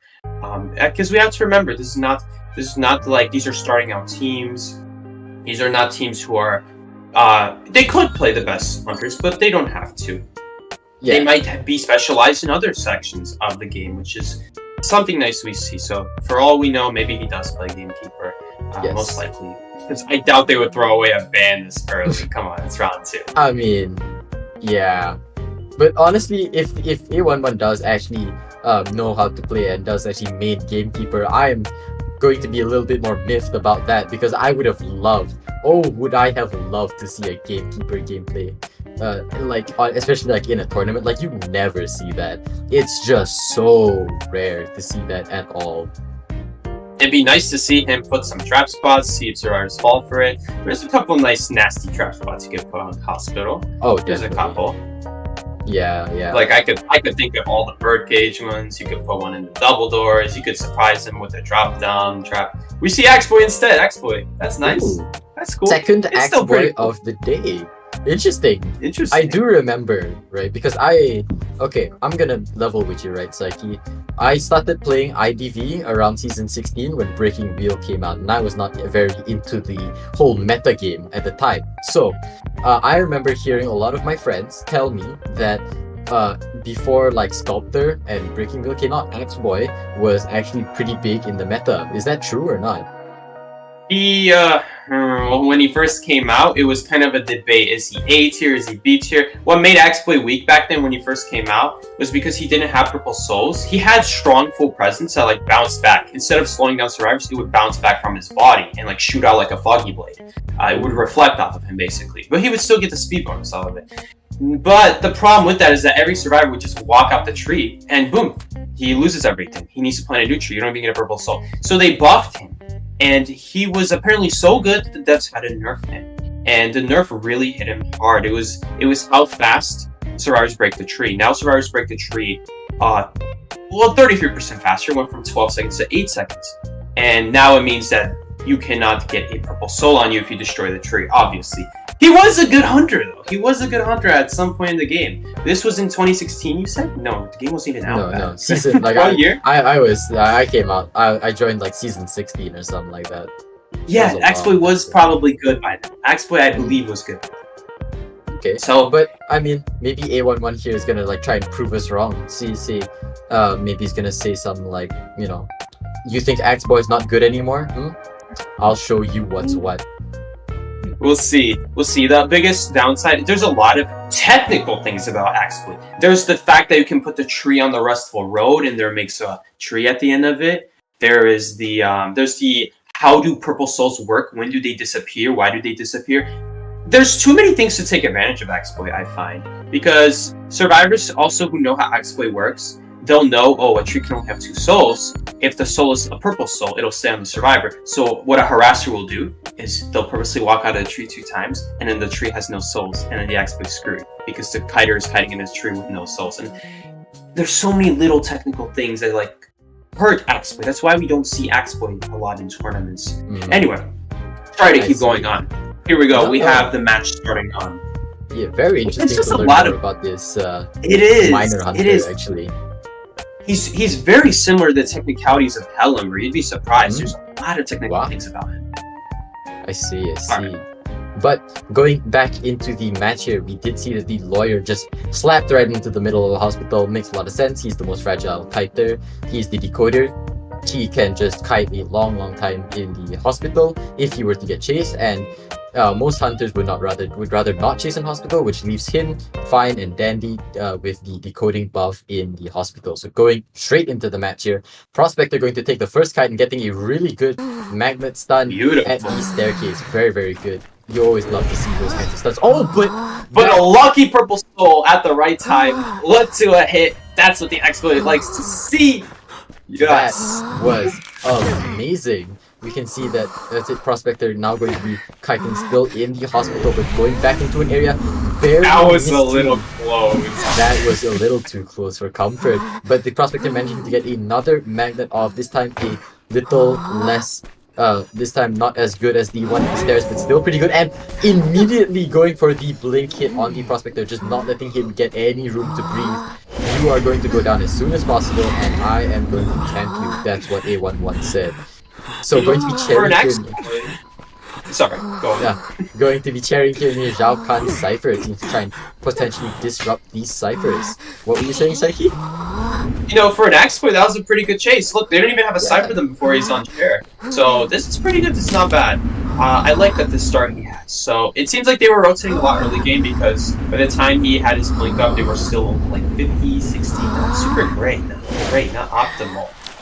Considering this Prospector is almost halfway with 3 servers remaining, so he'll probably get this tie here. Already a good start. Did he just hit the chair? No, he hit the Mercy. My bad. Oh! Is that a purple soul? That was a Beautiful purple soul. That was really well executed. You know, like you said, X-Boy takes a lot of technical skill, but it seems that A11 here has really mastered a lot of X-Boy's intricacies because, my god, that was really beautiful to see. All those purple souls being just like pinpoint sniper accuracy, and going to be cheering here way away from all the other the survivors here. Going to be a long distance that these survivors have to go to make the rescue. So it seems that Skyfall here going to be going in for the rescue at injured state, which is going to be very risky, right? Which is a little weird because for starters, he's at half health. They need the health of the Mercenary to be up here. Unless he's confident that he won't take a hit here.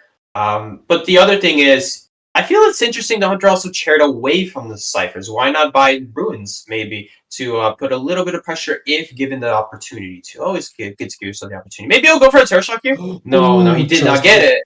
Tries to go for the Terror Shock, but unfortunately did not get it. And Prospector using his speed boost there from the locker to try and get away. And going to be, trying to get the flywheel, not getting it. And going to be flywheeling away and then getting hit near the pallet. That was a beautiful series of plays. Did you see that? The Prospector first tried to stun him with the magnet, but then couldn't get him in time, ended up pulling him towards him. Flywheeled away the hit. Then the Axe Boy used the purple soul to speed up and managed to get the Prospector down finally. However, one cipher remaining and the Mercenary is the one on chair. It's not looking good for A11 right now, I don't think. Yeah, remember all that talk about the good cipher progress at the start of the game when you got that first chair? Yeah, it kind of all disappeared because the lawyer, I'm guessing. Anyway, but did he get the hit? No, he missed it just barely. Imagine if that counted. Imagine if that barely hit. Man, this game would be sealed. That would have been awesome to see. Not necessarily because Sacrifice is just starting another cipher, but it definitely would be a good chance. A good start, at least. Now, though, he's getting this rescue off, and there's not a whole lot this actually can do about it. All he can do is hope that a purple soul aids in killing him. Does he have a purple soul in him? He will, right here. Yes. Yes. Oh, with the slowdown combined. With the slowdown combined and getting a hit on the lawyer and getting another basic attack on the mercenary. It seems that the Cypher is primed and the mercenary is going to be going down near getting borrowed time activated near the hospital. However, Axeboy does have his blink up, remember that? And oh my god, a beautiful snipe with the purple snow on the mercenary. It seems that he is going to be going down here in the hospital. But now look at this. That is wonderful. It seems that A11 here has also changed to teleport, and it is up and ready to go, tearing in the basement here. However, keep in mind that the survivors are not near the gate at all. They have all scattered. It seems that they predicted his teleport, so now they're going to be going away from that gate. Since Little Boy, with his map, is going to be able to see the hunter, and is going to be staying in the hospital to try and maybe get a dungeon escape or try and sneaky escape from like one of the gates maybe. Whereas Acrobat, Zhao Kahn is going to be decoding the gate that was teleported to. They saw that one coming for sure. Now, interestingly enough, the game sense from the survivor is on point. Look at that. So first of all, they had to know that a teleport was coming. That's awesome. That's already a good start. But then the fact that they actually didn't even go to the other gate is even better game sense, because then they're like, well, I'm not going to survive anyway if he goes to the other gate, so let's just keep hiding. And so that's what they kept doing. Is the lawyer gonna go down here? He is. Oh, he is. He's just barely gonna go down. That is very, very unfortunate for the survivors. They managed to get a 1 escape, which means that which I do believe means that PET is going to be getting the advantage coming out of this round.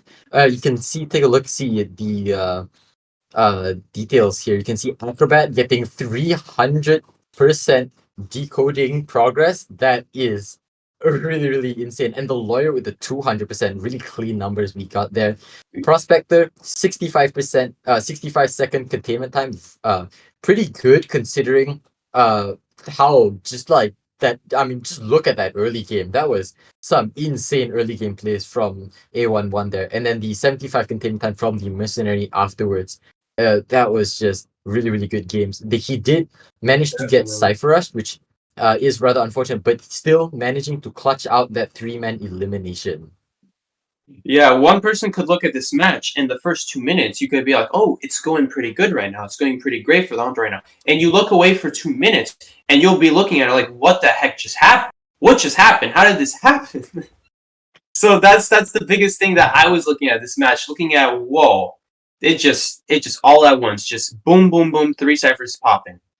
They started with 5, went to 3, went to 1, and it's crazy how fast it happened. And I think it has to do with just not sharing by a cipher towards the end, towards the mid game. I wonder why the hunter did that. Why choose a chair so far away from the ciphers? It's very interesting. Yeah, because realistically, right, you want to kind of chair close to the ciphers and to the survivors, because then you're kind of putting their ciphers in a dangerous area. It's making it very risky for them to decode there, which means incentivizes them to not decode there. You want them to start a new cipher. You want to stall their cipher progress as much as possible.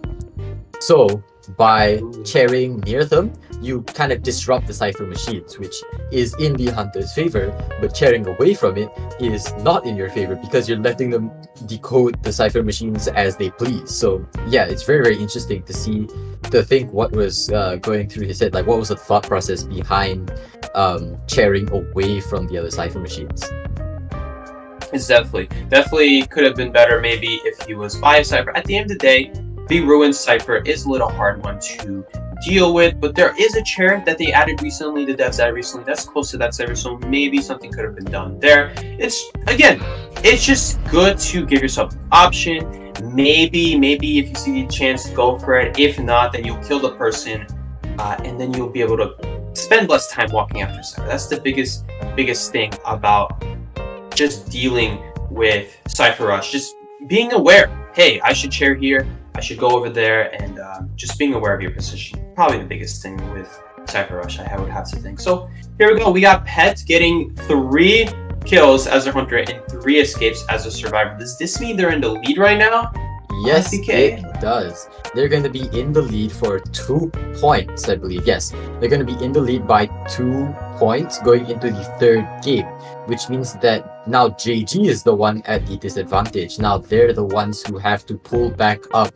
Like I said, going to be a lot of give and take. First it was JG with the advantage, now it's going to be Pat, and it's just going to be a lot of it's like tug of war, you know. There's gonna be a lot of back and forth and push and pull in this matchup here, because these teams are surprisingly evenly matched. Like especially compared to the matchup last time, where it was just like swing match.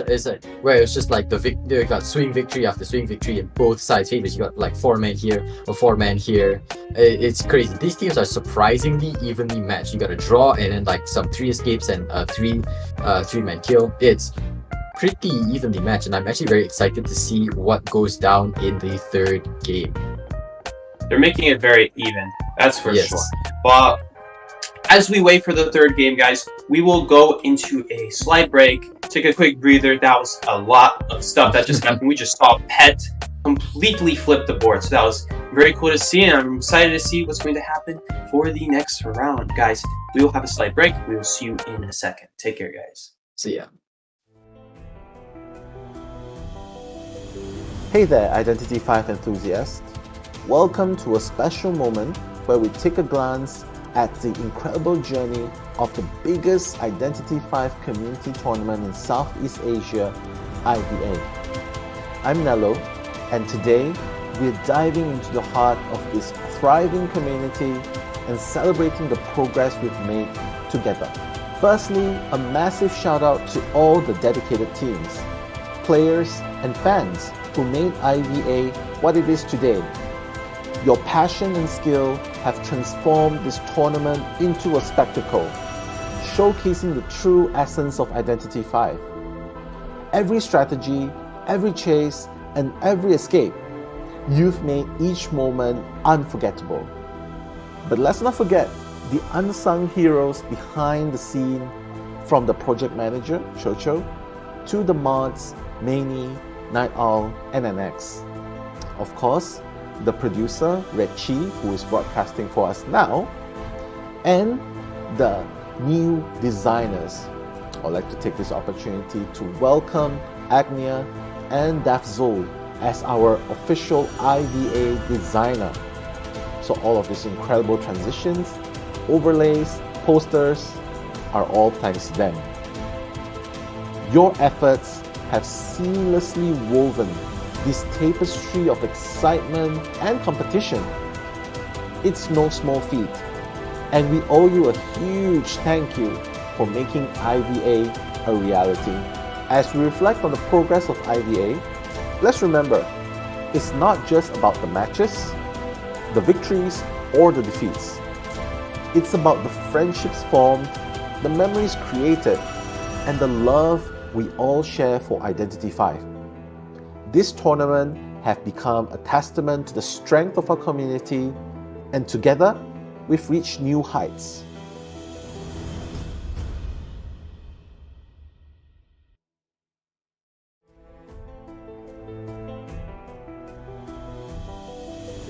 Hey there, Identity 5 enthusiasts.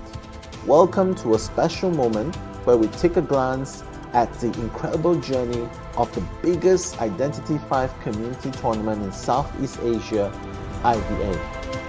I'm Nello, and today we're diving into the heart of this thriving community and celebrating the progress we've made together.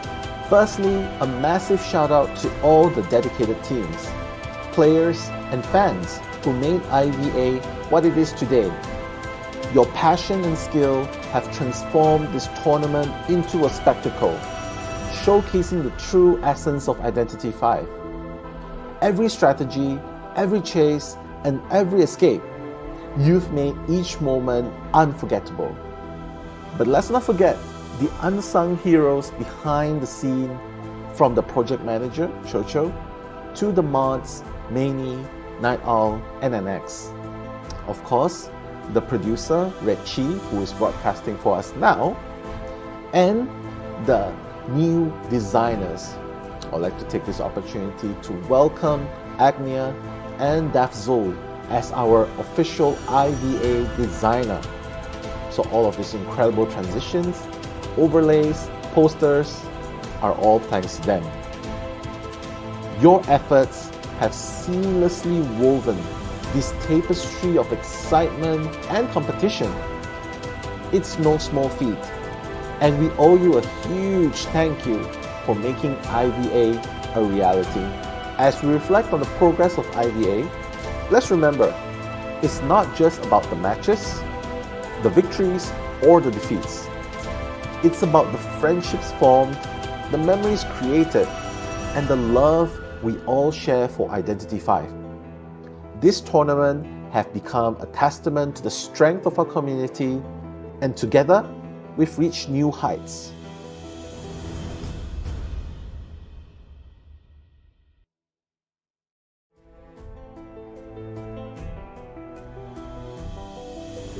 Hey there, Identity 5 enthusiasts. Welcome to a special moment where we take a glance at the incredible journey of the biggest Identity 5 community tournament in Southeast Asia, IVA. I'm Nello, and today we're diving into the heart. Yo, what's up guys? Welcome back, and we're gonna be doing round 3, continuing Het versus JG. If you guys recall, we just had a dominant showing from Het. Het just absolutely annihilated JG, both on the Hunters and on the Survivor side. BK boy, anything new that you want to say about the match before we move on? Honestly, it was just some pretty good matches by PET Het there, because like as you can see on the scoreboard, 3-1 for both the first and second half on Sacred Heart Hospital of all maps. That is a pretty damn good advantage that they have going for them right now. Hopefully they can keep it up for the third game. Yeah, definitely, and it's exactly, it's super tough as Hunter 2 to win a game on Hospital, so that was very impressive. We thought it'd be the other way around. We thought Survivors would get the 3-point lead, and we thought it'd be tight. So that was very much of a surprise, and the Hunter pulled it in, so that was really cool. And now we're gonna be moving on to the next round. Let's see what we got here. We already have everything set. We're going to again ban Gamekeeper. No way. We're going to see Gamekeeper banned again. We're currently moving the church image as we speak. There you go. Now it's in place. What do you think about this ban here? Oh wait, it's gone. Never mind. I guess we didn't pick it yet. Overall though, the Survivor bans here, these are, again, like you said before, these are like the best Survivors. But they're okay. What do you think about them? Like, could they still be doing good here? I think on Church, there's a lot of options, right? Yeah, on Church, I think there's like a couple of coordinator may or may not. Yeah, coordinator's a little iffy. I mean, we did see like some pretty good coordinator action on the Red Church earlier in the previous matchup. But unfortunately, we're not going to be seeing any of that because she is banned, along with the Lawyer, because Lawyer and Acrobat were the first 2 picks from the Sacred Heart games just now. So it's going to be quite interesting to see the kind of playstyles that JG is going to be going for, because they have been using the Lawyer quite. I think they've been using the Lawyer quite a lot, right? Especially because he's got pretty good character nowadays. Because of his recent buffs, you know, he's a good decoder, really good decoder, and he's also a decent enough kiter that he can kind of hold his own. So by no means fragile, and he's definitely a really good decoder. So getting him out of the way is going to be very much in A11's favor. Definitely. There wouldn't be anywhere special to put Lawyer to say, per se, but he would still be a pretty good pick here nonetheless, especially with all the windows he could vault. He could quite quickly rack up some good vaulting speed, some speed ups, and just overall very underrated how good that movement speed and vault speed really is. It really does add up, and it also increases your pal drop speed. Fun fact. Oh, really? Here we go. I did not know that. Yeah, it applies for the same way. Like, so let's say Mechanic drops like vaults 15% slower, she also drops pals 15% slower. There's the only exception is like batter and forward, and they explicitly mention that. So they'll explicitly mention, hey, the pal drop speed is different from the vault speed. But if it doesn't say, you can assume it's the same. I see. At least I'm assuming. Like, because based off the way the game has worked for 5 years, it's always been like that. Like, Priestess drops slower because she vaults slower for the same price. So, here we go. We got Priestess Dancer. Pretty standard bans, right? I think. Yeah. I mean, yeah, we saw, right? I'm sure like the viewers saw just how painful female dancer can be if she is just left to do whatever it is that she wants to do.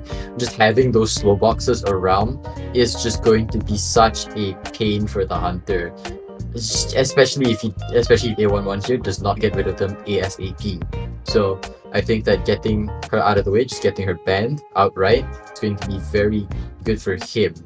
As well as the Priestess ban is going to be quite interesting because she's not necessarily a bad character on this map, but she's not good as she's not like the best as well. Like, she's good in certain areas, I suppose. With like Graveyard, we have like long straightaways, as well as in the church, you know, very good for transitioning and getting your fellow survivors into certain areas. For example, you want to get out of you want to get to like from one side of the map to the other, you can go through a portal that goes through the church, and you're on the other side immediately. So I think that Priestess is also a really good ban here on this map. Definitely. There's just too much mobility that Priestess gives on a map like this. Church is normally not a very good map to be walking around, trying to get across through the middle. The middle is a very dead zone, and Priestess just makes it a viable kiting area because of her portals. If it weren't for Priestess, Church would be a much harder map to kite on, and that's why people pick Church in tournaments, because there's just a lot of support thing that you can do. But if you don't have the support, it becomes a lot harder. So it becomes a nice tournament map for that reason. We see just, first officer, cheerleader. We've actually been seeing a lot of cheerleader recently. Do you know why we've been seeing so much cheerleader by chance? Or is this just like a new thing we're testing? Maybe no one really knows. I feel like it's a combination, right? You want to like really test, like, testing the waters of cheerleader in like a tournament like this is going to be really good because, I mean, I've been playing with quite a few cheerleaders in rank recently, and let me tell you, as a survivor, they can be pretty damn handy, especially, I don't know if you know this, right, Saiki? If you get to 28 stacks of those, like 28 stacks of those, like, Inspire thingies, you can actually consume all 28 stacks and immediately self-revive from being incapacitated. It is really, really good. So I think that cheerleader, being her supporting ability, is pretty good, as well as her own kiting abilities, being able to speed boost and then reset her ability cooldown and then speed boost again. It buys her quite a lot of distance, especially considering her support abilities. So she is a fairly decent character, all things considered. All things considered, she is pretty versatile. I do like the speed up. I think the speed up is quite consistent. I've played with so many cheerleaders. I have played cheerleader quite a bit. Did you know I have yet to see anyone actually pull off the pickup thing? Because I think it just takes too long.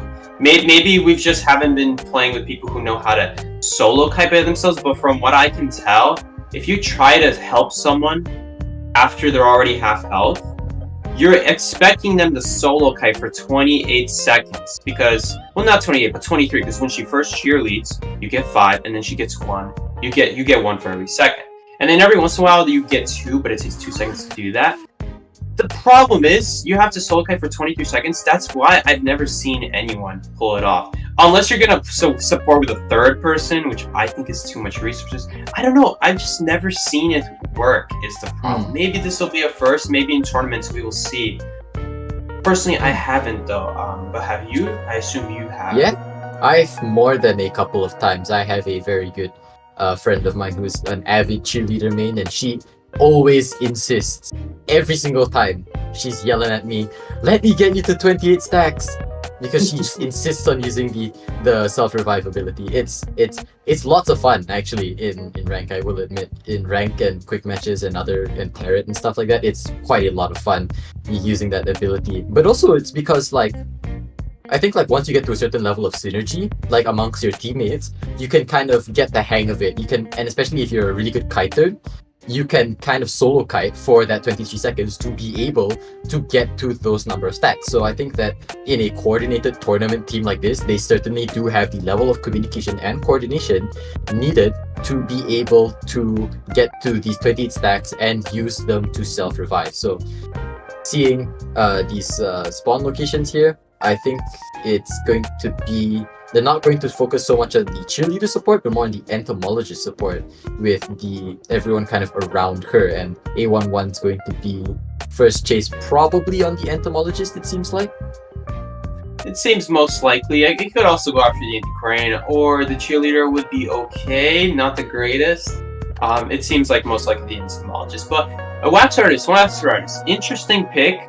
I feel like he's going to have a tough time at the start of this chase, though, because yeah, sure, he could block off certain things, but the problem is that Desfryer is going to vault church windows before he blocks it off in time. Like the entomologist is already going to set up being next to the window before he could ever block it. So that's the one issue I'm seeing here. And the moment you get a good start to your kite, I find that it just like causes all the rest of the kite to be good. At least progressively worsens, and maybe the more the hunter can do. But if your start is good, you're already looking good. So Yes. we'll see how the wax artist does. I'm very interested here. Tall walls definitely do beat up wax artist.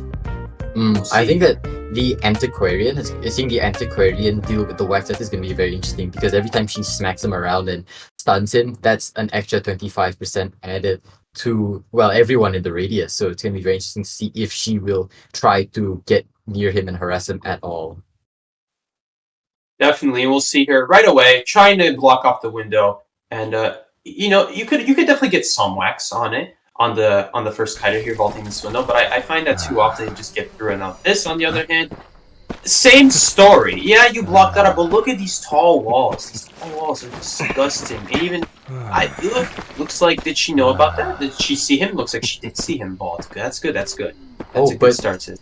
It seems like he didn't see her and is now instead going for the antiquarian. Honestly, I feel like the antiquarian might be a better kiting, because her main ability is the stun, and he doesn't necessarily benefit from the stuns, but he does have some kind of a compensation. Is that a patroller? That's a patroller. That's a patroller. I don't know. This is kind of an awkward area right now to patrol in. You can definitely get some stun in. Oh, yeah. I see the idea here. He's going to try to get 96 wax and then hit her. That's the idea here. Problem is, Survivor's already one step ahead of him, so they already have everything set up. Oh, wow. That was disgusting. Ooh.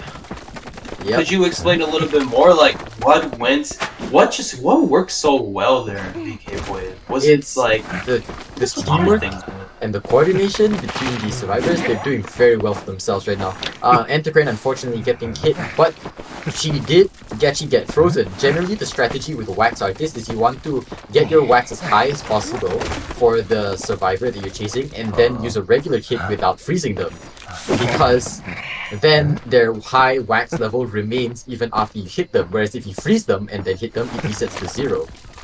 So, Antiquarian getting frozen beforehand actually did her kind of a favor, because then she's not going to be going into this next kite here with a high wax level. And in fact, using these high walls, like you said, to be able to try and block off the wax as much as possible. It's going to be really tough for A11.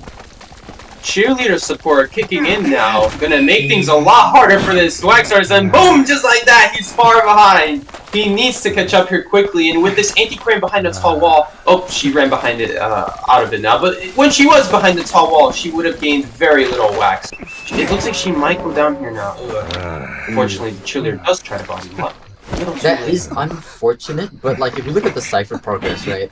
2 ciphers remaining. Wax artist can block off the ciphers with his wax, and for a decently long period, might I add. But there are no ciphers around here, around this area, for him to easily block. Most of them are in other areas, and it seems like he's going to be using another patroller here to try and look around for the rescue, but it doesn't seem like he knows that the cheerleader is around to pull off the rescue there. He has to waste a whole patroller. And keep in mind, he has trump card right now. He needs that cooldown ability, what's it called, the trait, to stay off of cooldown if he's going to be switching. And look at the ciphers. He's definitely going to want. Oh, beautiful wax. DD Gray might still go down here. Oh, is she going to live? Yeah. It looks like that's it. That 1 second is- off fly.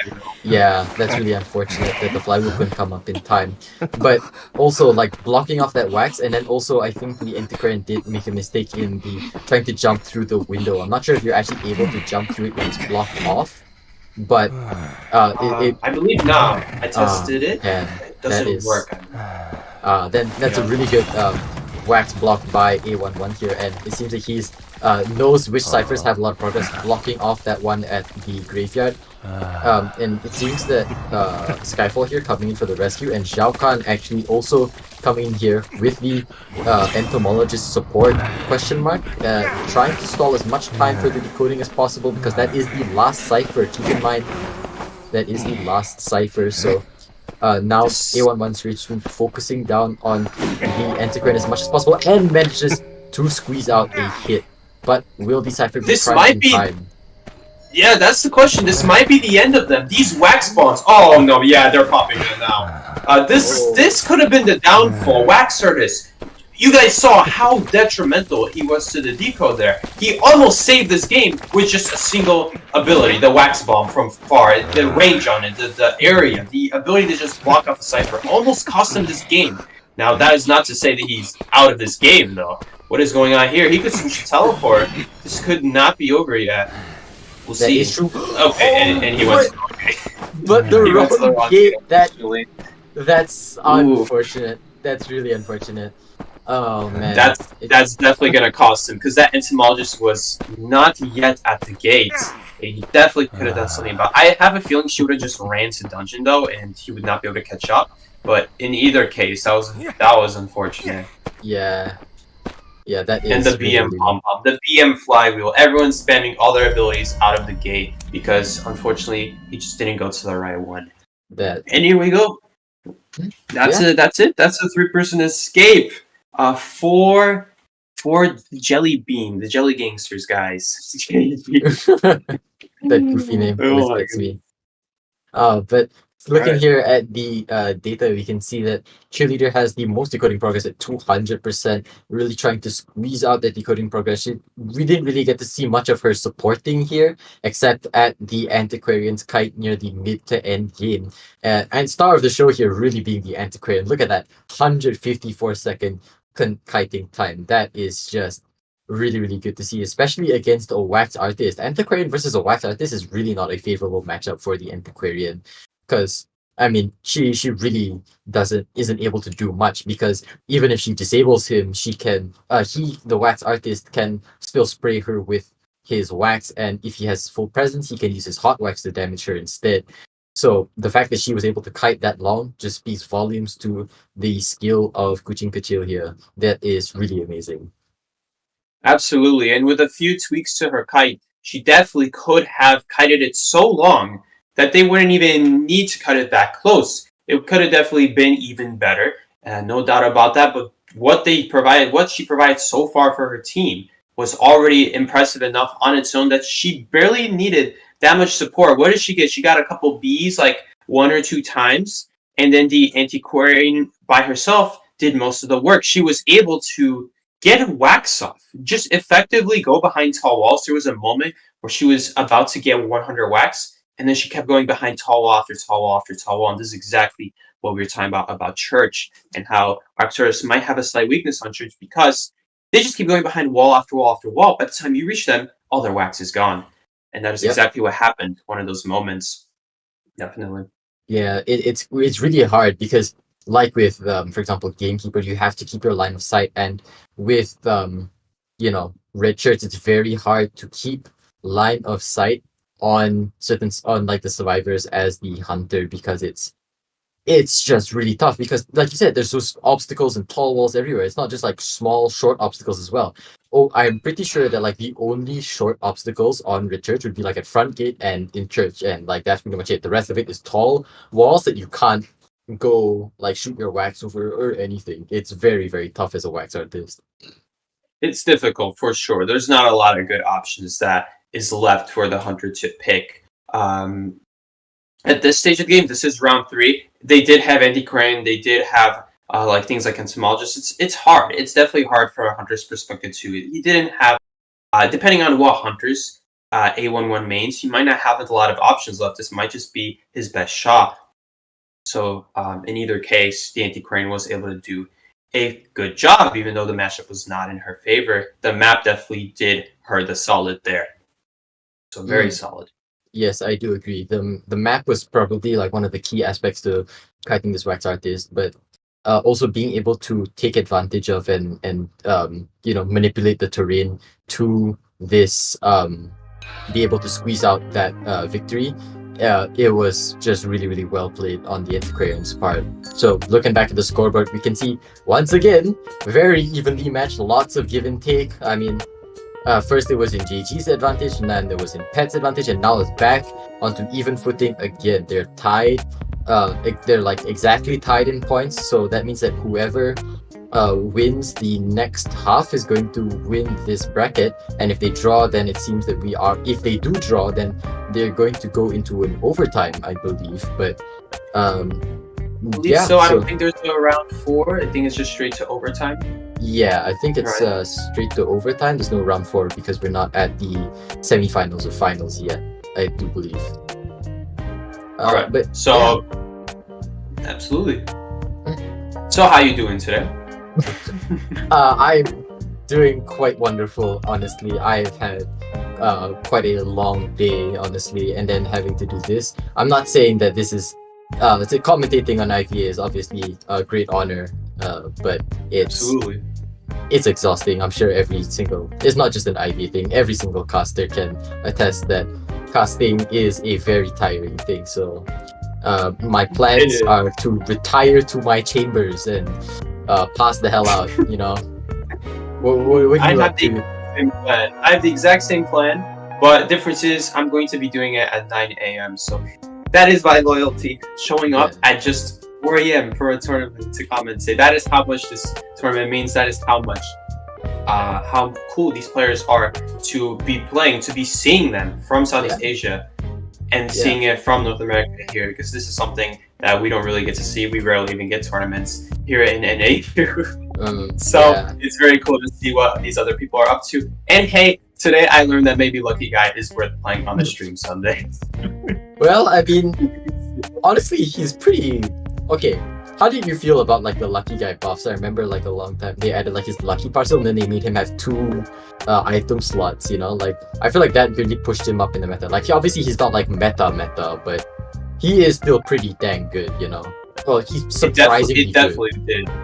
Yeah. And, you know, every time I pick up Lucky Guy, it's like, wow, I actually got the right item at the right time. And then the other 75%, I'll search for a chest item. I need it. I get a syringe every single time. I'm at half health. I get a perfume.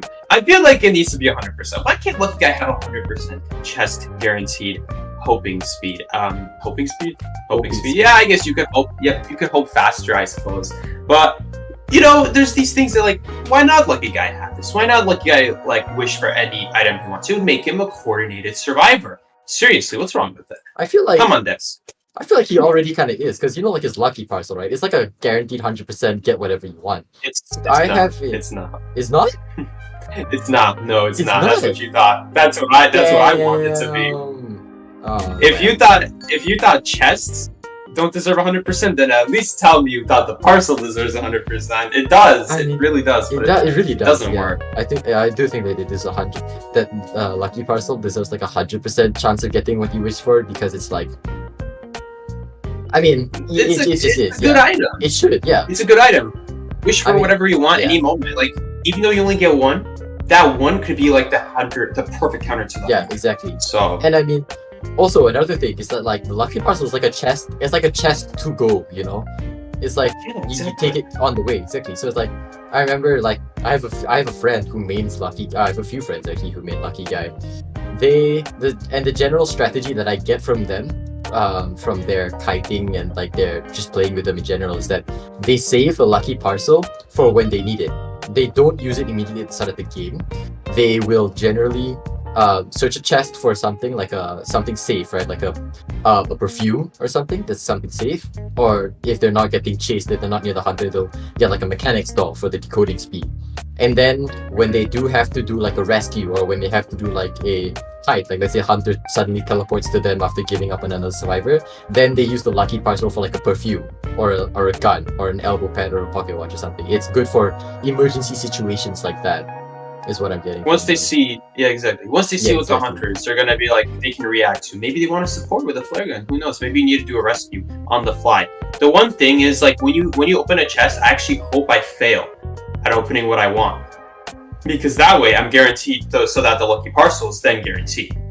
That's the way it works. So the chest will be guaranteed and the lucky parcel is guaranteed, but you have to miss from the chest, which is, again, the whole missing mechanic. They're like praying that maybe you still get a useful item, maybe you don't. Yeah. The way missing works is that, well, if you miss an elbow pad, you have a 0% chance of now getting the elbow pad. You're more likely to get garbage instead now. All that remains is garbage. I feel like, I mean, there's like football. But... Yeah, football and stuff like that, or like, I guess, but then you get like also like other like random crap, like a toolbox or like an explorer's book, or you know, what was the lawyer map. I don't think you can ever get those. Those things, Really? I don't think you can ever get. Yeah, you can never get those unless you wish for it. They changed it a long time ago. It used to be like that. There used to be a time before they buffed chest. But that was before Lucky Guy even got his buff in the first place, before he got to choose items. He really was a lucky guy back then. He really had a hope that he would get something good from a chest. He didn't start with an item. Yeah. He didn't get a lucky parcel. He didn't even open chests fast. He was so bad. He really was Lucky Guy. He really was Lucky Guy back then. Wow. But it didn't make sense. It made no sense why he was Lucky Guy if he was just as lucky to get garbage items as every other survivor. So that was a time. There was a time where you'd be able to get 3 elbow pads from a chest, a full football, a full mechanic, even a flare gun, which you cannot get in rank anymore. Nowadays, you get 1 elbow pad, half a football, half a mechanic doll, and that might sound really good on paper, but like, oh, that's so good. The chances of all those items were so low, because instead, you would get a toolbox. You could get a toolbox, which you can't get anymore. You could get an explorer book, which you can't get anymore. You could get a map. I know map is decent nowadays, but back then it did not show you where the hunter was, so that's more garbage. And a syringe at full health. So there's so many reasons why chests were bad. I feel like chests are better nowadays. Because they were made to give you overall better stuff. Less quantity, but better stuff. It's like more, because more of the stuff that you want, generally. And I feel like that's kind of why Lucky Guy is kind of risen up in, why people think that Lucky Guy is a lot stronger nowadays, because, you know, they kind of like buffed the chest, which kind of indirectly buffed him, as well as his direct buffs. I just feel that he's a little bit too RNG to be consistent enough for stuff like tournaments. Like, he's really, like, if you can pull it off, I mean, good God, you can pull it off, but like, if you miss, you're really gonna be missing whatever it is that you're missing. Exactly. And the other problem is, they don't do, like, the devs don't do good chest spots anymore. Ever Sleeping has like 5 chests. Chinatown has like 5 chests. Do you even count the basement chest at that point? 4 chests. Compared to Red Church, 7 chests. Compared to like Hospital, you got like 1, 2, 3. You got like 2 by Ruins. You got 1 in back corner. You got like 7 chests again. The 8th one, there's an 8th one in basement at that point if you really want it. It's crazy good. It's decent at that point. I'm sorry, there's only 6 chests, I believe, on Hospital, not counting basement. But yeah, it could be good. It's just sad because you have to rely on luck. Yeah. It's a little too luck reliant and also map reliant, because like some maps are just dead in chests and other maps are chock full of them. But speaking of map reliant, this might be a hot take. I think. What do you think? Okay, this might be a hot take, right? New hunter that came out this season reset, Fool's Gold. What do you think about him, Psyche? Yeah. What do you think? I'm gonna be completely honest with you. The only experience I have with Fool's Gold so far, I still haven't even read what he does. I'm so sorry. I'm a horrible IDV player. I haven't even read what he does. I have gone against him. Like the AI version, it seems like every time he throws his pickaxe, the ground rises. And so basically the way it works is it punishes you for being by cloud areas and windows, trying to use them. So it's really interesting. It's interesting. I don't know how I feel about it. I don't know the cooldown and stuff like that, the specifics. It seems like on paper seems pretty good, but I'll have to look at the cooldowns and stuff like that. If the cooldowns are not good, if the cooldowns are very long, if it's kind of hard to like time the rock doesn't like trigger right away when you throw the pickaxe. That's kind of a problem because then you can't really time it. It's like all these little things I have to test. Honestly, you probably know a lot more about it than I do. I just played against a robot. Yeah, I've been doing. His kit seemed really interesting to me, so I've just been doing like non-stop customs with my friends. They've had the pleasure of dying repeatedly. Thank you, buddies, by the way, if you're watching this. So the way that I think you're really gonna love his cooldowns. Basically, he throws his pickaxe, which creates like the area, right? The purple area. Throwing it doesn't actually activate it, essentially. But pulling it back or throwing it at an already existing area does activate it, you know? Oh, okay. Okay, so you can kind of see him throwing it, and then you could get off the area in that case. Yes, essentially.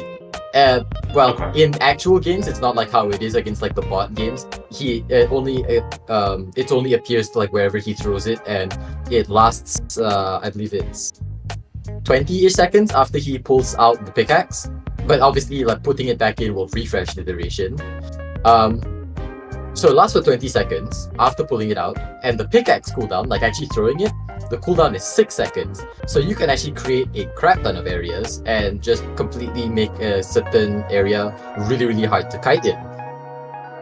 That's good. That's good to hear. Yeah. That we have another strong hunter among us. Another strong hunter all among us. And we are going to maybe save the tournaments. He sounds pretty decent in that case. If it's only a 6-second cooldown, it sounds like he'll be able to do it quite frequently.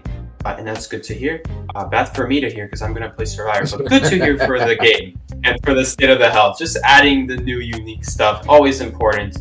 I have one more question. Is every wall, every area, like the moment you spawn in the map, already covered with like the purple wall? No, it's not. It's not. He has to. Is that like a later presence ability? No. The purple walls only appear like when you throw that's the area that he creates. Basically, you have to create it by yourself. It's like a Naiad's water, for example. Okay, so essentially the AI mode right now that exists in the game, I played that. Okay. So I was thinking, this is a little too good. Yeah. If this is actually the 100, then there's no doubt he'll be good. But then if you remove all those areas, because there are times where I'm wondering, how am I supposed to do the cipher if the cipher has purple area? I think it's because then all purple areas. Yeah, it's something. I think it's something like you're supposed to have like really good communication with your teammates. So like, your teammate tells you, yo, he's throwing the pickaxe, and you all get off of the ciphers before, and then he pulls it back, and then it's safe to code again. Yeah. So it's a lot like the old Nightmare mode that came out 2 years ago. When Nightmare first came out during the first matches on Memory, they had those green toxic zones that weren't actually part of the map when I actually played it. I was like thinking, is this actually on the map? This is really bad then. It's a really bad map. This is actually on the map. But it wasn't. It was just to make it harder and make you choose carefully which ciphers you do, which seems like it's going to be the same thing. If the whole map was covered in purple area, believe it or not, I really thought, when I saw that, that's how he worked, because Opera Singer exists. I mean, if Opera Singer exists, then at this point, anything can exist. So I wouldn't even be shocked at that point. Yeah. At that point, I'd be like, yep, this is just normal. At this point, just accept that certain ciphers are going to have purple zones on them and just nothing you can do. Well, I mean, okay.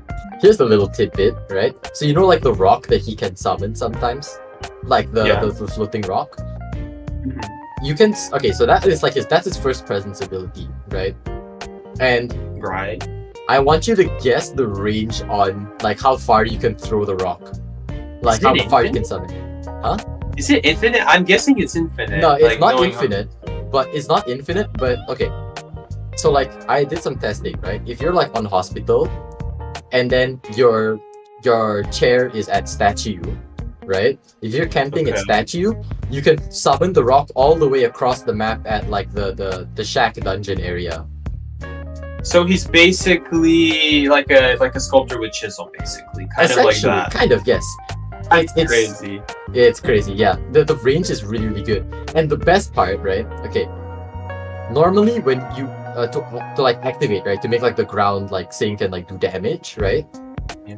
You have to use your pickaxe, either throw it directly at that area or pull your pickaxe out of that area. But with the rock, when you pull your pickaxe out from anywhere, even if it's a completely separate, disconnected area, if you pull your pickaxe out, it will activate the rocks areas, all of the rocks areas. That's pretty cool. That's pretty cool. That does sound like a decent 1000 presence ability. That does sound decent. So a little bit too good for 0 presence, but very solid for 1000 presence. And I don't like it when the devs put the very, very strong stuff at full presence, because then we end up with a situation like Axeboy and Feaster, where they had very strong full presence abilities, but they just could never get to it because their early game was too bad. Obviously, if you're the early game, if the late game is very, very strong, the devs are like, okay, well, we don't want the early game to be too strong either, and it just means that you literally can never get the full presence. So I'm very glad that they're going about this. What is the full presence anyway? Could you tell us? Yes. Speaking of which, it's actually okay. I actually really like the full presence because it's not too over. It's like powerful enough to be worthy of like a full presence ability, but it's not completely like it's not just completely busted, right? Basically, when you unlock it, your pickaxe, like throwing the pickaxe, has a charge up time of 3 seconds. When you fully charge it up, no. It's like okay. So normally when you're like holding down the pickaxe to like aim where to throw it, like there's no charge up time, right? It just is. Okay. But then when the full presence is unlocked, then there's like when you hold it down, there's like a meter that builds up, that like fills up slowly over the course of 3 seconds. And when it builds up, it buffs your pickaxe throwing so that when you throw it, it immediately activates the area.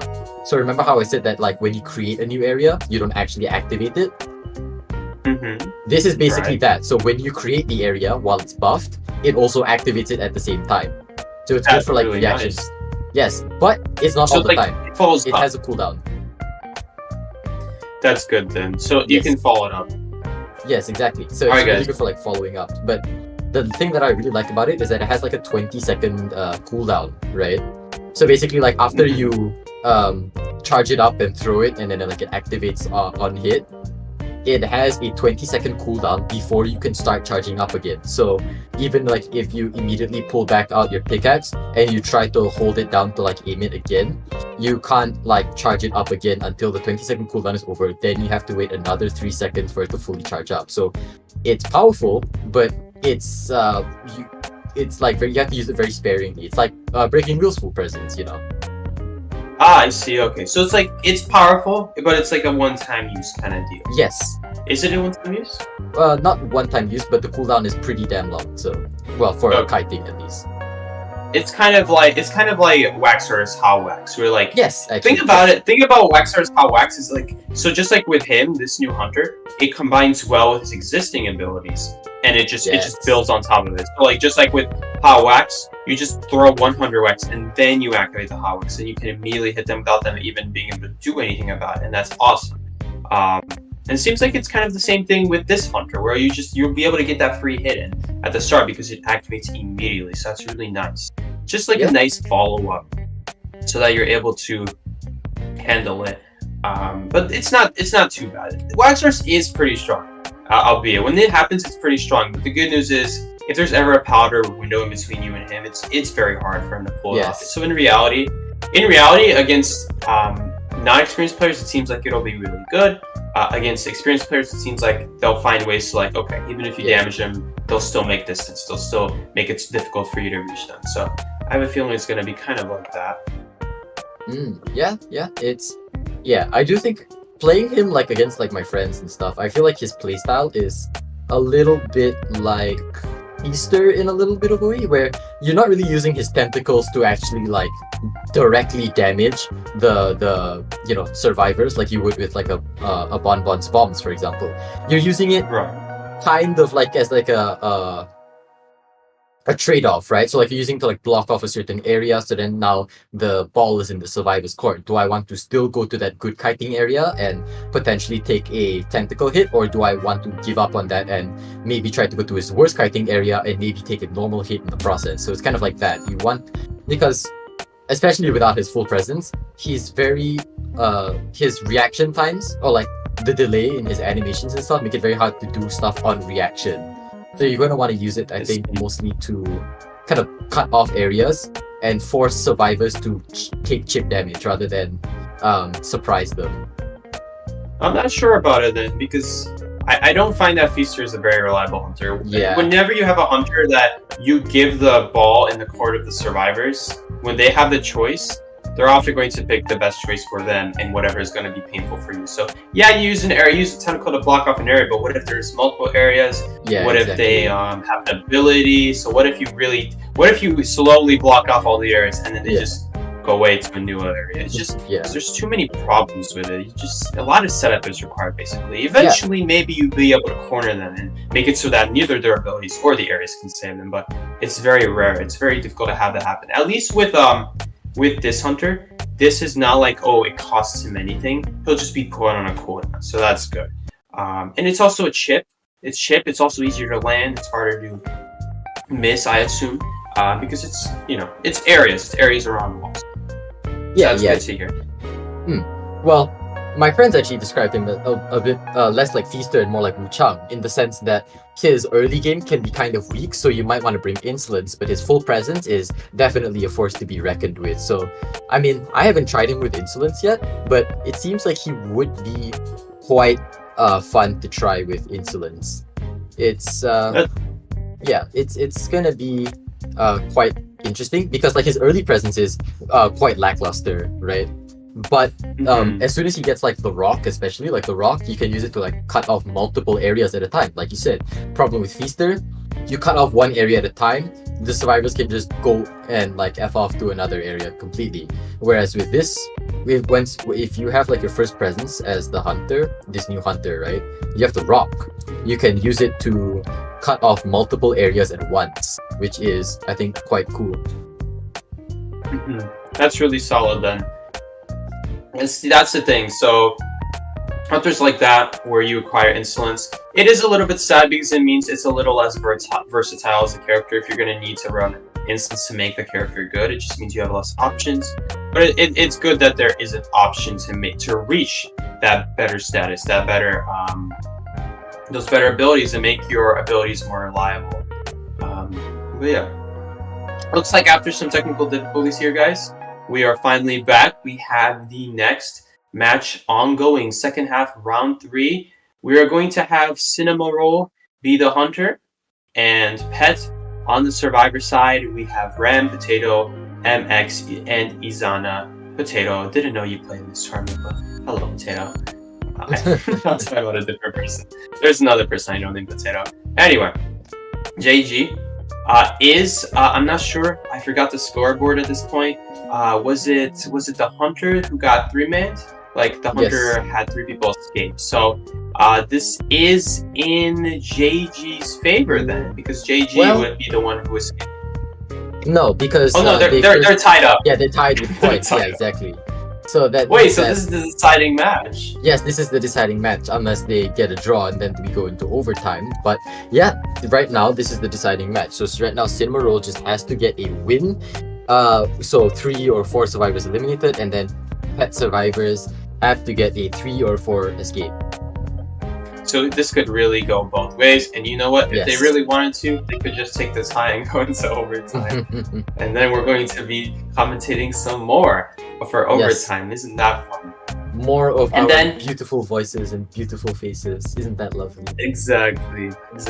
More content for all you guys. This stream is going to be like, what, 5-6 hours long at this point? That's a very long stream. Alright.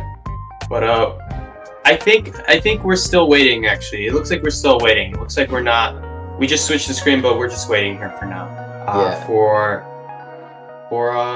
no. We already had survivors ban. They banned Opera and Madame. I wonder what that means. Madame? Like Bloody Queen? That's... Madame. M-A-D-A-M. Madame. Wow. Madame Red. Yes, that is the... I believe it's like the... Chinese term for like bloody, just like what the Chinese community calls the Bloody Queen, Madame really? Red. Something like that. Something to that effect, I believe. I might be wrong and completely racist. In that case, please don't cancel me. But I'm pretty sure that's what they call Mary the Bloody Queen, right? They call her Madame Red, I think. So it's very interesting, actually, banning Bloody Queen. She is a pretty... I feel like, okay, Bloody Queen is kind of a polarizing hunter because she's dependent so much on the player's skill. Like if you're kind of like with her, you're going to be struggling a lot. But like I'm sure Makes sense. I'm sure like everyone, you, Psyche, and everyone in the chat has faced off at least once. Like that one bloody queen that just completely destroyed you. You just could not do anything, right? Like a blood queen that knows how to hit every single mirror, and that's like the bare minimum. The bare minimum is, ironically enough, that you don't miss any mirrors with blood queen.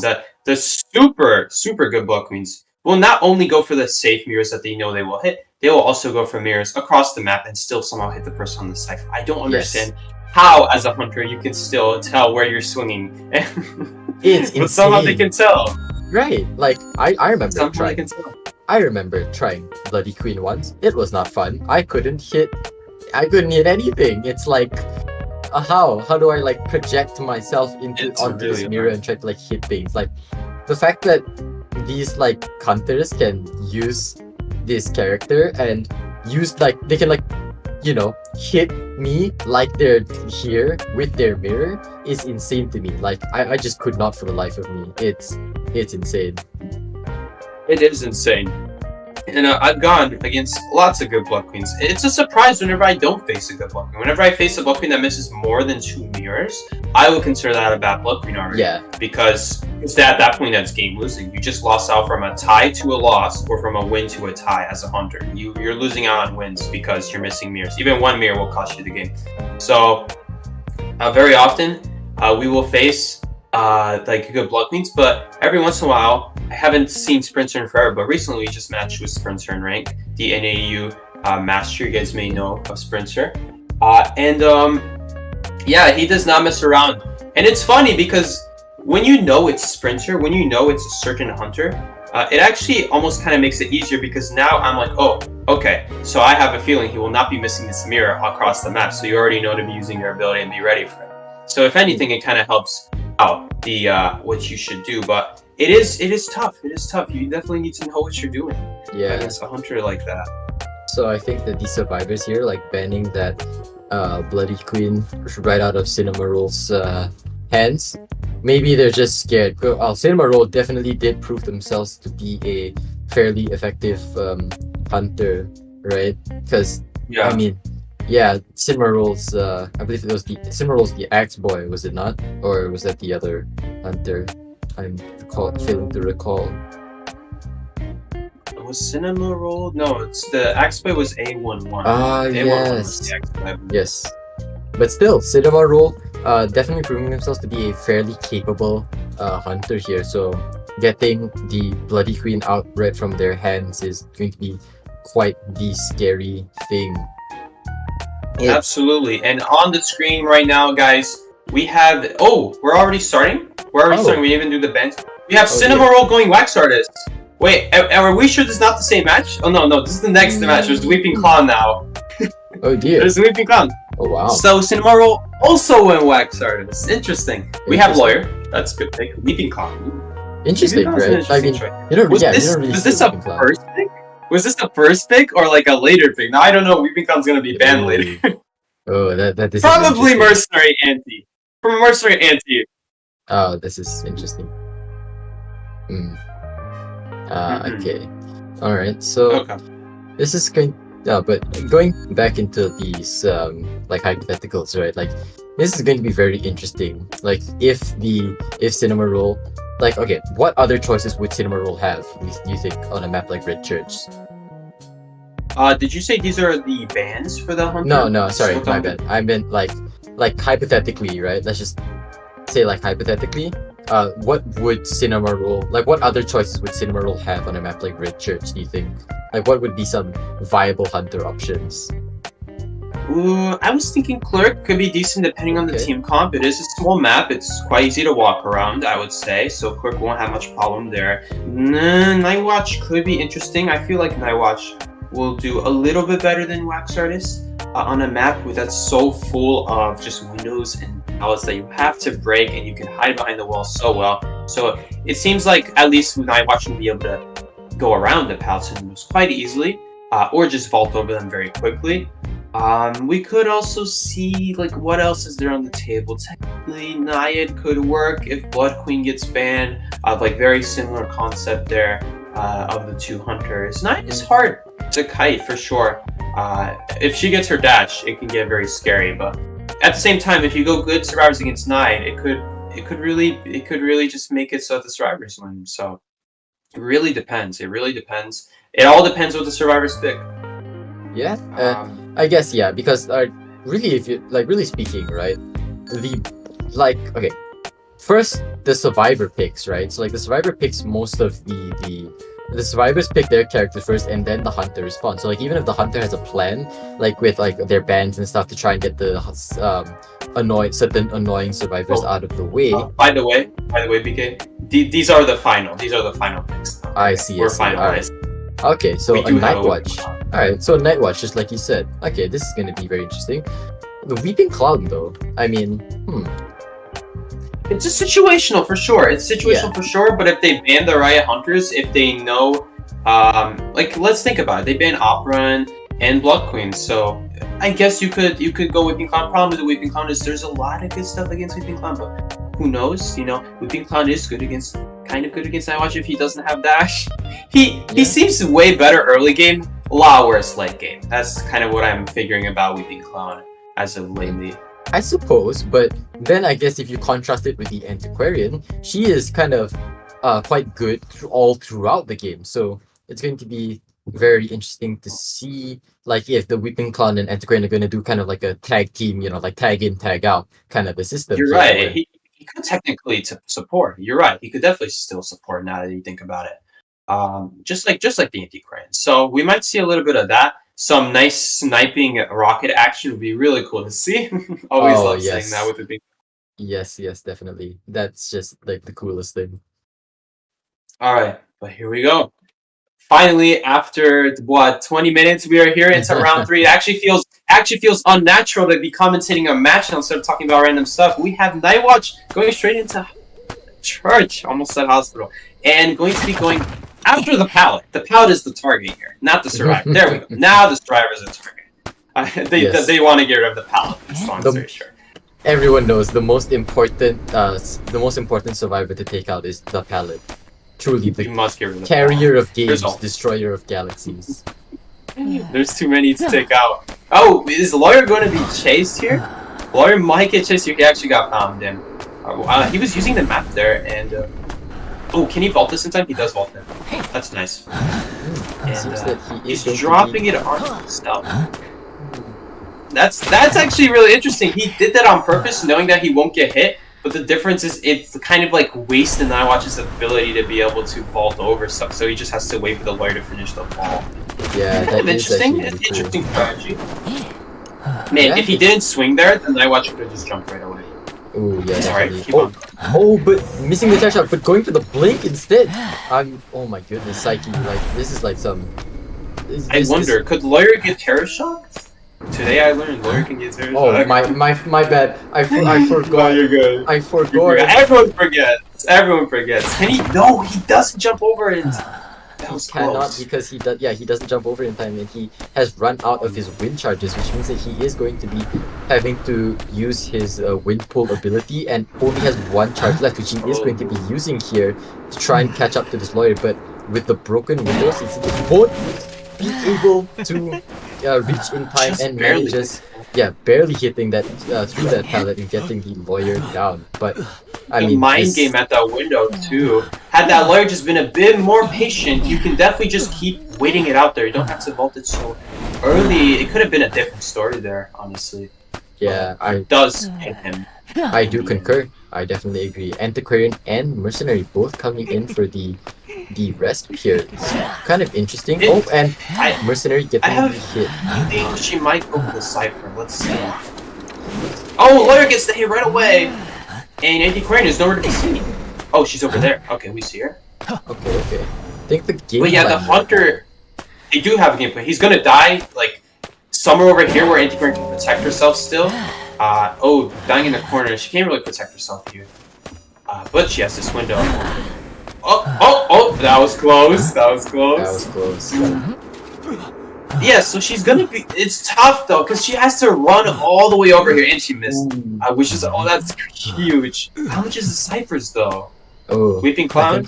Weeping Clown's about 72, and then Cherry Mercenaries. That's a problem. That's a real big problem. Can they still get this off? It depends how much this last ciphers. If this last cipher isn't at a high decode, then they don't have much of a shot here. They're gonna have to rely fully on Antiquarian and Weeping Clown support. They're gonna need to get this lawyer out of this cipher at bare minimum. 3 minutes 39 seconds into the match, and we're already down to the last 2 ciphers. Almost. This is like it's crazy. It's crazy, yeah, because it's like, okay, well now the Weeping Clown has is in for the support, as you can see, and save from Antiquarian. Goes down for the lawyer. The film is glitching out. But using the blink the and lawyer survives! Oh my goodness. Well, he should have been dead here, but he's alive because of his swings. Does he stop the ball? Wow. What? Did you see what he did there? With the wind? That was really, really cool. He stopped the lawyer from vaulting by using the wind and trying to go for the Terror Shock no Weeping Clown, but instead gets a regular hit and just lawyer just keeps on looping him in his area. Antiquarian using his her self heal. It seems that now they're just trying to stall as long as possible for this lawyer while the mercenary is coding. I'm not sure what his progress is, but we're on a clock here. Yeah. With this cipher, 76%. He's time is ticking and he's running out. He has to pick this up. He's got no choice. Oh man. Things were definitely. Oh, this is a basement. I mean, at the end of the day, Mercer can just go rescue. They can switch off ciphers, I'm sure. Let's see. We will probably see a switch off. Wait, they're just gonna pop it? They're just gonna pop it. They don't even want to go for the rescue. They must not have Titans. Yeah, they don't have Titans. They don't have a way to get him out of there. So they want to force him to make a choice. Like, you can't, or you go for gate. One of those. Exactly. Because they have, okay, right now they're in the advantage. They have 3 survivors that are up and well at endgame, which means that they just have to get all 3 out. Given that there's a mercenary who can body block for the team, that's actually pretty good. Plus the Antiquarians here, that's really, really good. Oh my god. And they're going to be able to barely Wait, Antiquarian goes down! Antiquarian? Wait, Antiquarian can't crawl out! She can't crawl out! Oh my god, and he's gonna make the lawyer leave too. Actually, he doesn't technically have to leave. He could just stay there for now. Oh, but that's big. That is huge. I wonder why she didn't use the cane. I guess she thought she wouldn't get hit there? Maybe she tried and it was too late. Wait, come on, crawl off. Okay. I guess the Antiquarian figured that she would get knocked out back out of the gate, and she underestimated the knockback of the thing. But now, now it's up to the Antiquarian to try and disarm the Night Watch before they get hit, so that they can get out of the gate. The abuse! Leave this hunter alone! Oh my really? goodness. 3 hits? It was just brutal. Wait, is this a loss? Wait, did they just lose? It might very well be. Oh my Imagine god. that was a pout stun. Imagine that was a pout stun. Oh my god. They're actually gonna lose this. They're gonna lose this.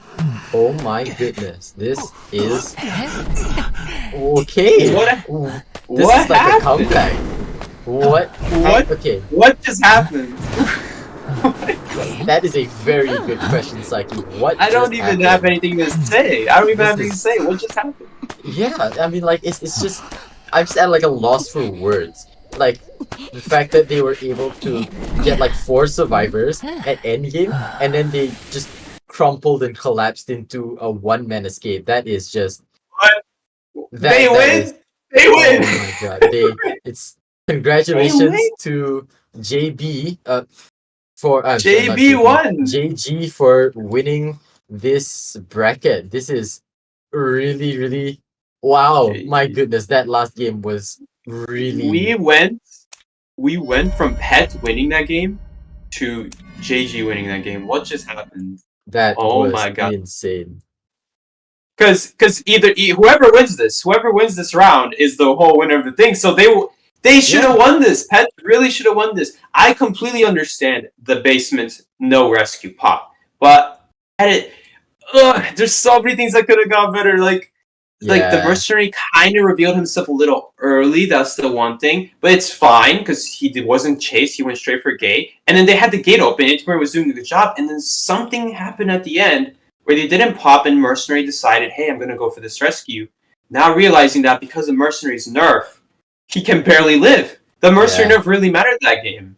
Yeah, it really did. Wow. That's actually really interesting to see. Like Mercenary was not able to. Yeah, exactly. He just could not live long enough to be able to get to the gate, and because of that, they ended it with a three-man with a three elimination rather than a draw or a win. It's very interesting to see like the new balance changes coming into effect. It's really interesting actually. It's such a shame to see this game that was going so well for the Survivors, and then it just all went downhill so fast. It's hard to see honestly sometimes. There's so many things that could have gone better for them. They could have at least tied. I mean, assuming the anti-crane thing happens, they could still tie if Mercenary goes for gate, or if after rescuing the anti-crane, they run together to gate, so that no matter who he knocks down, one of them always make it out. Yes. It just that sucked to see, because that completely blew my mind. I completely forgot. Yeah, Mercenary can't last as long, and even then, I'm not sure even if before the nerf it would have been a good idea to go for it, because maybe with the extra time it would only allow them to think about it. But at the end of the day, if they're both scared to go for gate, then what Hunters just does is just block it off so that Mercy can't walk through. But at the same time, Antiquarian is scared to go through. So if both of them are being hesitant, then that's exactly what happens. Neither of them gets out.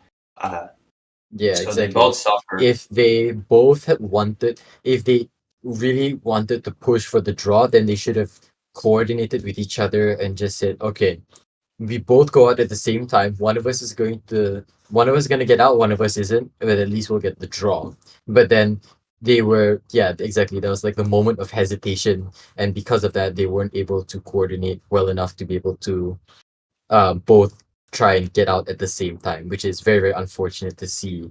But yeah, congratulations to Jelly Bean Gang. Oh my god, I still Jelly cannot. Bean Gangster Jelly moves Gangsters. on.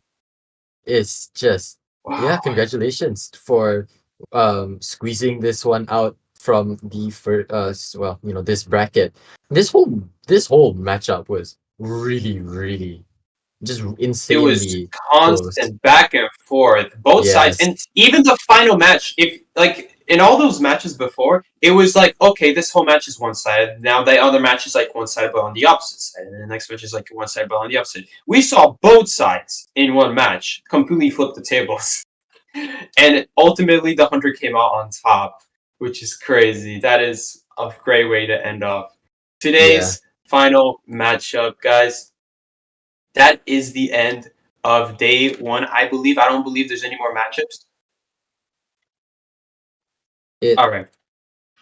So that is it for today. No more matchups for today, but do come back tomorrow, Saturday for what time is it tomorrow? Do we know? Yes, I believe it's 2, 4, and 6 p.m. for GMT +8. It's going to be me, BK Boy Rule, along with Invisible Jong and Kuroshiro Gaming as your casters. So please stay tuned for that. Congratulations to the teams for winning, and we will see you all tomorrow.